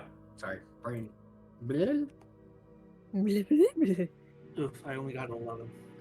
Yeah, I Well, got. for Rosen Grants. I You got a an 8. 6. So maybe I'm just in the back. Shahari got a 13. Like, is Juliakai, you need the fucking alert feat at some point. Like, for I real. plan to get it. She does indeed. Hunter's Mark is a bonus action. Yes. Yeah. Alas, I'm not a wizard, otherwise I'd give you Gift of Alacrity. Alright. Can you explain what that is, good No. Sad? Juliakai was a 6. Seven is a 5. What is the gift of alacrity? So it's one of those spells that wizards get, so they can either touch themselves or somebody else, and then, hey, you get a bunch of stuff for your And initiative. Scree, is that 8 accurate for your initiative? Scree got an 8 for initiative, yes. I wish Okay. you guys had Hero's Feast, because Hero's Feast would have been perfect for you guys right now. Right? Like, Too before high you of a guys level, came up. unfortunately. Huh? Yeah, it's too high of a level for any of us to cast right now. Yeah, I know. That's why I was saying I wish you guys could get it, because, like, for real, it would have been a huge help for you guys. And That's then fair. what was Androl's? So DM, want to know something kind of disturbing? Huh. Even though this creature like gives me the heebie-jeebies, right? Yeah? There's still a part of me that thinks to myself, what can I craft with this parts? Right? Always, always a crafter. Also, Juliakai, to respond to what I was saying earlier with Gift of Alacrity, it's a wizard spell that you touch someone and they, for basically the rest of the day, get 1d8 to their initiative rolls. Oh, that's so cool. Usually it's one of those things you want to use on yourself, but Yeah. So- what did Because we're Androl- on Twitch, I'm gonna actually copy and paste something about the Broodmothers, so that way you guys can know it. But I cannot say it on Twitch, so I'm just gonna copy and paste this. the information about Yeah, what a broodmother is and and how it does why, what it does. why I fucking hate this goddamn thing. So I got a little bit of here, like those history things. And like, here in the I almost posted this in fucking Tales of Many World. Oh shit. I almost did that. But thank God I did not. But anyway, here we go. Yeah, it's in general. Yep. Yeah. That's just- Yep. Disturbing. yeah. What was Yeah, the that's where initiative it's for denied. Androl and for the Shade Mother? I think the broodmother got like a Broodmother. 19, wasn't it? Yeah, 19 Broodmother got minus 2 17. though, because of the fact that she Negative has a dex. -2 to her dex. Yeah. That's right, she doesn't Okay. have dex for shit. Well, If you now- have now what- dex spells, Yeah. You mean like Fireball? yeah, I was going to say we are fireballing the shit out of her. Hell yeah. And what was Androl's? Oh, Andorals, hold on. I did not roll that. One sec. I forgot. Oh shit! I should have I swapped one of my your face like, oh. sorceress incantation for a heightened spell. Andoral got a 14. Okay. And do you want my steed to go on my initiative or have its own? On yours, let's just make it easy. Okay. Just checking. All right, so are we at the top of the initiative right now? Oh, yeah, Which get the music. unfortunately is the brood mother. Yes. Oh, So God. the brood We're mother. in the circle right now, right? Well, yeah, we said we're running in, and it screamed while we ran in. So Okay. Yeah. So the brood mother is going to make a spit attack. At disadvantage. Indeed. From where? And if someone's within 5 feet of me, they get. I'm sorry, not 5 feet. Within 10 feet of me, they get +5 on all their saves. Good. Thank fuck.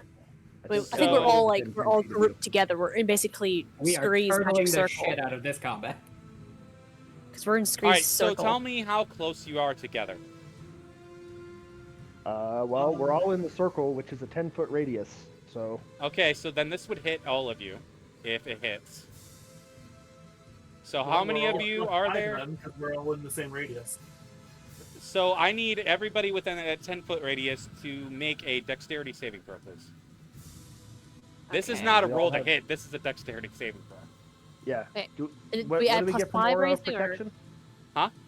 But you get +5 to whatever your normal is. Oh, okay. I have a 25 on mine.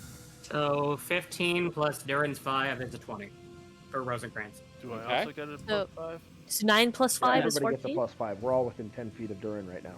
Mm-hmm. Oh yeah, so I get that means I got 14 then. That means I got a dirty 20. Jalea Nice. fails then. Oh. How is the rogue the one that fails the dex? Well, I mean, Shari maybe it's got because like a 27. maybe it's because like we're all grouped together and she's not really used to that. Spot dodge. Anyways, can't what was the DC to beat? It was actually a 15. Okay. Socially, I'm the only one who failed. Like, Again, God, maybe like, because I'm give it such a about- big, I'm such a big target. Just barely. Failed it by 1. Man. So I'm All right, really, so really that I'm is 13 poison damage, and the rest of you who passed your check take half of that. So 6. But 13. Jalea Kai is the only one that gets you suffer a -2 penalty to your dexterity until you are either magically Negative healed 2. or you take an antidote. Okay, so negative. I wish they had like where you just put in like D&D Beyond, like, hey, I got this thing. You can if you click on your if you click on the word dexterity. There's Yeah. like other modifier Healing box. word count as magically Oops. healed? Say it again. I was gonna say, does healing word count as magically healed or like Yeah. specific to? Yeah. Okay. Shorty, click on the word dexterity. This question Oh, It for brings the up a little DM. sidebar.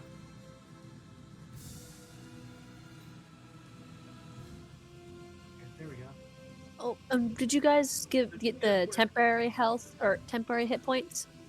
'Cause I think I put like 5 in, and then like I did my.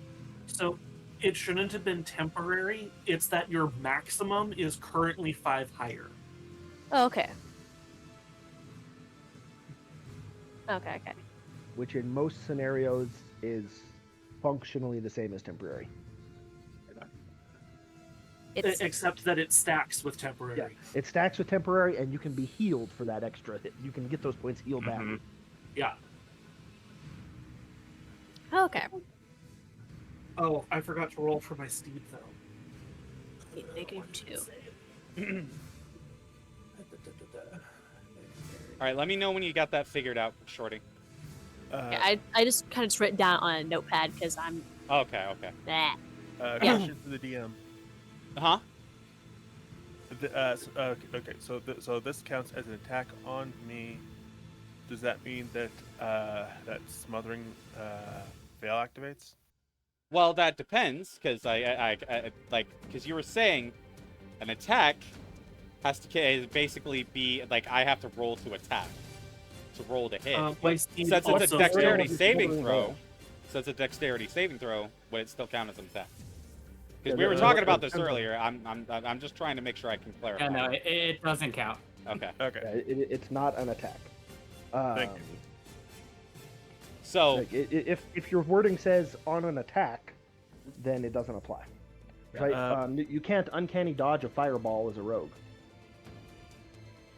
next question. I actually have a mechanical question here because I forget. How do this is going to give this away that this Broodmother actually has this, but how do legendary actions work? I forget. So a legendary They take action them is basically immediately an out of after a turn character's action. turn. So okay, Mhm. one person at a time. It's an out of turn action. So I would do it at the end of one of your turns. Yes. Yeah. Okay. Up to as many legendary actions per round as they have. Okay. So like if they have 3, which seems to be the standard, you can take an action after 3 different people's turns. Okay. The only limit is you cannot take a legendary action after the Broodmother's turn. Right. Okay. I just wanted to Or double check. before the Broodmother's turn, I think, actually, as well. Because if your horse failed too, it also needs to be magically healed to get rid of the poison effect. Yeah. Yeah. And I'm handling Julia Kai's. You're gonna have to handle your horse. The horse can handle its own. That's fair, actually. How much damage was it for the failed save again? So the it was whole- it was going to be half of 13. Failed save was Okay. the full of 15. Because my steed failed the dexterity save. Okay. Uh, So they have the same thing. They are they Yep. get a -2 to their dexterity.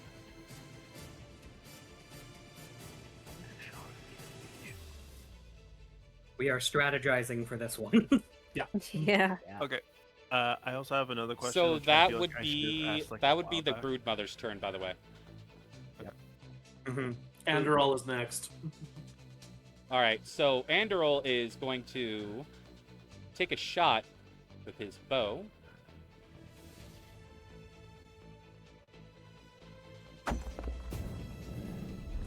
He gets a 24 to hit.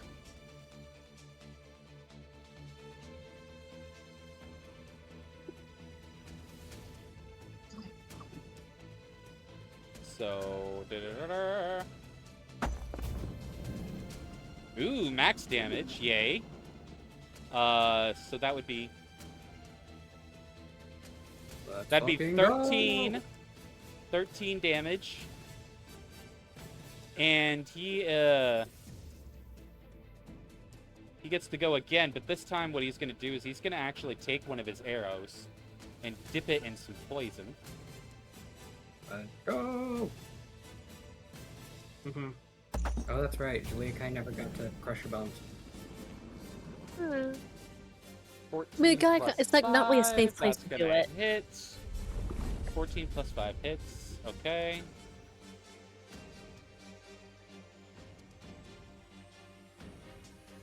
And okay, plus 2d6 poison damage. So 8, 9, 10, 11, 12, 13. That is 13 damage with 8 poison damage. All right, sweet. 21 total damage. Yep. Good chunk of hits there. Good chunk of damage there. Good, good, okay. All right. That is going to be Andoril's turn. Next would be Shahari. All right, Okay. does Shahari have any ranged attacks? She has a short bow. All right, yeah, because otherwise she's going to have to lead the circle to attack. Because she's, to be able to do melee. She also has create bonfire. This is true. Yep. And this thing doesn't move. Yeah. Uh-huh. So yeah, we're gonna start off with create bonfire. All right. Under- Also, That'll be I a did DC read here. 12. I did read here that it says here that corpulence combat speed is 0. However, Broodmothers can move given enough time. This does not reflect their tentacle attacks, which can appear from below ground with almost no warning. So Mhm. that means she can move. So she can Right. make a dexterity saving throw, but it is going to Yes, be at with a negative -2 2. dexterity. Yeah. Unless she has legendary resistance, but why would you waste one of those on create bonfire? Right. But yeah, DC 12 dex save. All right. Especially when you have like 3 people with fireballs. Hmm. That is a 13. Cool. She manages to shift enough that the bonfire does nothing.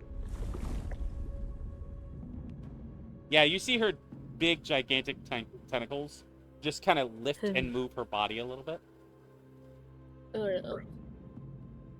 Oh god. So, And that will be her turn. yeah. All right. So Rosencrantz. Rosencrantz, you're up. Yeah, first things first. For the record, he's taking out the bow and arrow right now because I have Warcaster, so I can cast spells and hold weapons. Take my d6 on an arrow or something. All right. Ooh, the full 6. That's unpleasant. Ouch. Oh, shit. Do without that. Where's my healing word? Price of your magic. Again, it is what it is. I'm mostly doing this because I need to save stuff for, later when it starts running out of resistances. That's 7 for Juliakai and then getting rid of her poisoning effects. Yay! You got 7? Yeah, that's 7 HP back for you.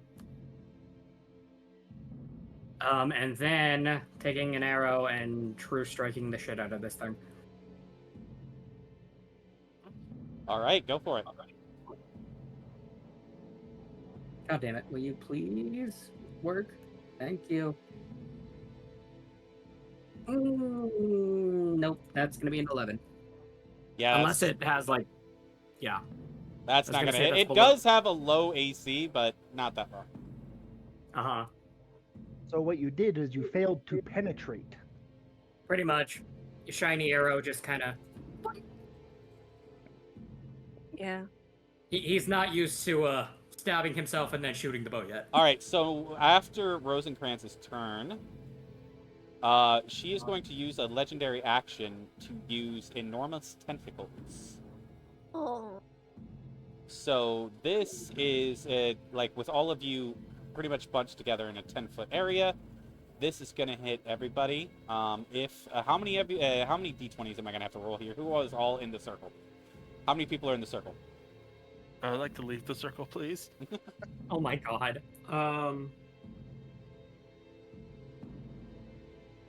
Between There's all 7 of us, people total. How many?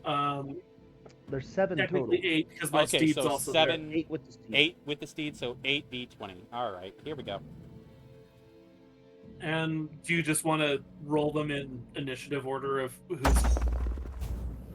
Yeah, we'll Being go hit. down the list here. Okay, so For end roll their is the first. actual attack rolls, they are at disadvantage. Yeah, I know. I already did that. All right. Oh God, I can't. Why is the list not popping out? Pop out list. No, I don't want proficiencies and training. I want my roll list here. God dang it. Hold on a second. I'll put the list in table chat of initiative order for you.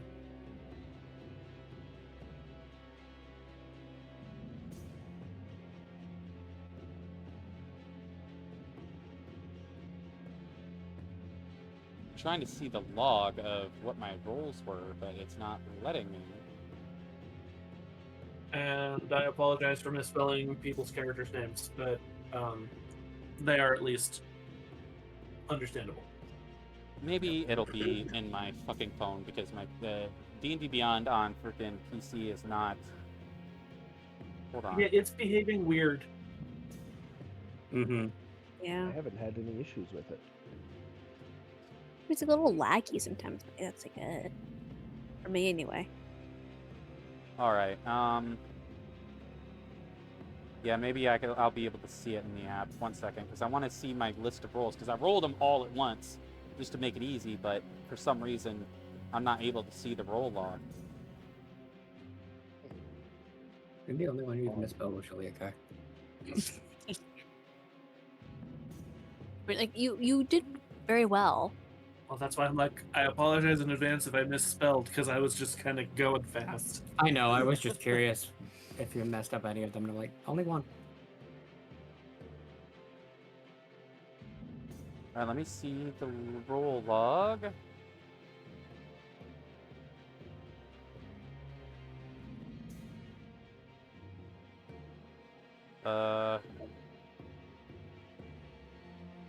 Okay, where do I see this at on the phone here? I apologize, guys. I'm trying to. You know what? It's not letting me fucking see it, so... Yeah. Oh, it's because Ariana's technically...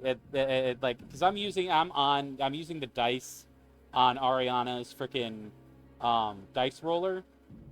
And, it's because this Ariana's technically not in a campaign. So, that's why I can't see the log. Okay, so this is what I'm going to have to re-roll them one at a time. So that way I can see what the rolls are.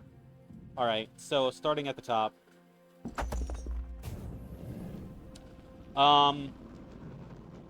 At disadvantage, that is a 19 for Andoril, which would hit him. So he takes... Let me see here. Let me double check the damage on this. Alright, that is 3d6.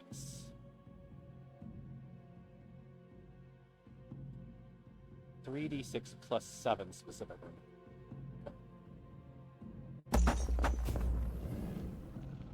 That is 9 plus 7. So 16. 16 damage on Andoril. All right, so next down on the initiative. Jahari.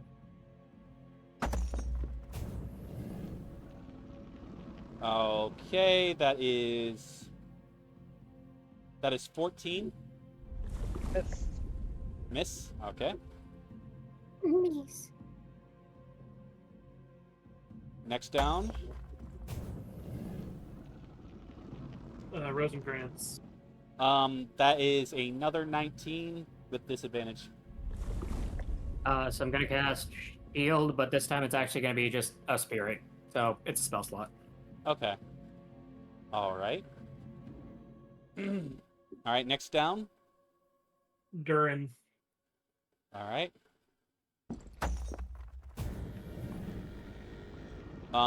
That is a 16 with disadvantage.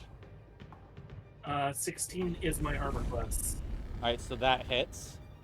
So 3d6 plus 7. All right, here we go.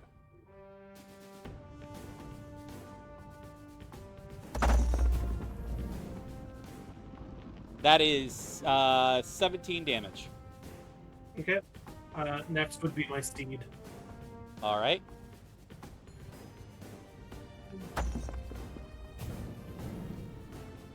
That is also another 16 with disadvantage. Also hits. All right. Another 3d6.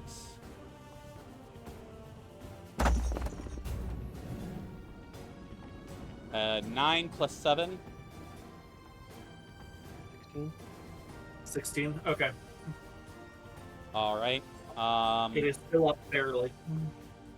All right. So next down. 3.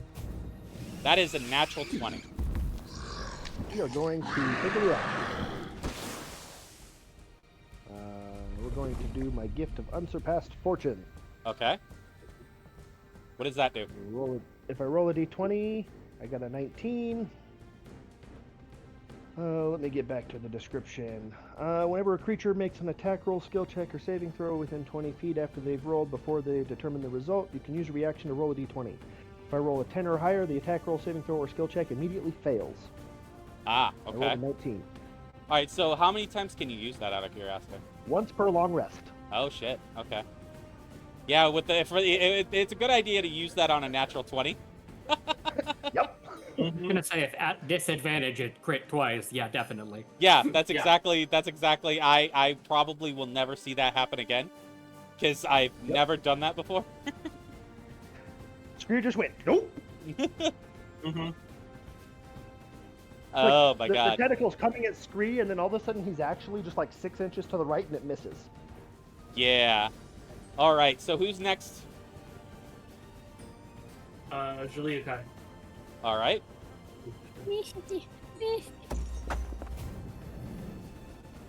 All right. That is an 18 with disadvantage. I hits. literally got a 19 and 18. Fucking That hits, yes. yeah. It's hard. Don't forget to uncanny dodge. Yep, that's the plan. 14 plus 7. 21? Yeah. 20, okay, that's like 10 damage then. After you uncanny bad. dodge it.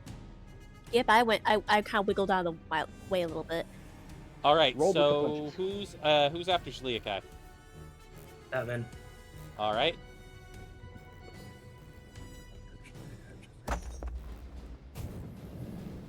Oh wow, that's an 8 plus 7. 15.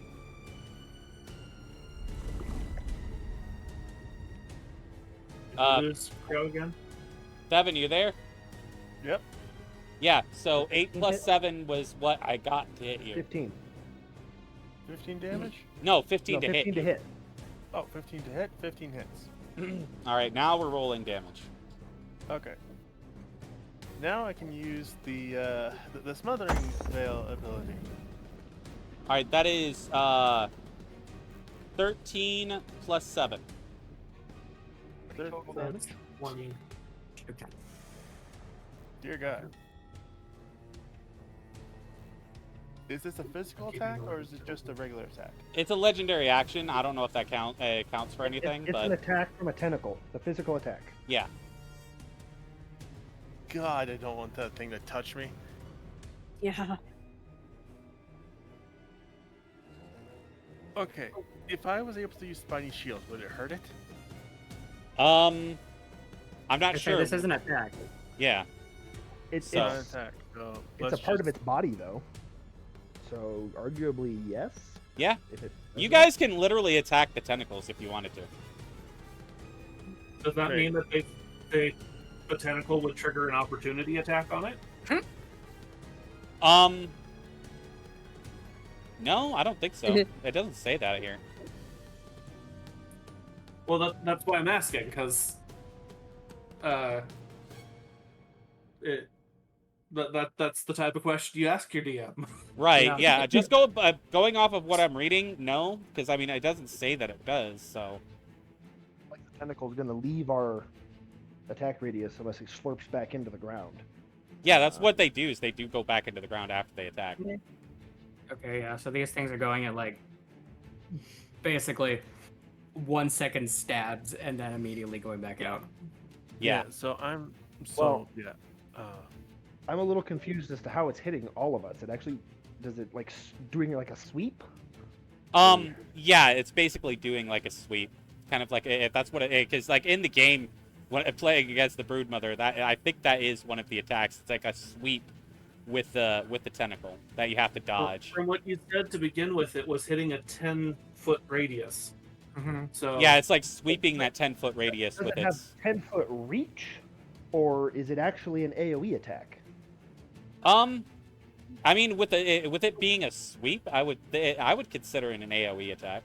Yeah, a sweep would be an AOE. I'm just if the stat block says 10-foot reach, it's still a single target attack. It just can reach 10 feet away. Doesn't have to be right next to it. Right. Which Okay. There's be two different things. Right, because basically what's happening is it's coming out of the ground in front of you, coming down, doing a sweep, and then coming right back into the ground. Yeah.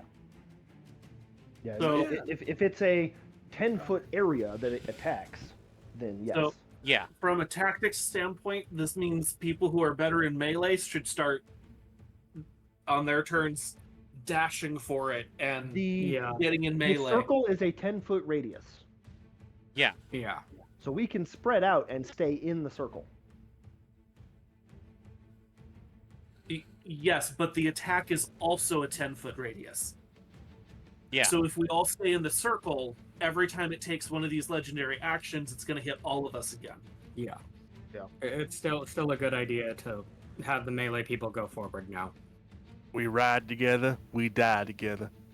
So You run yeah, forward the as melee technically melee. characters hanging back in the circle is still smart, but I think we'll be better served having the people who can get multiple melee attacks off actually getting up in its face. Yeah, I'm gonna use Spiny Shield. All right. I'll use a second level for this, so it adds an additional 1d4 to the original 2d4. Okay. It deals the same amount of damage that is that I am protected from. Oh, and just to let you guys know, after this, you guys got really lucky choosing this place next, because this is a boss battle, and you guys are going to be getting another level after this. Yeah. That's not what I figured. Yeah. Excellent. We just got our Andorra level, and then we'll get up to 7. I am speeding my way to 8. Yep. Yes. So, if you guys manage to Sounds live through this, you guys get another level. So, We'll be fine. Although if everybody runs into melee, it'll be difficult to fireball the Broodmother. Oh, that's right. How far back is it into the wall? How big of its size is the Broodmother?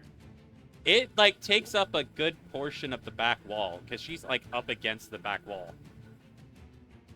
Okay, so so it was 20 damage, right? So if we all Yeah. are on one side of her, Yeah. you could fireball into the other corner and still hit her. Yes. Without hitting the melee. All right, let Thevin take his turn real quick. What are you doing? Okay. So thanks to Smothering Veil, the 20 becomes a 10, and thanks to the Spiny Shield, I take 2 less, which becomes I take 8 damage, and the Tentacle takes 2 piercing damage. All right, I'll mark that down. All right, cool. Cool, Good cool, move. cool. Good move. Yeah, no, the spiny shields are a good idea for this one specifically. Yeah, and Shame luckily you got for the me, minimum the reduction Spiny there. Shield is a level 1 spell, so I have an abundance of Okay. All right. So that is that your turn? thoughts. That is my turn, yes. Okay. Well, it's not. Well, that was not their turn. response. that was Oh the yeah, response. that was your reaction. That's right. Okay. Yeah, so no, after next, the so I think that's everyone, isn't it? Who's is unless there's anybody after Thevin? Nope, Nope, that's everybody. that's everyone getting attacked by the tentacle. Okay. that cool. is the last person getting whacked by Alright. the disgusting things. Okay. So Yeah. that was all at the end of Rosencrantz's turn. So who's after Rosencrantz? That would be Darren and his magical steed. Yay. So, based off of the description of the battlefield, if our melee fighters are all on one side of her, there's still enough room for people to fireball the other side of her. Is that what I'm hearing?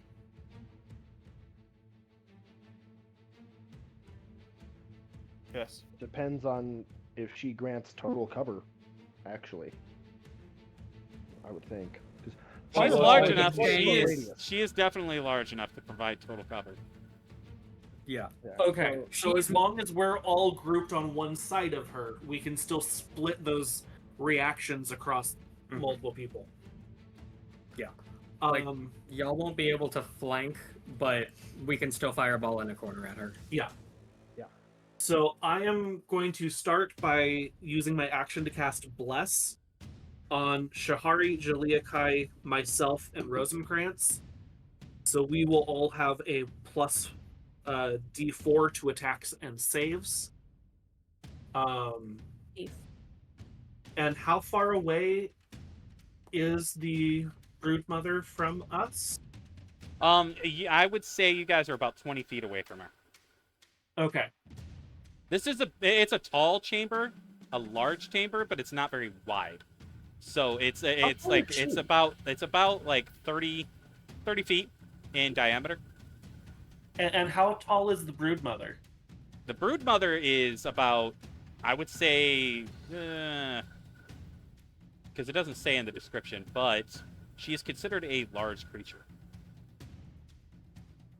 Okay, so like 15, 16 feet tall. Yeah.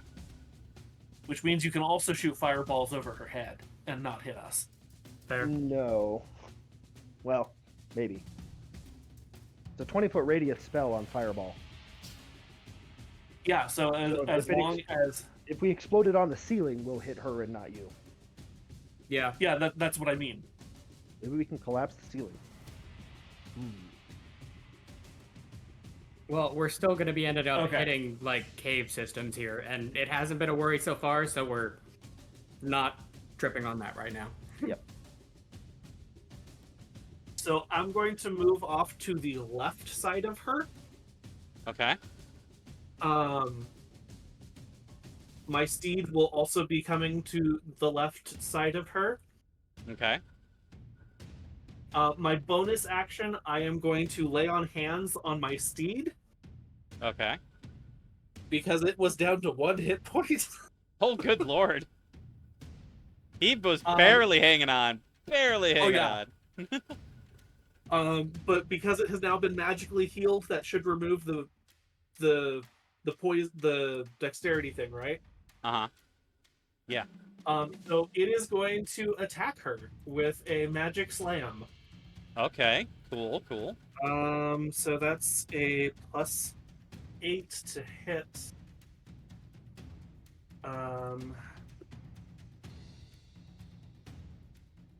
So that's going to be a 13 to hit. That misses. 13 misses. Okay. Yeah, because I actually read down here, she has natural armor, which gives her an AC of 15. Okay. Okay. But that finishes our turn. Okay. And like I said, we have moved to the left side. So if other people engage in melee, come to the left. Okay. Yep. Yeah, I originally thought her AC was lower, because I did the thing again where I basically add the defense and armor rating together to give her the AC. But I like when I read down, because there's like it says down here special rules. She has natural armor, which gives her an AC of 15. So. After us would be Scree. So okay. Okay. Well, Scree's gonna burn a fireball. All right. Dex save, DC 16. Ooh, yeah, she has a We're gonna -2 explode to that her the dex, right man. side of her. She has a -2 to her dex. Let's see how this goes. Saying we are fireballing the shit out of this woman. Yeah. That is a natural 20. I will screenshot that shit, because, oh my god. Well, I mean, still takes half damage. Yeah. Yeah, that's true.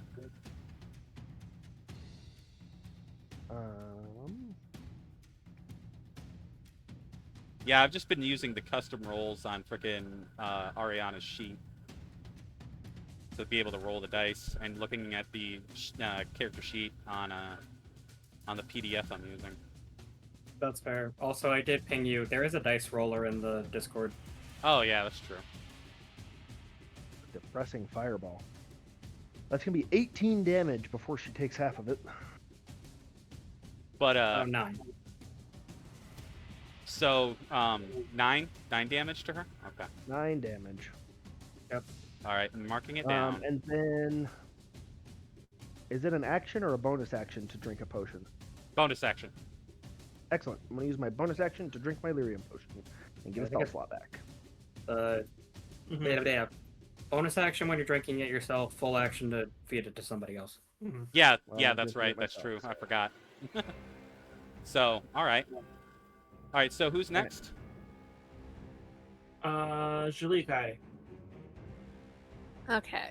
Is Jaliakai gonna be brave and make the run to go Well, and I mean, I think she would. go stabby I did stab? ask you a question in the private DM thingy, not okay. in the one server. Yeah. About that. You'll be able to get sneak attack because now I'm in melee with it. Yeah. I still need to get advantage if I'm going to be sneak attacking. So what I'm hearing is somewhere in between my fireballs, I should fairy fire. Or he can Shining Smite. I can Shining Smite. That's fair. You have that too. Forgot about that. I just actually have to have enough actions to attack. No, I feel that was me last turn. Yeah. I'm over here like, okay. Oh wait, actually, I think that would drop my concentration on Bless. Is Shining double Smite a check. concentration? Oh yeah, did you roll yeah, I'm concentration for double that or? checking. He hasn't taken damage since then. Oh, okay.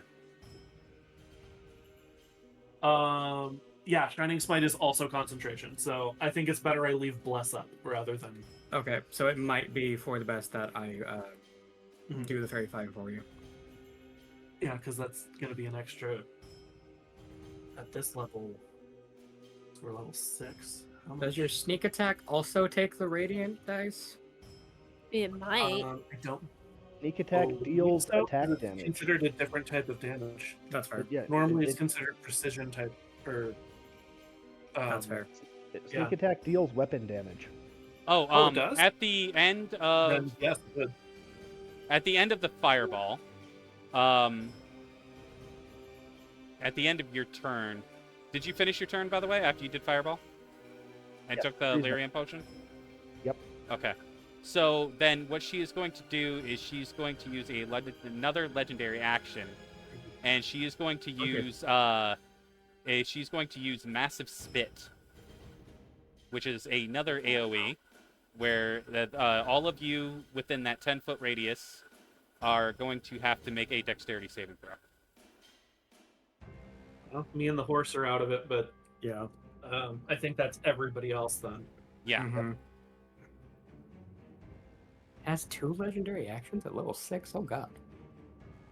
Well, just because we're level 6 doesn't mean it is. Fair. It probably has 3 legendary actions. Most monsters that have them do. Yeah, she does. She has Well, 3. Some other Some- actions also sometimes cost more than 1. Yeah, that's what I have to say. Sometimes their legendary actions Yeah, cost like more she, than one her massive tentacle costs 2. Yeah. The massive Meaning she spit can only do it costs once costs per 1. round. Yeah. Okay. So Dex 14 for Rosencrantz. You failed by 1. Shahari Alright. got a natural 20. She passes. And, Scree got an 18. All right, so Scree passes. So the 14 fails, so you take a -2 to your dexterity until you are healed magically, or you take an antidote. Okay. Is there a damage associated with this one too? No, you just get a -2 to your dexterity. So, like, the way I look at it is that this spit is essentially to set you up for the massive tentacle, which is also a dexterity saving throw, I think. No, it's not. It's a hit. Roll to hit. It's a roll to hit. Never mind. But dexterity plays into your armor class. Exactly. Yeah, because it would drop your armor class by 1. Yeah, Yeah. no, so I'd be at So AC Julia 14. Kai and Thevin still need to roll their saves. Oh, sorry. Oh, and actually, Andro has to roll too. Andalay, yes. Are we still doing the Ooh, he got a fucking 3 + 5, so that's a failure. You do not get the +5, Thevin, because Duran left. Yeah. Well, then I just got the 10. Although, does Bless do saves? Yes, Bless does saves. Oh, wait, yeah, that's right. So you should have an Which extra. doesn't help D4. Thevin, because Thevin didn't get blessed. Rosencrantz Rosencrantz got and blessed. Julia Kai Thevin did. did not. Yeah, give me a second. I'm gonna roll that extra D4. Actually, no, I don't need to because it's a 14. Shahari and Julia Kai also have that D4 on their save.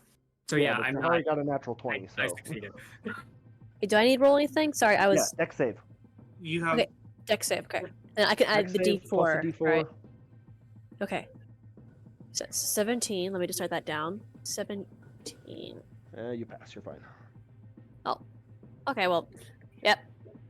Yeah, I because guess- the DC was 15, so you're fine. So Thevin has the -2 to dexterity from the spit. Yep. Yeah. And so does Andoril. Okay. Because he failed. He got a 4 + 5. So I can res Steven if he gets knocked down. So I'm focusing on the fairy fire first. all right. Yeah. So that is done with that. So we're good. Now I can stabby. Now you can stabby. Okay, so I'm assuming he would have just maybe talked out the plan, or maybe just quickly Yeah, I Uh, would have shouted, "There's enough space, everyone to the left if you're going in melee." And also, His, just his to commander clarify, training is on deck. just to clarify, she does not get her legendary actions back until after her turn, right? Yes. Correct. Okay. Okay, so let me look at my stuff. So I have if all she my had note things. Go ahead. Okay. I am going to basically, after dealing with that tentacle attack thingy, run to where Durin is. And I'm going to mechanically I'm gonna cast Hunter's Mark. Okay. So how long does it last? Okay, up to an hour. Okay, that's Yeah, good enough. concentration up to an hour. You'll be fine. And I basically, when I do damage to it, I One get good ranger. extra 1d6 force damage. Okay. So I'm basically gonna do that. Yeah. So basically, how I'm imagining she's running up there. Oh, I want to steal the goddamn. Maybe getting her blades out, and then maybe from what Adderall. Adderall. I keep saying Adderall. What the Shorty heck? taking drugs. Confirmed. There's an and in there. Take drugs to Andoril. How, can you say his name again? Sorry. Andoril. Andoril, not Adderall. Andoril. Yes. Okay, so she's kind of running up there, and she would be thought back to what he said about maybe some big thing he was showing her or whatever, right? Uh-huh. And she'll kind of look at maybe look for any places she can get that can from the grandmother where I could do extra damage. She's going to mechanically cast Hunter's Mark, and Nipples. I don't think anyone would notice this in battle, but that's the question I asked DM if he was okay with it. But her eyes are gonna maybe do a quick flash of her eyes are gonna glow a little bit while she does it. It's a quick, it's Mhm. maybe maybe a little less than a second. Mhm. Yeah, but then then I'm gonna start attacking these freaks. All So right. I'm up against next to Durin. I'm going to do my normal short sword thingy. So I don't want to use a lot of anything that takes away my movement just because I have to move. So short sword. We have advantage, yes? Or Yes. only this? Because you are with. They're not flanking. Oh, they're not flanking. Oh, okay. Yeah. No. No, so they're no. all on the same side. So Okay. it's If sneak we're attack. flanking, we're but going no to start advantage. getting hit by our own fireballs. Yeah. Yeah. Yeah. So you sneak wouldn't attack, have. yes, but no advantage. Yeah. No sneak attack, but no advantage. Yeah. Okay. So. Okay, so only the. Okay, so does a 19 hit? 19 does in fact hit. Provided the first Okay. one hit. Okay, that's 8, and I can always reroll. Yeah, that's 9. Okay, Nice. so 9 your is the sneak bigger attack. one. And then sneak attack. It's 8, So 9 + 8. 17. Okay. The short sword. 17 since I hit damage. that- Good damage. Good damage. Yeah, and it's because I did that, I got advantage on stagger. So it's. Yeah, it's 24, but then if I. 24 Yeah, I'm gonna do the does hit. 24. So 24 does hit. hits. Yep. Okay. Yes, that's 4, but I can reroll 4 again. Okay, so And- That dagger is And your sneak 4. attack. No, you only get sneak attack once. Oh, I didn't realize she'd rolled it on the first Yeah, one. sure. Never mind. However, she gets 2 more d6 for Hunter's Mark. Yep. Yeah, I could do it. Well, first, I could do my another dagger because that's No, just. you can't, because you used your bonus action for a Hunter's Mark. Yeah, that is true. Yeah. So Oh, you, only okay. you only get your first dagger for your sword, weapon, whatever ability that is that's on the weapon. Oh, okay. Now So- that Hunter's Mark is up, next round you'll be able to do it. Well, yes. she did Hunter's Mark before those attacks, so she still gets the 2d6 for those 2 attacks. Yes. It says it lasts up to an hour. So it's Yeah. like. Okay, so 2d6s? 2d6 in Hunter's Mark damage, which is force Okay. damage. She couldn't use legendary resistance on the Hunter's Mark, could she? Nope, it's not a Okay. save. Yeah. And should Okay. can I re-roll the damage with my feat that I got, or? Because I don't What's I- the wording of the feat? find it. Once per turn, when you hit target with a weapon, you can roll the weapon's damage dice twice and use either roll against the target. That would just be off of the weapon, not the spell. Yeah. Okay. And it's also only once per turn. You can't use it on every weapon attack. Mhm. Well, now I know I'm not going to do that again. I mean, I'm letting Okay, it. so- And knowing that, I'll let it slide this time. But yeah, from now on. Yeah. Now I know that. I'm learning that. I didn't mean for that. I thought that feat Yeah. seemed a little broken. Yeah, I was like, oh, this is great.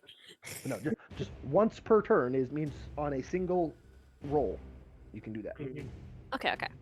Um, So 9 plus 8, that's 17 plus 8 again because 4 plus 4.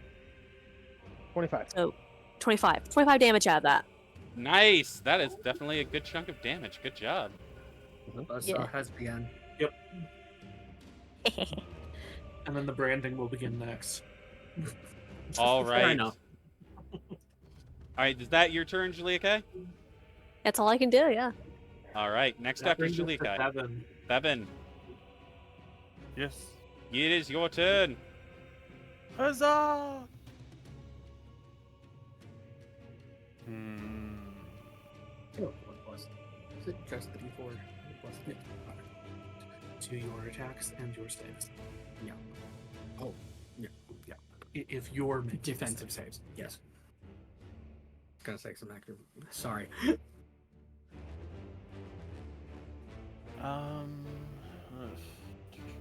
Making sure to roll. Much damage. It'd be really great if we could kill it before the reinforcements arrive. Oh wait. Throw- So okay, I was wrong. So Oh, no. the thing is though, is it says the scream will summon, a D6 darkspawn, which I rolled that, so that's 4 darkspawn. But it says arriving in D3 rounds. I So don't you roll know. a d3, What's a D3? half of a d6. Okay. So what you do is you roll a d6. 1 and 2 are 1. 3 and 4 are 2. 5 and 6 are 3. Okay, so I'll roll the D6 then. Hold on. See what happens. I've never wanted the DM to roll high before. Yeah. That is a 2. All right, so they will show up at the end of this round. Yep. Or beginning of next round, however you want to. Yeah, it'll probably be beginning of Good with next that. round, yeah.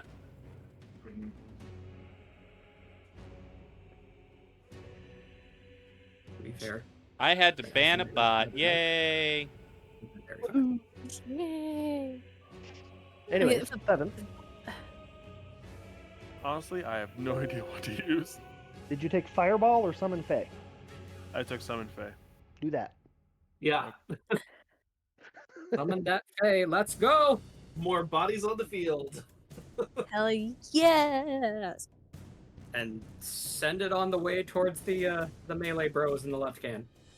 Depending Well, on depends on what it which- does. Fae you get. I was still gonna have it moved to the left corner. All right, I That's need good. to The choose right between side is the Fuming, damage side right Merciful, now. or Trixie.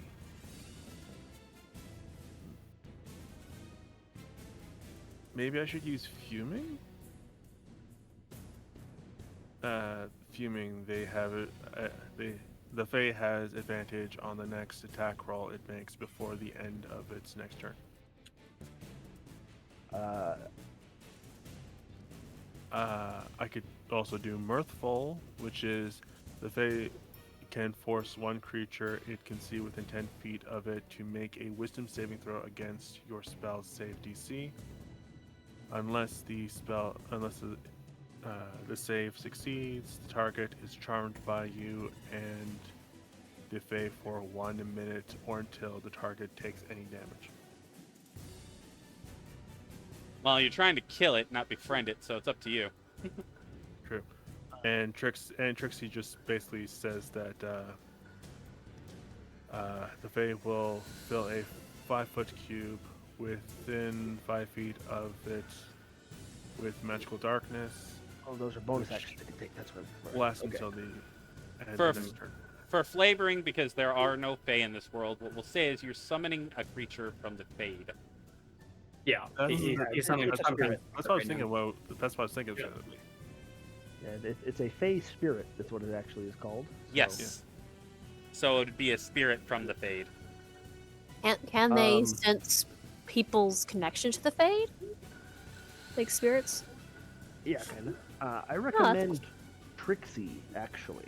I would say yes, and that's why they're helping Seven, because they feel a connection with him. Oh, okay. Mainly due to my backstory. Anyway, Yeah. And they're probably going, "What's wrong with that human over there?" in which I respond with, "That is no human. That is stain upon this world." Oh God. Calling Durin a stain? I was referring to Durin. Oh, I'm he sorry. might have thought you were talking about the Broodmother. I was talking about the Broodmother. I The assume that's Broodmother's what he fucking thought. I stain. was just like, oh god, oh I mean, no. I'm sure the Rub the Fae has fucking hell out of multiple it. questions about many of the party members. Probably. However, I recommend Trixie actually. Okay. Then we summon a tricksy creature, which creates a 5-foot cube of magical darkness. As a I was gonna bonus say- action on its turn. If you So- two have dark vision, you can hide in the darkness, Which and I will your just summoned be at the spirit, front. I would say, goes on your turn. So that way Yeah, we it actually can. specifies it goes on your Oh, turn. okay, that's good then. It actually takes its turn immediately after mine. Yeah, exactly. Uh, But you can use that darkness to make it so that the Broodmother can't see, by putting it over its head. Because it can't move out of the darkness. You can also use it to block the minions that are going to show up, to make it so that they have trouble. Dark Vision can't see through magical darkness, but Devil's Sight can. Fair. Yeah. Yep, I'm going Going to. to get paid. This Fae will be summoned over the Broodmother. The less it can see, the more of a chance we actually have. All right. Because if it can't see, then all of its attacks are going to be at disadvantage. And Which again, includes all the people that are not in the circle anymore. legendary resistance would do nothing against this, would it? Nope, it's not a save. Damn it. Yeah. Yep. This is just. It's There's in literally the air. It is blackness just around it blind. now. If it could move, it could walk out of the darkness and be fine. It just takes time. Yeah, It has no combat move it speed. literally has a 10-foot movement speed.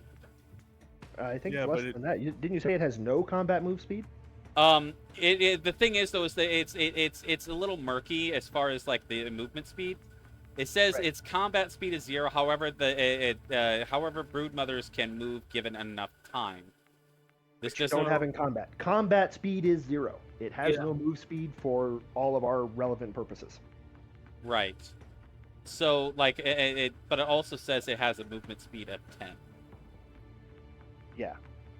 So That's why I'm a little confused. That means that out of combat, when it's not fighting for its life, it can drag itself 10 feet at a time. Yeah, I would say like 10 feet a minute, basically. Right. yeah, but the important thing for our purposes is combat speed of 0. Yeah. When you're in combat, its speed is 0. Right.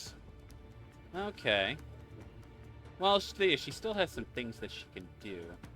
Yeah, Yep, she no, can. after It blind doesn't hit, prevent her from doing anything. She just can't see anybody. So unless she has like tremor sense, she's flailing to hit people.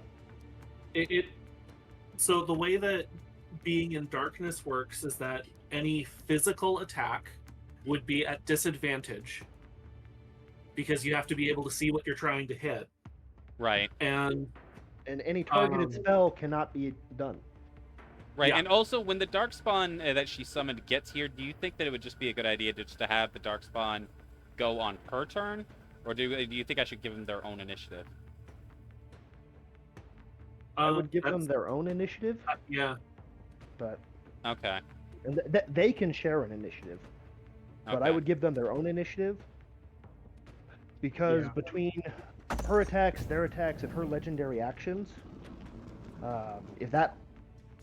if all of that happens at once, you run the potential risk of just annihilating somebody before anybody else has a chance to take an action. All right, so Yeah. 17 on for their initiative. So they go after her anyways.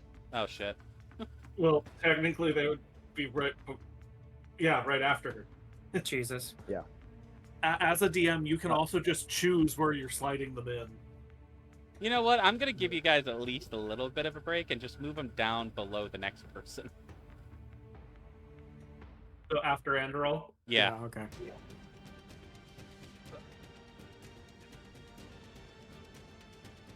All right. Like there is, like, as written, every creature is supposed to get its own initiative, because when you do block initiatives, you run the risk of over damaging anybody, because Right. nobody else has a chance to take an action or provide heals. but But the it is way a you've lot been easier doing it, in multiple combat to just have all of the enemies go in a single time. Right. but the way you've been doing it, where they each target a different person, Has worked Keeps out it really well with that. balanced. Yes. Pretty much. So- Yeah. Say it again. You guys kind of talked all at once there for a hot second. where you've been having them take their initiative all at the same time, but each picking a different target, still Uh-huh. keeps it balanced. Yes, Yeah, that's the way worked I've very been well. trying to do it. Yeah. Mm-hmm. But, all right. So, that was the darkness. So what's next after that? Technically, We're that's back the to phase bonus action. It still has an action. Okay, so yeah, go ahead. This thing can multi-attack. Yep. Attacks equal to half the spell's level, rounded down. Which is 1 right now. It's a 3rd level spell, isn't it? 7? It's a 3rd level spell, yes. Yeah, so it only gets 1 attack right now. Oh, okay. But when you upcast it, it gets more attacks. Oh yeah. Mhm. All right. But like at the 7th level, it'll get the 2. All right. Well, let's Yeah. keep it going then. It gets to make an Yeehaw. attack roll.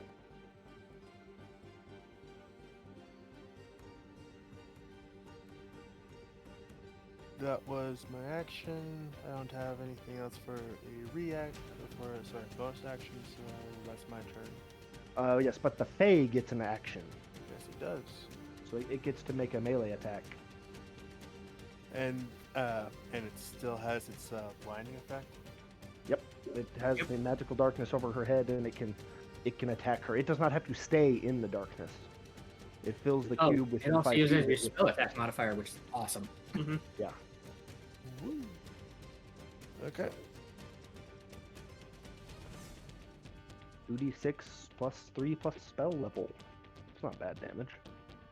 2d6 plus what? That's the damage that the Feyblade does is 2d6 plus 3 plus the spell's level. Okay. So roll your to hit for it, plus your spell attack modifier, which is what, +7, +8, something like that. He has a +6 with me. Oh yeah, so you got a 6 plus 6 is a 12. 6 plus 6 is 12. Yeah. Okay. Which I'm pretty sure misses. Yeah. Well, it's still blinded, so. All right, so that's Thevin's turn. Who's next? Top of the order. You're- All right, so it's the Ordered Brood Mother, Broodmother. and the darkspawn that she summoned come in, you see them crawling through these other little holes in the wall, these little tunnels that are in the sides of the walls. They crawl out of these little tunnels and they enter in, and you hear them screech as they get ready to attack. So, but we have the Broodmother first. So let me see. She doesn't have her legendary actions yet, so she is just going to attempt a normal tentacle attack then.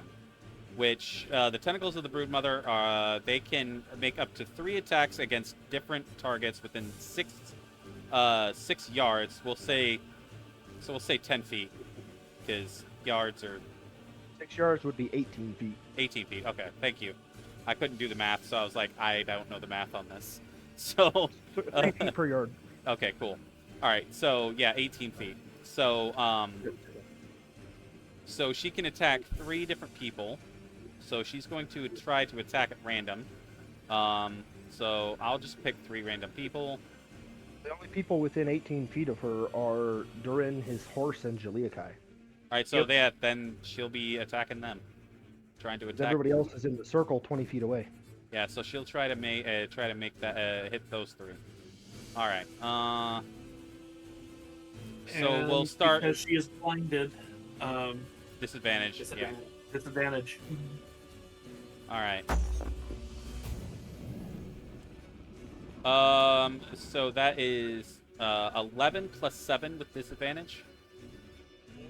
On which person? I'm starting with the starting from the top. So it was Andorol, right? You said Andorol was over there, or who was over there? No, you. Durin, Jaliakai, and his horse. Okay, Yeah. so we'll start with Durin and just go our way down. Okay. So, So yes, that would hit me. okay. So that is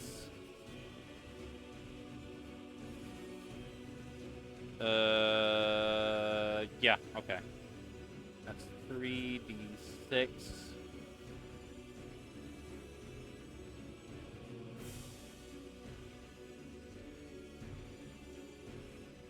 All right. That is 12 plus 7 in damage. Okay, so 19. All right. Now for the horse. Who does not have That is nearly a as- 2. That is a natural 2. That is it missed. 9. yeah. Horse is like, nay. I was Yeah. like, it does not have nearly as good of an AC, so I was expecting it to just be dropped at this point. Yeah, that is a natural 2 plus 7, so yeah. Yeah, so it missed. 7 to attack. Holy shit. All right. Well, disadvantage. This, yeah, the thing. Yeah. So that because it got lucky because I rolled an 18 and a 2. So Okay. and for Jaliakai, that is a natural 1. Yay. So that would have been it. That would have been it. That was 8. So Thankfully, yeah. the only person who got hit was the really tanky one. Thank goodness, yes. I'm up that tanky. I'm just good stabbing. All right. So Yeah, but that will be her turn. She can't do anything else. And Andorol. Andorol is going to take a shot with his bow again. Or Adderall, as the cool kids say. Right, right. That is a 17 plus 5. Nice. Heyo! So that hits. So, all right.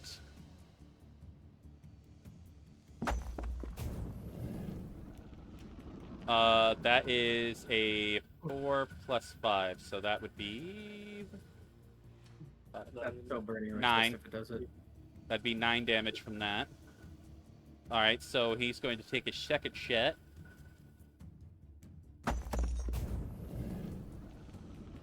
Oh, damn, he rolled a natural 3. Shit, that one will miss. Whoosh. Yep. All right, so that's Andorol's turn, and now we're on the Darkspawn. So one of the you have a Darkspawn emissary, and they are going to attempt to that's right, I saw dispel something on my next turn. the darkness. So I forget how do you dispel darkness? I have don't think you dispel do. as I have dispel on the list here, but I didn't put the description for some As fucking the reason. dispel magic, Yeah.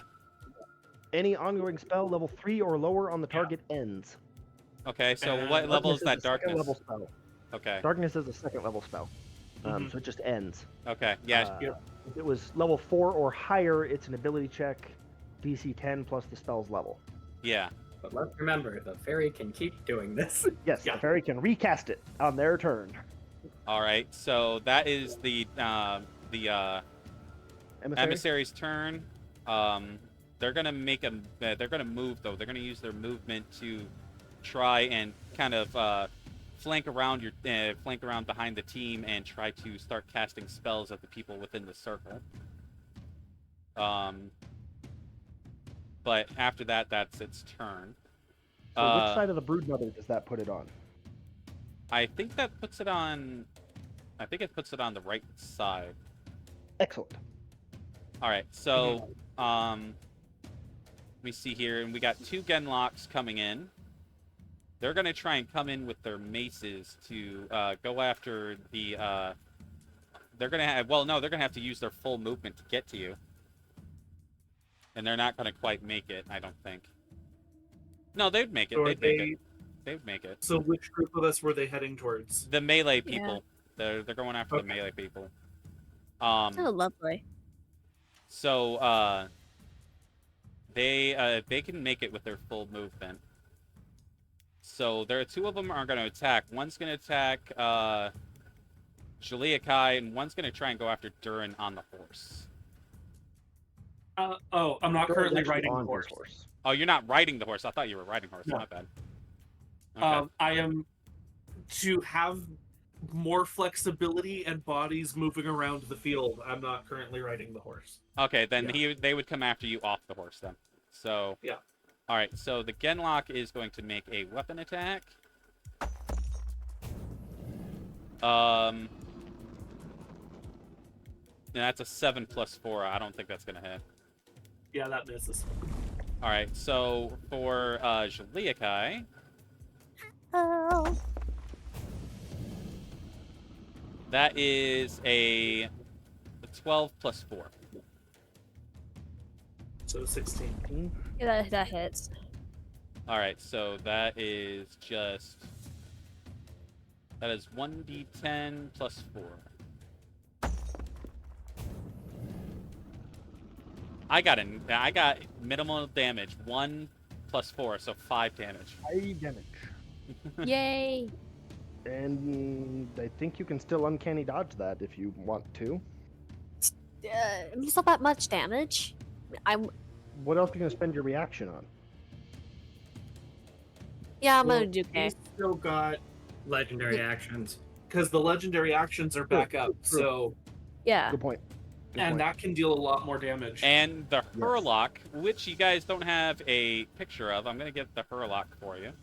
So that way you can see They're that. just bigger, meaner Genlocks. Kind of. Maybe also uglier.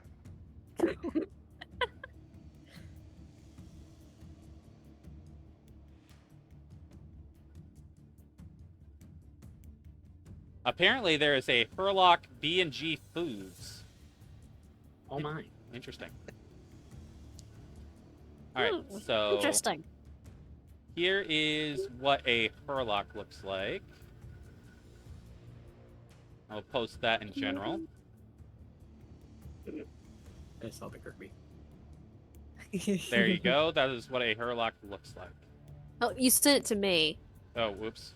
Can you copy and paste that and put that in frickin' general for me? Yeah. I'll forward it. There you go. Great. Alright. Because all I see is a Kirby with a knife. I'm like, That's in table chat. Go actually to general chat. oh, okay. Alright. Okay, here we go. It's the hobgoblins. Yeah, the Oh, Hurlock that's is wielding a great sword. He's going to come at the people within the circle, not knowing what the circle means. So, He's gonna run into the circle and stop. Because he's a very bad idiot. all right. So Oh, he's gonna okay, run into the okay. circle. So, what is there like some sort of save that he has He to make? physically cannot enter the circle. Oh, He physically willingly cannot. cannot enter the circle. Okay. Okay. If he tries to teleport into the circle, then he has to make a save to get in. Okay. All right. Yeah. But So he he's just physically gonna. cannot walk into it. He's just gonna like run into like a wall, basically. Yeah. So that's what happens. He hits the wall, and he starts beating on the wall with the sword. If somebody was within 5 feet of the edge, which since our melee fighters ran off, they're not, Mhm. he could attack them through the circle barrier. Right. But he cannot enter the space of the circle. All right. Yep. So yeah, he's Not like, willingly. he's just like sitting there hitting the fucking wall with his sword. Mhm. Yep. That's right. You can't get me now, can you, bastard? I'm also now questioning how the tentacles got into the circle. They're a weapon. Round. That's true. Yeah. All right. So that Good is thing those going to wolf freaks are conclude. idiots. That is, yeah, Darkspawn are actually not considered that smart, unless they have an archdemon leading them, which they don't. So, Valid. So yeah, next would be Shahari. Shahari's next. Cool. And as a reminder, Um, she is blessed. She's blessed, and she's going to, because she's actually still in the circle. Yeah, Right, and the I need- Broodmother has her legendary actions back, so I'm gonna mark that down here. All right. All right. Okay. Yeah. I made the concentration check. I forgot to roll when I got hit. All right. Shahari is going to move forward and attack the Hurlock, Okay. which is only using like 5 feet of movement. She doesn't have advantage on that one. That's going to be a total of. Oh, wait, I got to roll my bless. Does that D4, right? Yes. We can use the blessed one, like, there's no like limit how much we use Yeah, it. as On long as it's every there, attack. you can use it Yeah. every. Oh, I should have been doing that then. But none of that. Yeah. Until I lose concentration, everyone Does who has it it. 14 hit the Hurlock? The 14 does actually meet its AC, so yes. Excellent. Awesome. So she's going to do 6 points of damage to the Hurlock. Okay. And then she's going to run past it and not take an attack of opportunity because she has the mobile feat. And Nice. she attacked him. And Go she's Shahari. going to go behind one of the Genlocks that are flanking the other people and use her bonus action to attack one of those. And she's flanking with that, so she has advantage. Go for it. That will be a 26 to hit. That'll I'm definitely assuming hit. that's going to hit. Yep. She's going to sneak attack that one because she can. Nice. That will be 24 slashing damage. Ooh. Yeah. The Genlocks don't have a whole lot of health, so she just straight fucking kills him. Exactly. Excellent. That's what we like. Yep. Get knocked down. The number of attacks. Yeah. And Like, fuck this one specifically. she might add that. She's got a move speed of 40. So she Yeah, might because have enough movement speed to get 24 was behind the other one. exactly his HP. That was exactly Yeah. his HP, 24. Yeah. So if she has movement speed left to make it, she's going to then move to flank the other Genlock. Not Yes, she has I any think. attacks left. But Yeah, I think she would have just enough to finish that. She has a movement speed of 40. Oh so- yeah, she would definitely have just enough speed to Mhm. get there. Yeah. So now she's flanking the other Genlock, which is flanking whatever the two people. Well, attacked me, so I'm assuming me. Yeah. So. So and yeah, that's you her took turn. care of the one that was on Julia Kai. Now you have the one that's on On Durin. Durin. Yep. Yeah. Mhm. So Alright. And that's the end of her turn. all right, sweet. So Rosengrantz. Okay. First thing, we're starting off with bonus action. Sorcery Incarnate is starting now. Cool. Good call. Good call. For the record, Um, he's not going crazy at this point. It is just Actually, at like the his end, eyes are glowing. at the end of his turn, I gotta Okay. remember that she has fucking legendary actions. I don't do bosses very often, so I keep fucking forgetting. Fair enough. So, all right. So at the end of Shahari's turn, she technically, it's more of an it, but you know, when you read the lore, it's more of an it. Yep. But so let me see here. Yeah, she's going to make a enormous tentacle attack with her legendary action, which is going to cost her two legendary actions. So, For the record, it's happening before my thing, so I still have my 20 AC. Yes. so everybody that is in the circle is going. I'm gonna have to. How many people are in the circle right now? 3 people. Well, the horse, 4. Durin, and Jalea Kai left, Nope. so 4, right? Okay. And Shahari left. And And Shahari. Shahari left, Scree, yeah. Rosencrantz, and Andorol. Mhm. All right. So yes, we're gonna start off with Andoril. He will make a. And we'll have to roll to hit. That is a natural 7. So I don't. Yeah, that's not gonna hit Andoril. So it's a 14. Yeah, that doesn't quite make his AC. So These things are at a disadvantage too. yeah. Yeah, because you're in the circle still. Yeah. Yep. All right. So again, who's next after? Rosencrantz is the next one who's in the circle. Okay. Yep. All right. So that is I rolled a 19 and a 17. So 17 plus is 7. definitely gonna fail Yeah, 17 plus 7. because I am still shielded right now. So then Scree would be next, who's in the circle. You said it was 17 plus 7? Yeah, 17 plus 7. So that's a Wait, what? 24. But it was at disadvantage. Yeah, I The rolled a other roll was a 19 and 19. a 17. Oh, a 19 and a 17. Okay, no, okay, so I am going to take it back. Yeah, we misheard. Yeah. I thought the 17 was the roll. No, it was 17 plus 7. Sorry, I should have clarified that. So that is going to Okay. be All right, how much damage? 3d6 plus. So that would be 16 plus 7 for damage. 16 plus 7 is 23. How many Yeah, I rolled 30s? high. I rolled 16 total plus I 7. can see that. And then the last one in the circle is 7. All right. Scree also needs to take his attack. Oh, right. All right. So we'll do Scree and then Thevin. All right. Disadvantage. Oh, that's so sad. I got a natural 20, but I can't use it. No. Yeah. What's the other roll? That would be a 14 plus 7. That's a 22, 21, something like that. It'll hit me. 14 plus 7 is 21. It'll hit me. Okay. 3d6. At least No, it's not- not a crit roll. Not 4d6. Yeah. 3d6. Thank you. Okay. That is 11 plus 7. 18. 18. All right. And finally, Thevin.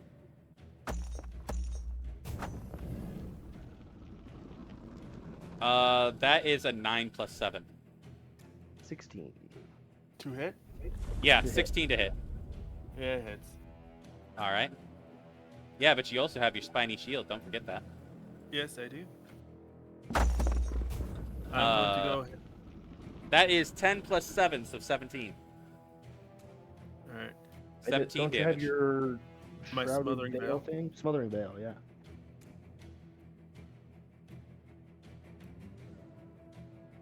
So that would have that.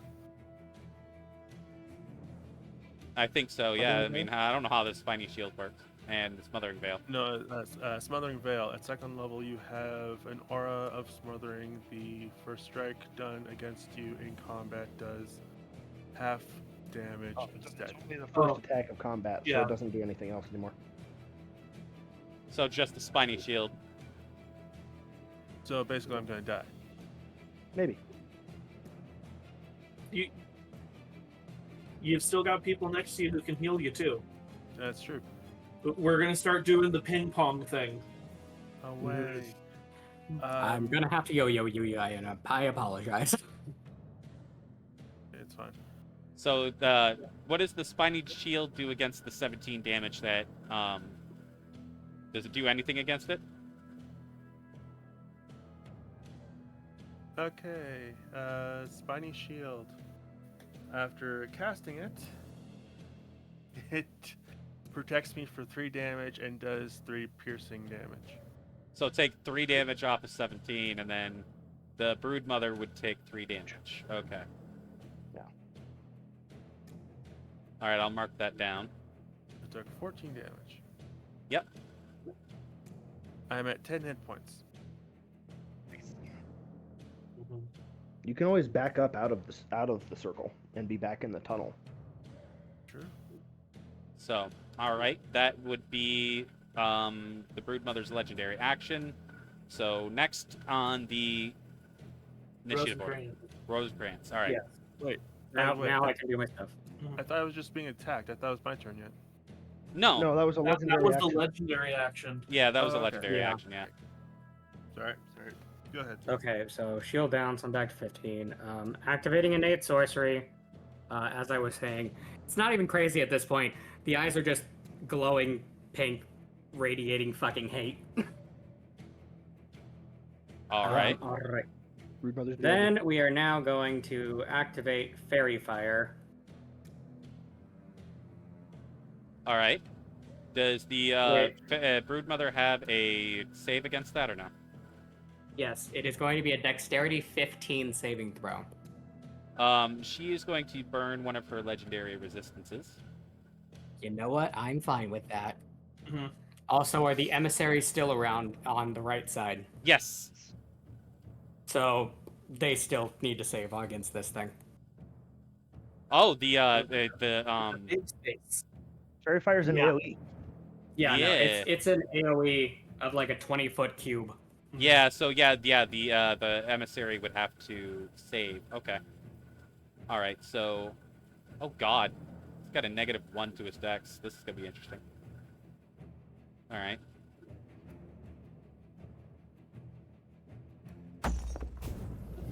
Ha! Natural 3 -1, so 2. Okay, so attacks against it are gonna have advantage. That's good. Yep. That is good. Yes, sehr gut, ja. And it cannot benefit from the invisible condition. Yep. Alright, All so right. that's going to be the end of my stuff because I am still here in the circle. Okay, so then it would be to Durin. Durin, you're up. So unfortunately, did not end up getting advantage. So I'm not going to be able to benefit from the extra sneak attack stuff. But that is okay. It's still burning resistances right now. It is still burning resistances. So I'm going to take my 2 attacks on it. All right. Are you kidding me? That's a 12. Yeah, that'll miss. Are you kidding me? 2 12s in a row? Yeah, awful. both of those will miss. Okay. Also, yeah, because I have to keep myself up. So I am going to be using some of my lay on hands on myself. I'm going to be pumping 10 points into myself just to keep myself over a threshold where I might get dropped. Alrighty. Keeping myself out of crit range. Yep. Sounds good. Sounds Um, good. And then my steed is also going to take its attack on her. So that's a 12 plus 8, so that's 20 to hit. 20 does hit. Okay, so then that's going to be, where's the d8s? There it is. So that is 8 radiant damage. All right. Mark that down. And I don't think fiends aren't vulnerable to radiant, are they? depends. Some of them are, some of them aren't. Yeah, it doesn't say on here that it is. So yeah, I don't think it is. Okay. I just wanted to double check. Fiends usually are not vulnerable to radiant. Okay. Yeah, unless it says in its description.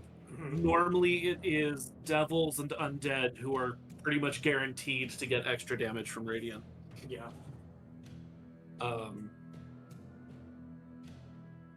Certain aberrations do too. Okie dokie. That finishes our turn. Yes. All right. Who's Because next? I missed. Oh wait, I forgot. I blessed myself. Yeah, So you those got your D4. 12s might actually, if I roll high enough on those. Yeah, D4s. roll 2 d4s. Yeah. So the first one would end up being a 13, Still would miss. and the second one, 15.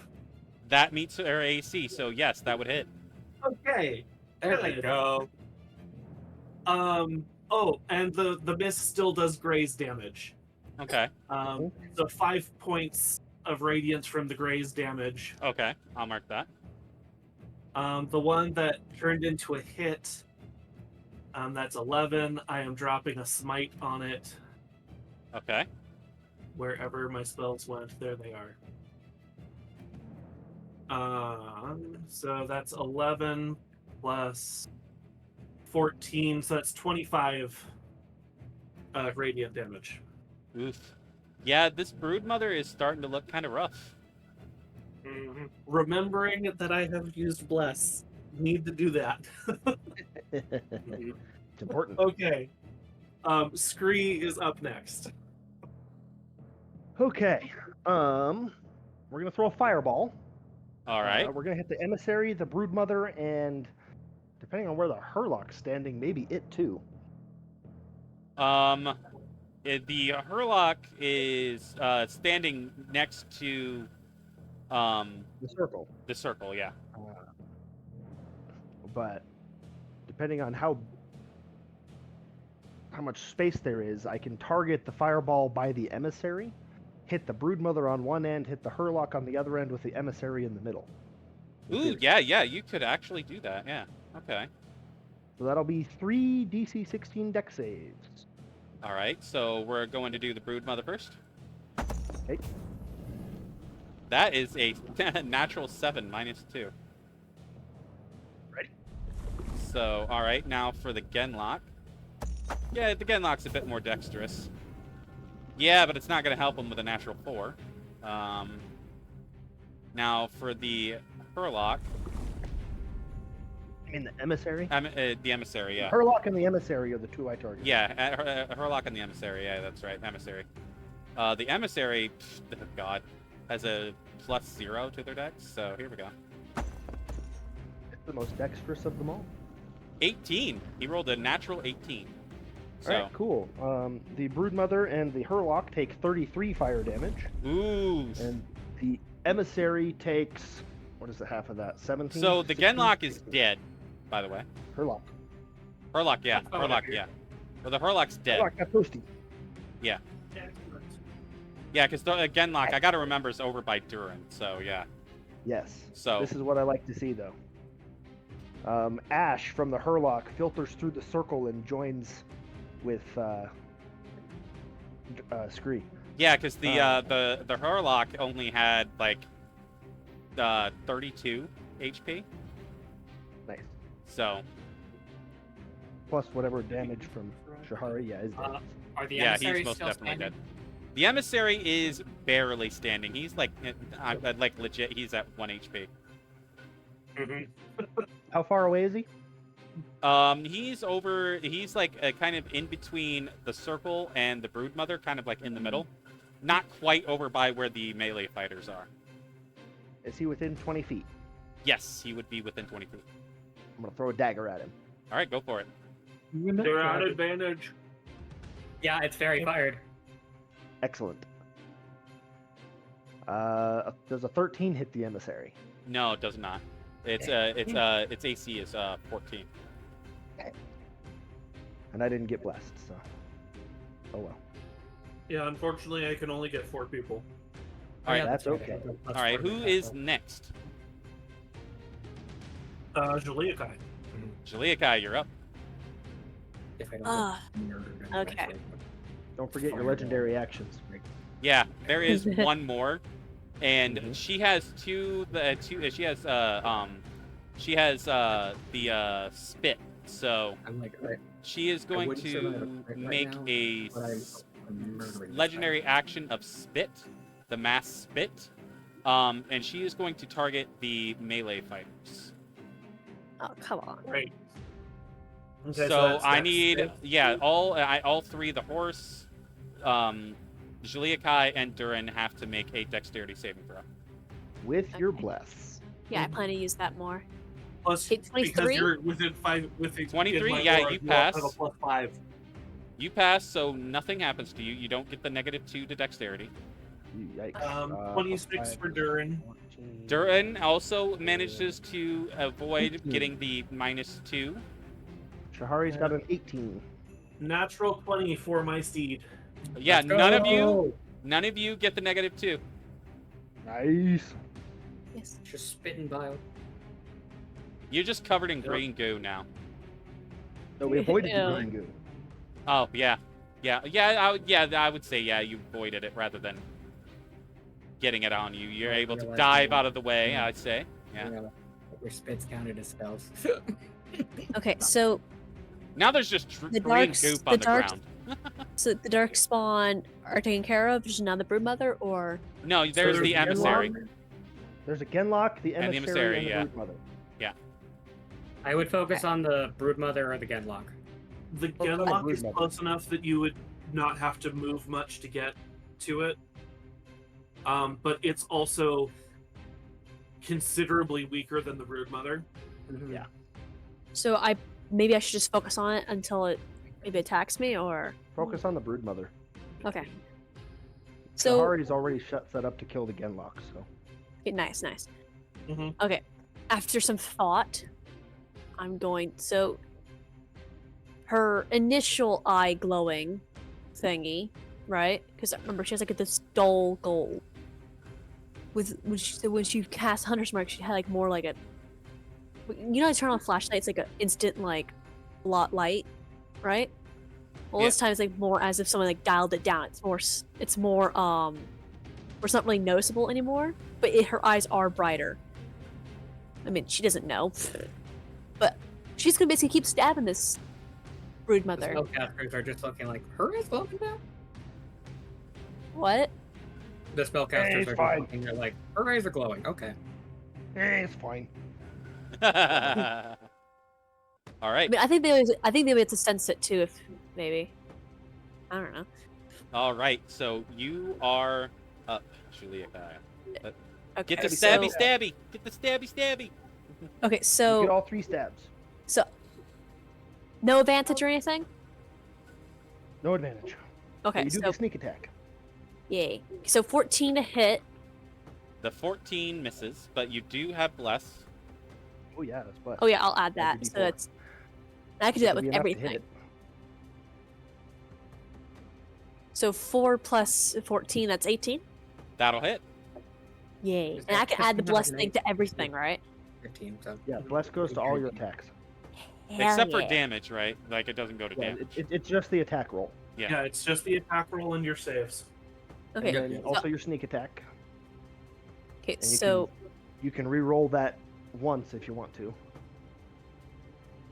okay, so I'm thinking maybe like I'm gonna So now I know that I only re-roll the damage thingy once. I'm gonna do it with the short sword one because that's more chance of having more damage. That's Yeah. 5.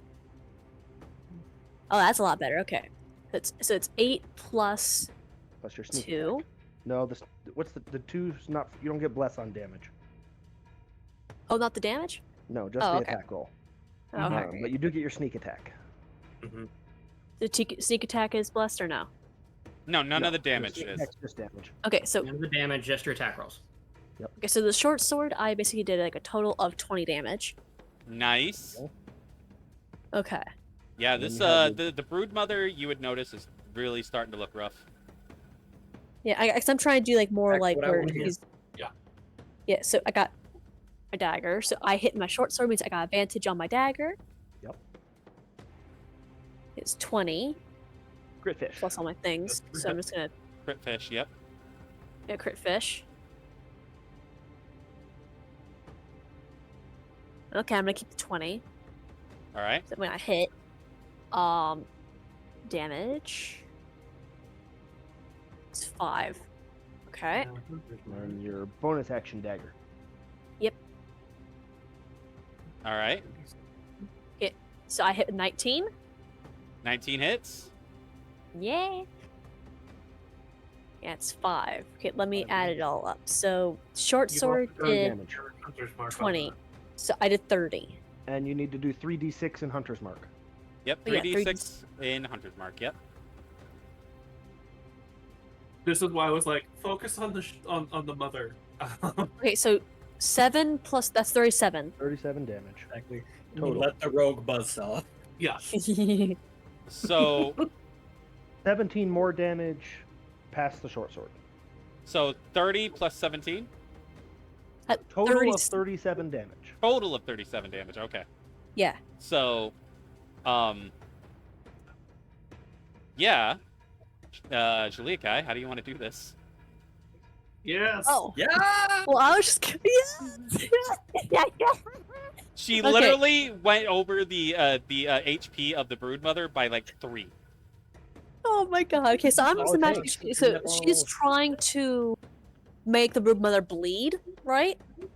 Because instead of just like a deep cut, I would because she's just, basically because blood's really important stuff. Much cut, and I think she would.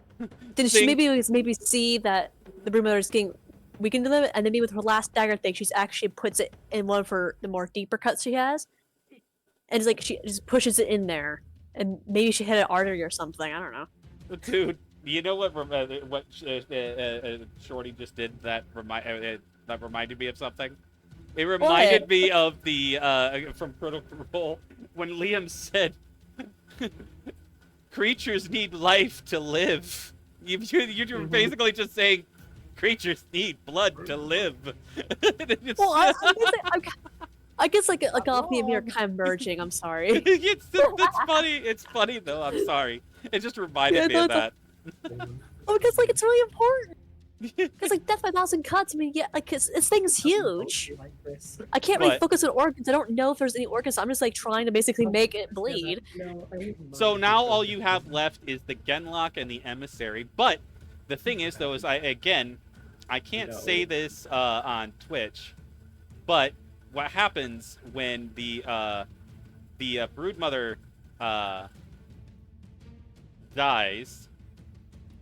I'm gonna put that in general. I'm not gonna put it in the in Shorty's DMs. Mm-hmm.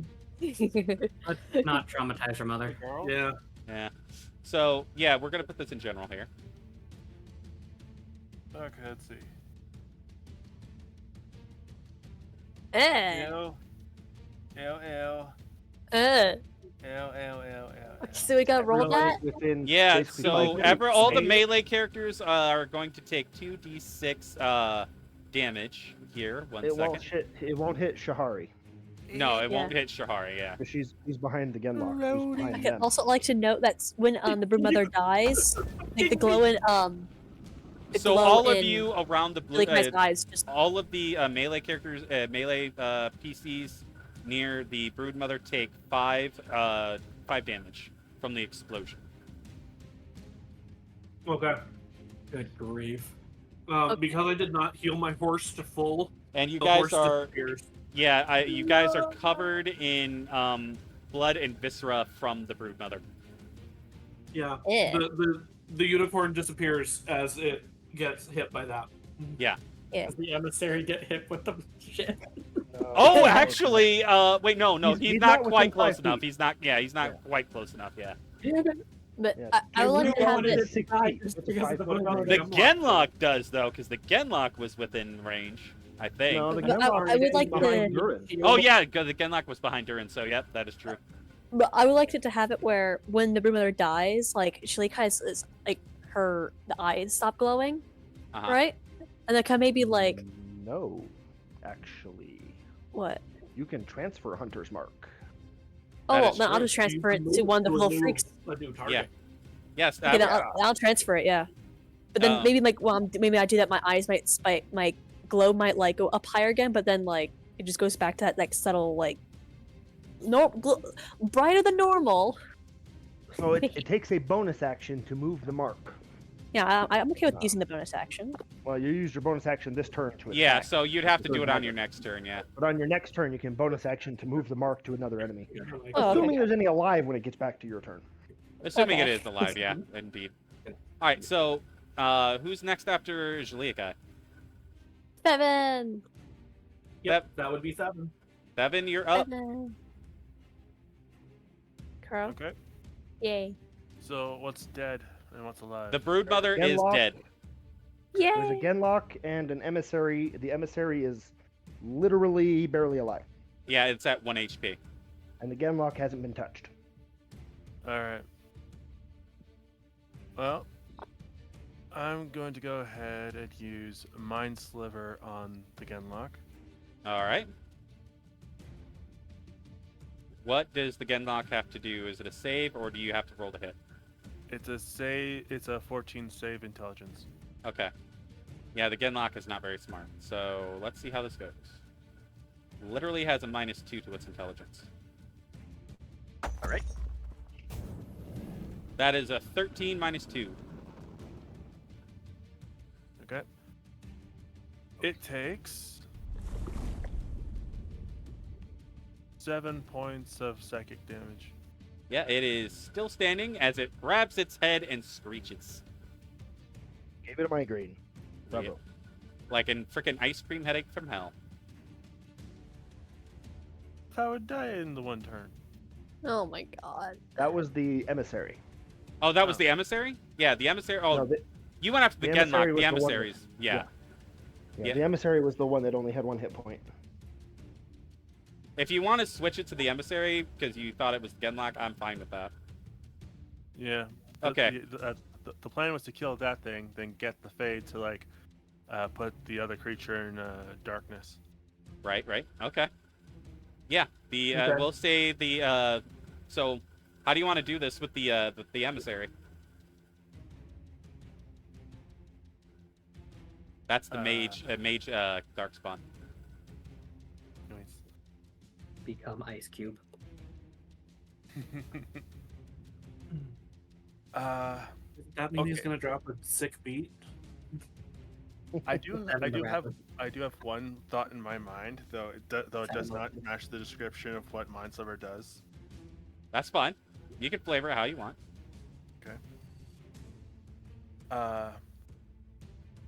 Thevin would look at the emissary. His eyes would glow into ethereal green, and by concentrating his power, he manages to make the creature's head basically rip into shreds, where a ripped veil now appears. Nice. I like it.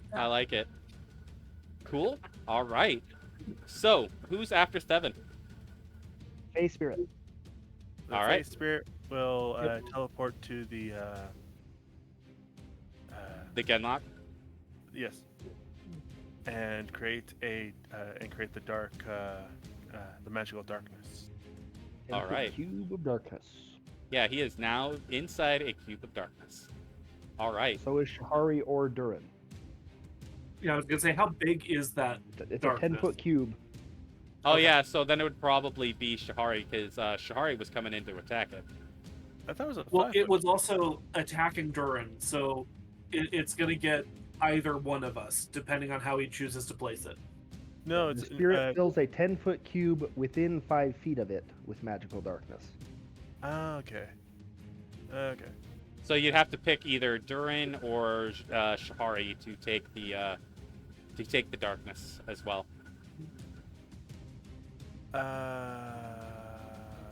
Kahari goes first, so I would put Durin in darkness. I was thinking that, yeah. Yeah. Alright, Durin in darkness. All right, who comes after the Fae? It goes back to the top. All right, so Andoril. Yeah, because the Broodmother's dead. So the Andoril will take a shot at the well, no, because you can't see the Shoot it at disadvantage. yeah, that's what I'll do. All right, so he's gonna take a shot. All right. Oh, that one. That is a 7 plus 4, so that's gonna miss.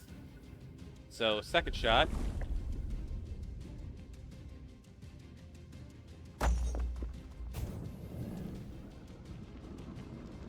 That is a 16 plus 4, so that will hit because I got a 19 and a 16.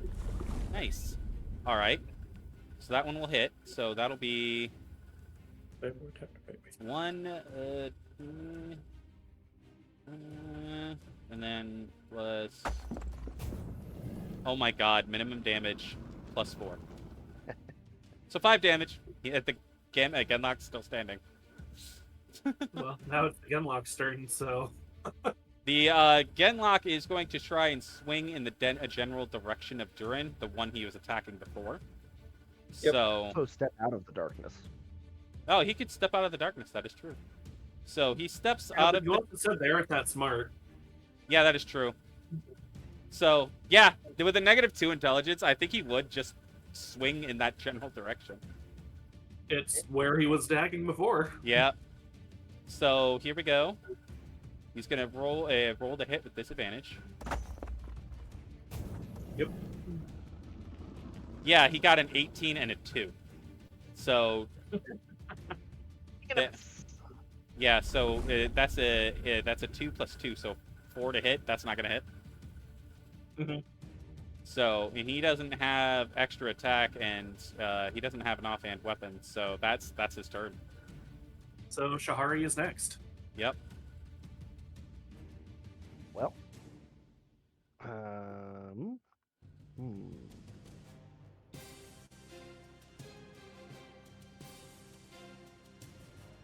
Can't do that because it's targeted. So I guess she'll try to attack with a short sword. She's going to take an action to steady aim. All right. So she's going to roll at neutral. It's not equal. Nice. For a natural 20. Nice. Let's go. Yes. But does she still get sneak attack? Yeah, because Is she's Duran's right flanking there? with Durin, essentially. All right. Yeah. Cool. And That'll She has be allies within 5 feet of him. 22 damage. it also has That no idea Genlock roll. is dead. Nice How does wisdom. Shahari want to do this? She doesn't know. Okay. She can't see it. Oh, She's true. like, it was right there. She like pauses for a second, like pulls her sword back, like wait, and just like stabs into the darkness, and feels that it hits something. Yeah. So when when he falls out of the darkness, essentially, dead, she would see that she stabbed him right in the middle of the spine, and out his chest. Hey, there's our darkspawn blood. Oh yeah, we got lots of dark spot left. So And that other ends fluids I combat. don't want to think about. You guys are officially out of combat. So, you guys get things. So for every darkspawn that you killed, you get 50 gold. Okay, so that's going to be 200 gold. Yep. Plus the Broodmother, so that's... Or is she considered separate? She's separate, yeah. Okay.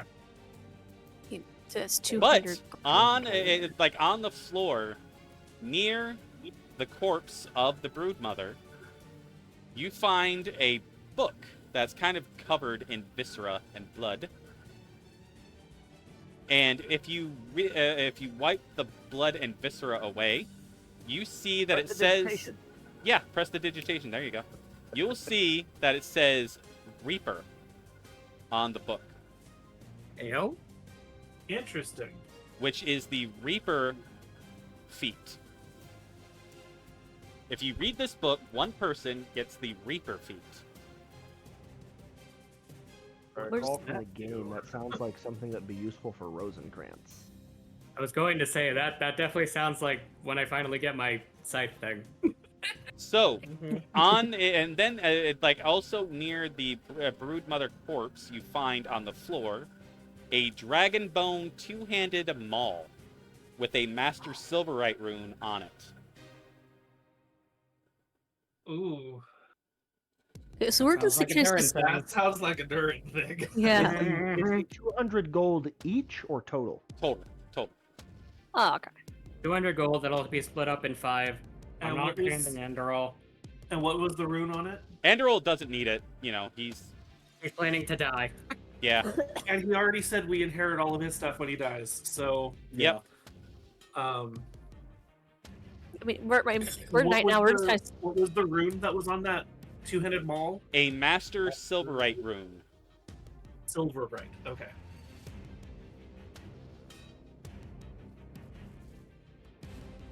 I'm kind of And it's imagining... made out of dragon bone. A dragon bone maul is what it was? Yep, with a Master Essentially, Silverite dragon hammer. rune. Yeah, that's the best gear, you know, in Skyrim. And once again, you become even more of the paladin. Yep. He now has a holy hammer. Oh. Anyways. Yeah. What was the Did you rune? find anything else? He said it's a Master Silverite rune. Yeah. Okay. Master Silver rune. So we just killed everything. Now we're just kind of like looking at... Loot the Well, corpses. we're quickly gathering things because with that scream, I'm sure more things will want to come. So we don't want Oh. to hang around too long, but we do want to get the good stuff. I was just gonna The like have magic it where... circle lasts an hour. I was gonna have it So- where her, like after like Darkspawn died, right? Or no, since I didn't like get to have an attack on the others. Basically, after the Brewmother died, So the real eyes quick, go back to normal. But let me tell you the stats so that way whoever gets this can have the stats written down. So with this, it is a +3 to attack and damage roll. God damn. When you hit with this maul, you get to roll a d6, and the maul deals an additional 2d10 damage to the target. The type of this damage is determined by the roll. So if you Okay, roll, slow down a little bit. okay, You said an additional 2d10. 10. Okay. And then the d6 determines the type of damage. Yes. So with a 1 on the d6, you do fire damage. With a 2, you do acid damage. With a 3, you do lightning damage. With a 4, you do poison damage. And with a 5, you roll you do cold damage. And if you roll a 6, you don't do any extra you don't do any element damage, you just do bludgeoning damage, an extra 2d10. Fucking sorceress burst as a maul. Yeah, That- with that a, is- you just do with a 6, you just do 2d10 bludgeoning damage. You do an extra Okay. 2d10. Well, no, yeah, bludgeoning, not force. yeah. Okay. I'm also remembering that that is relevant to you because you just make everything radiant. What's the... Oh. I mean, but this would still, because that's a magical effect on it, Yeah, that yeah, would still be what it is. But that's fair. What does the Reaver feat entail? Okay, so allow me to get that for you. Hold on. Oh, it's And was Reaver. there any other loot? Yeah, no, it's Reaper. R-E-A-P-E-R. Yeah. Okay. Reaper, not What is Reaver. that feat? Yeah, give me a second. Let me get to it. Thank you. Mostly asked because I found only a homebrew one online. As far as leaving, Scree's going to suggest everybody but Shahari go ahead and head back to camp. Okay. So with the hold on.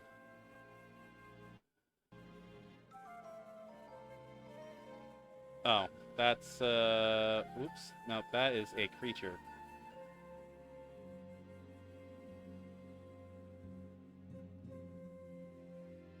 Okay. Yeah, it might just be what you found. The homebrew one that you found is probably the exact one that I'm talking about. More Is that likely. the mastery with scythes and sickles? Yes. Okay. Yeah, for the record, I am going to please kindly say I'm gonna take that, guys. Thank you, love you. I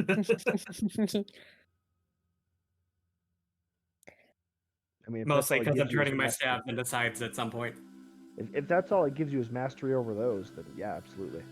Yeah. It's you also gain a +1 bonus to attack rolls you make with the weapon. When you use a sickle, its damage die changes from a D4 to a D6. Use a scythe, its damage dice changes from 2d4 to 2d6 or +2 on the damage, if not d4.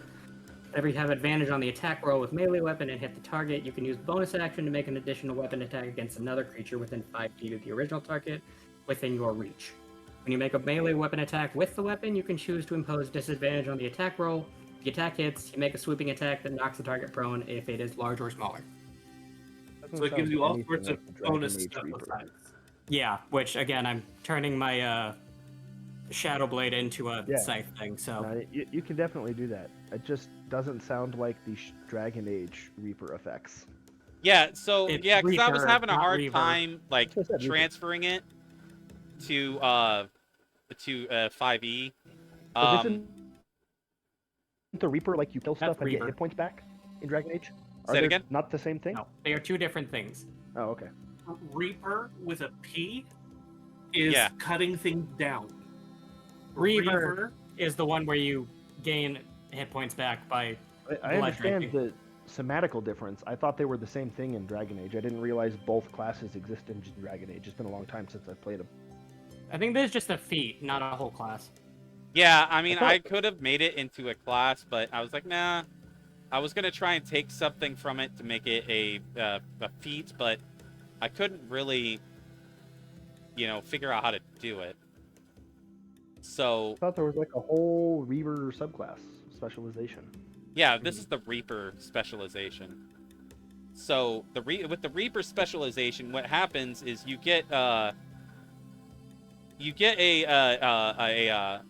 attack, essentially an ability. You can actually detonate as your like final attack. You can detonate somebody with necrotic damage, and you call forth an ethereal scythe that slashes and slices your enemies. And then at the final attack with the scythe, it does it would do it's essentially looking at this, if I was to transfer it, I'd say 4d6 necrotic damage. Also, I'm now having the flashback to the because the fact I'm turning booming blade into a walking bomb, and I'm like, oh, so this is actual walking bomb. Yeah, because as the final attack with this ability that you get as a Reaper, you can summon an ethereal scythe, and then you slash a whole bunch of times, and as the final slash hits, they detonate with necrotic damage. I fucking love that. So, Yeah. if you wanted, I could give this to you as a special ability instead of giving you the other thing. This would be like a special ability you learn from the book. Which would you Fair. rather have? Are we okay? What's the first option again? The one thing that I told you a bit ago, that you'd get hold on. That homebrew feat. Yeah. The Reaper feat, essentially, where you can get you get those special abilities if you had a scythe. With this, you don't Yeah. have to get a scythe first. You can just summon an ethereal scythe, and you can do 4d6 necrotic damage with the scythe. And then on the final hit, they have to make a dexterity. When you actually use it, they have to make a dexterity saving throw or be exploded with necrotic damage and knocked prone. They would have to make a dexterity saving throw. I do really like that ability. So you would It's get the basically ability. So pa- write this down. You would do. You could. So basically, I would say. What do you think? Would twice per long rest? He could use this. I think that sounds fair. Okay, could and is it scale. a single attack? Yeah, it's a single attack. Or do you want to? Do you think I should make it a spell that requires a spell slot? I was gonna say make it a usable proficiency bonus or stat modifier bonus times for long rest, Okay. Yeah. Let's do that then. so that it scales a little bit as we grow in power. Yeah, that's a good idea. That's a good idea. Okay, so right as it is right now, you can do 4d6 necrotic damage, and on the final, and as a result, if with a hit, the enemy has to make a dexterity saving throw, which is your normal spell DC, based on your normal spell DC. To either if he fails, then he has to make a then he is knocked prone. And he by being detonated with a necrotic blast. Okay. On the I last need to hit, knock prone. based on spell save DC, is not. It's Dex, right? Yeah. Okay. So, is there anyone else in the party who can actually use a two-handed maul? No. All of us are weak as hell. I was just double checking because Yeah, you get the I maul. don't So want let to me. just steal stuff if someone else is in. So Listen, let I'm me. over here being like, the book is mine. Oh, I I will know. fight you. Bark, bark, bark, Like- feral. Book is mine. It's like a cat. You're you're basically like a cat, basically having the book underneath you, going, yeah. Let me put it to you It this is way. literally me and the nug holding the book and going, No. Let me put it to you this way, right? Being a Grey Warden gives you a bonus to strength, and Scree still has a negative strength modifier. Okay, Oh so my that God. that takes care of the Dragon Bone Maul. Now with the Silverite rune in it, let me get you that. Oh, right, because there's also that. More damage.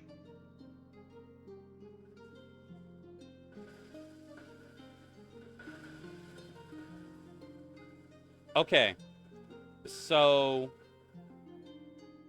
you get a +8 damage versus Darkspawn with that rune in that maul. Oh, nice. there's probably some old Grey Warden's thing they dropped when it was eating them. Probably.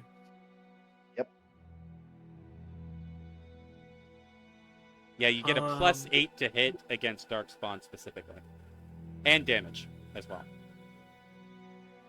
Oh, okay. I see what you mean. So instead of the +3, it's replaced with the +8 against Darkspawn. Yes.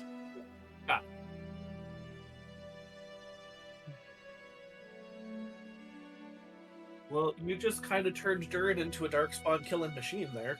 Yeah. Yep. And I now will harvest souls. So that takes care of all the loot that you guys picked up from this battle, and you all go up in a level. Let's Excellent. go! So how I'm kind of imagining it is we're just killed the things, right? And then basically kind of like find like maybe glance over to like what just happened type thing, and then we see all this stuff. Yeah. These are leftover things from the people that the that the brood mother had eaten. Specifically. Ooh, sorry, I'm just looking at my new stuff. Yeah. So I'm very wiggly. Scree's going to suggest that everybody but Shahari head back to camp, and they'll be along shortly after they burn these remains a little bit and do some Grey Warden stuff. Right on. Good to me. All right, Maybe so Grey Wardens stuff to Grey Wardens. And I would have it where, like after the grandmother died, Also have and are all here too. like yeah, I might just go back to normal. And maybe I'll like touch my head as if it feels kind of funny, but then I'll kind of like shake it off and then just like follow you guys. It's like, you know. Am I able to copy this? What were you saying about Andor? hello? I was saying he's a Yeah, Grey he- Warden he too, could so you stay, could have him here to but also he could also preside. escort you back because it's the deep roads and dangerous, and he's immortal. Either way. Yeah. All right, so you, with Shahari,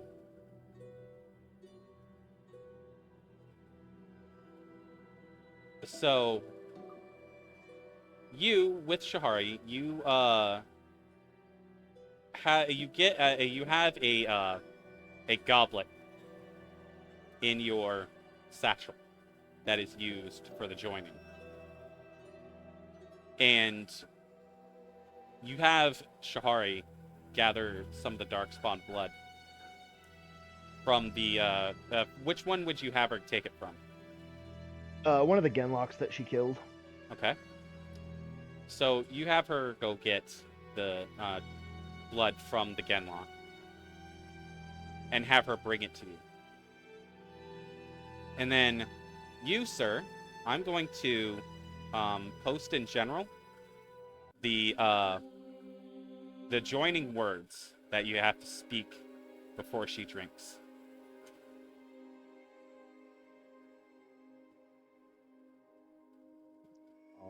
Ready?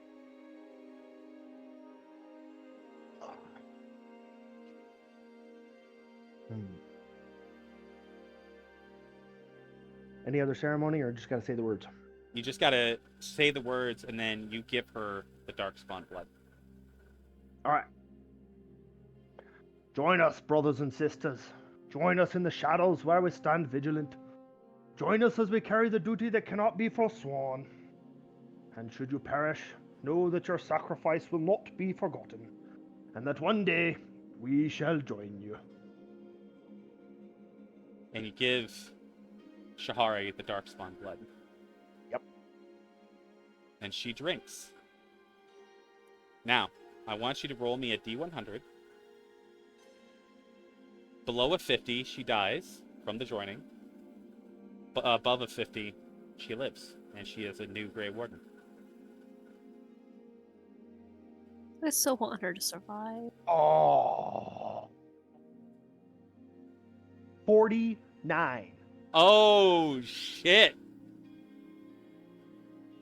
Oh, it's unfortunate. Sorry. You see, Is she still blessed? maybe is she? Is she? That's the question. Please let. How long does I Bless know last? that's not technically a save, but It's kind of a save. It is a save, actually, kind of. It's It is just a with a whole D. ass con save. that's a D4. Yeah, add a D4. Roll a D4. Because you got blessed. You need to get at least a 2. That would be a 1 for a total of 50. That I will say meets beats. Oh, thank fuck. Oh my goodness. Dude, after being so close, dude, I would feel like shit killing her off just because of that. Oh my god. That's Yeah. Yeah. If you had not had that bless, she definitely would have died. Oh, thank goodness. Yep. Which would have been a little bit sad. Yeah. That's okay. I'll find some more So- people to recruit. Yeah. Can I interject something then? Because it was off of a spell that's been given me by the spirit. Uh-huh. The Spirit of Grace steps in to assist in hopeless endeavors. Oh, I like it. I like it. So, considering that this spell was bestowed upon her by the Spirit of Grace, Yeah. Yeah. we could flavor how that happened. There was an intercession on her behalf. Girl was Yeah. this close to dying, and then the spirit was like, "No, no, oh no." You I have like work you. to We do. can have you You die. have work to do. You are still needed on the mortal coil. Yes. Yeah. All right. I'll So we'll say that she literally almost dies. You are literally thinking there for a second. Oh, man. Lost another one. Another one bites the dust. But suddenly, you hear her take this big gasp of air. And her eyes open up. And she's just laying on the floor, panting.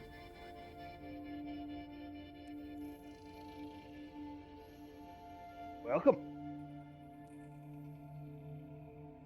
And Right. she like Mhm. reaches out a hand to see if she can get a hand up because she kind of feels like shit at the moment. I mean, he can try, but he's kind of short. like shite. Yeah. So she just kind of like you kind of help her up a little bit, and she kind of like uses your shoulder to kind of push herself up. And she says, "What the hell was that? I saw things." That's the joining. You would know exactly what she saw: flashes of dark Yeah. spawn and this sound of like and being able to feel the dark spawn within the deep roads. And you would Isn't it know like that for Archdemon certain Grey memories or Wardens, something like that? Huh? Isn't it like Archdemon memories or something like that? if there is an archdemon, yes, but if there is no archdemon, then she would just be able to see and like she would get visions of darkspawn and be able to like feel their presence. You would know also that some Grey Wardens can have a much more sensitive feel for darkspawn than others. For you, you would be considered about average in your sensing of darkspawn. Mm-hmm. Given she has a fairly large perception score. Yeah. So she'd be more sensitive to yeah. darkspawn than others. Yep. And being able to sense the blight, period. So, yeah. You now have, she is now considered a Grey Warden. So she would have the same stuff as you, except she'd be a rogue. Yep. And she doesn't have the armor, because we haven't gotten her any yet. Nope, not yet.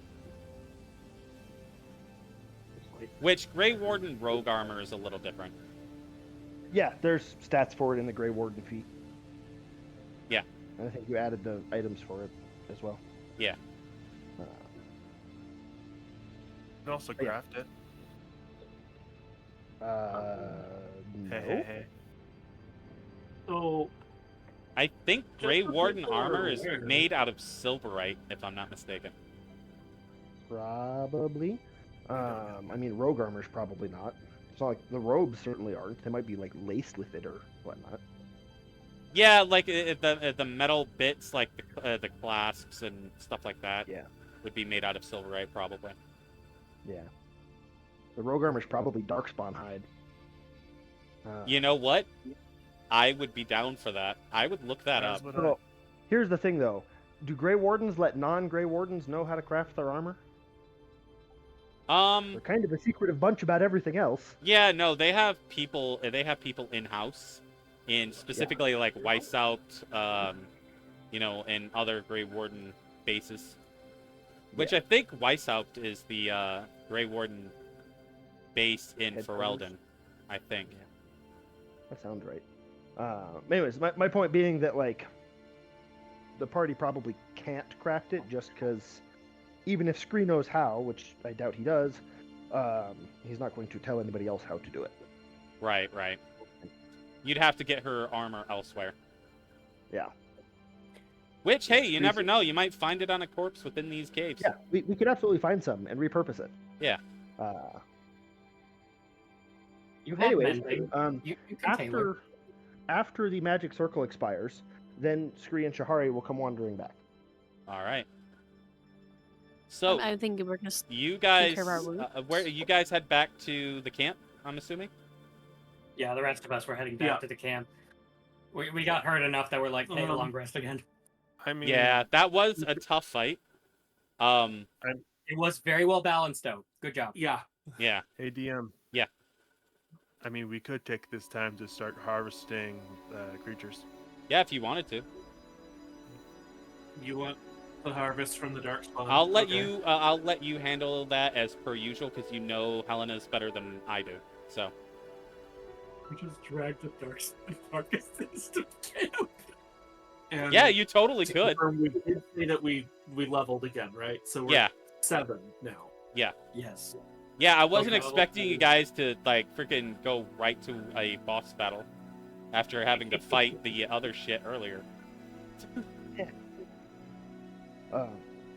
But you did, and you pulled it off. So. Mm-hmm. That's what strategy does, baby. Okay, so 70 plus 2. And now, like 3 readings of this book, so I can learn how to harvest souls. Like, so, I mean, how would everyone like look in the camp? So I am now up to 98 HP. Yeah, do you know how much Nice. HP the Broodmother had? I was kind of keeping track somewhere above 150, but I don't know exact. Yeah, I did. It I was was a- telling Erie about the fact we balanced this. Like, holy shit, its HP was massive. Yeah, 190 HP. Which, to be fair, if you have a boss with a low AC, yeah, you could stack up a lot of hit points, and that's balanced. Yeah. Quick question. Yeah. Are Darkspawn abomination? No, they Almost are considered a fiend. I now have the For mechanics purposes, I decided to make them a fiend. Thank you. My God. So, like in the camp, I would think I'm like against a wall or something, maybe like playing with the nug. There we go. Go grab. Maybe every now and then like touching my head as if it feels kind of funny, but then there's just like still shaking it off and maybe like just playing with a nug. Oh shit! Oh yeah. Sorry about that. It's just one of the components for a fiend has a V symbol on it, and I'm a little scared of those. Uh oh.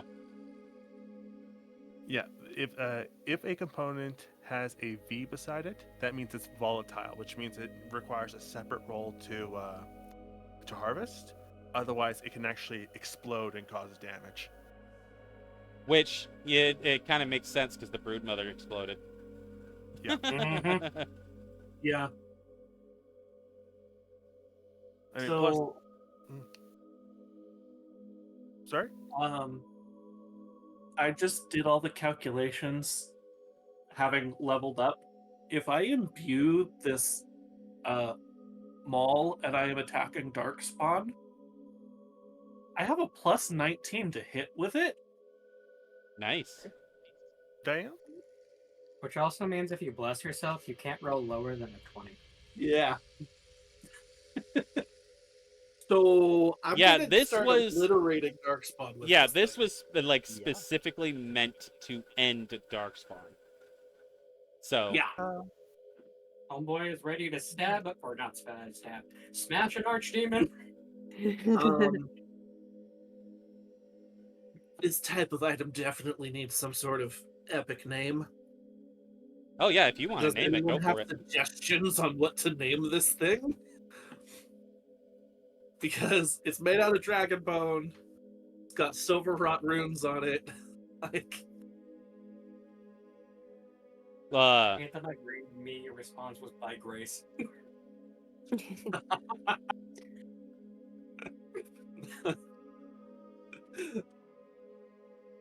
I mean, Dark Spawn Eater. My God. I mean, it's also just something for people to think about, because my brain is just spinning and like spitting smoke trying to come up with a name for it at the moment. Mm-hmm. Blight Ender. I don't know. Blightbane. it could be Blightbane. There you go. Breaker. Blightbane. That's good. Let's call it Blightbane. That works. Yes. Jeez. That is a much smaller name to put on my character sheet. Instead of gigantic dragon bone murder device. Yeah. Now, you must think. You must think. I'm giving you this for a reason. Oh, Yeah. of course. Of course. You don't just hand out an item that is I mean, if I hit and I drop smites into this, I'm gonna be rolling at a minimum 6 dice of damage. Yep. So yeah, I expect something very mean and nasty is coming. Mm-hmm. Yep. You guys have not even fought a freaking ogre yet. A Darkspawn ogre. You haven't even fought one of those Yeah, yet. we killed the broodmother before the ogre. The fuck? Yeah, you guys actually Broodmother's came up against the stationary. broodmother before the ogre. Yeah. Also, just on a side note, because I wanted to ask this about the Reaper thing when I eventually pick it up, because I'm assuming I have to read it the Yeah. same way that he's doing the Legionnaire stuff. Yeah. So my Blood Mage necrotic damage is only a +2 at just the end, not every slash, right? No, it's because the thing is, though, it all counts as one attack. It's just Okay, I was flavored. making It, sure. yeah, it's just flavored as like it's multiple slashes. Okay, I just want to make sure. Thank you. So I googled like Kulot, like for like a rune dragon blade, and I basically parentheses like, yeah, the blade's good against like Darkspawn stuff, right? Because I was like, I wonder what my character might say about that if he asked for a name, right? So it's Valokaskato, which apparently is it basically means like good things, apparently. Just a Darkspawn ending weapon is just called good things. I like that. I mean, no, overall, it means good. Because what it says here is the Kulot word for rune dragon blade is not explicitly provided, but based on the Kunari language structure, it's possible the word could be a combination of existing Kulot terms. For example, Volokas is mentioned as a term related to weapon intended for melee, and Kuta denotes masterwork quality. If we were to speculate, a possible Kulot term for a rune dragon blade could be Valokastkata, or something similar. However, without direct translation, the pronunciation would be uncertain. Generally, Kulot words have a strong guttural sound if it's on consonants. If we were to attempt a pronunciation, blah blah blah, it's like pretty speculative and stuff. Yeah. So, Yeah. all right. So what I'm going to say is this is going to be end of session right here. Mhm. Thank you, DM. Yeah, and what I'm going to do, because I looked at, if you guys continue on the same way that you've been going, you guys are going to be coming to 12 next. So I looked to see what's in 12, so that way I could kind of plan a little bit. But yeah. You guys did really good against the Broodmother. I was impressed. You guys planned it well. and you did really well with it. That was really cool. So, yeah, let me look for a raid. Well, if you guys want to continue working on your stuff, I'm going to find somebody to raid.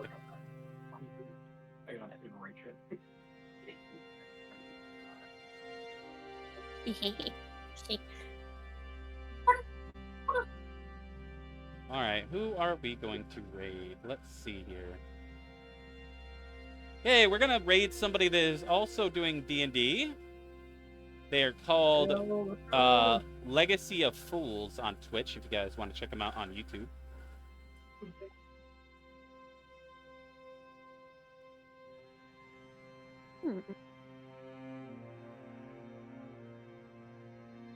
I sent everything to table chat. All I right. haven't done the rolls yet, but that's what's happening.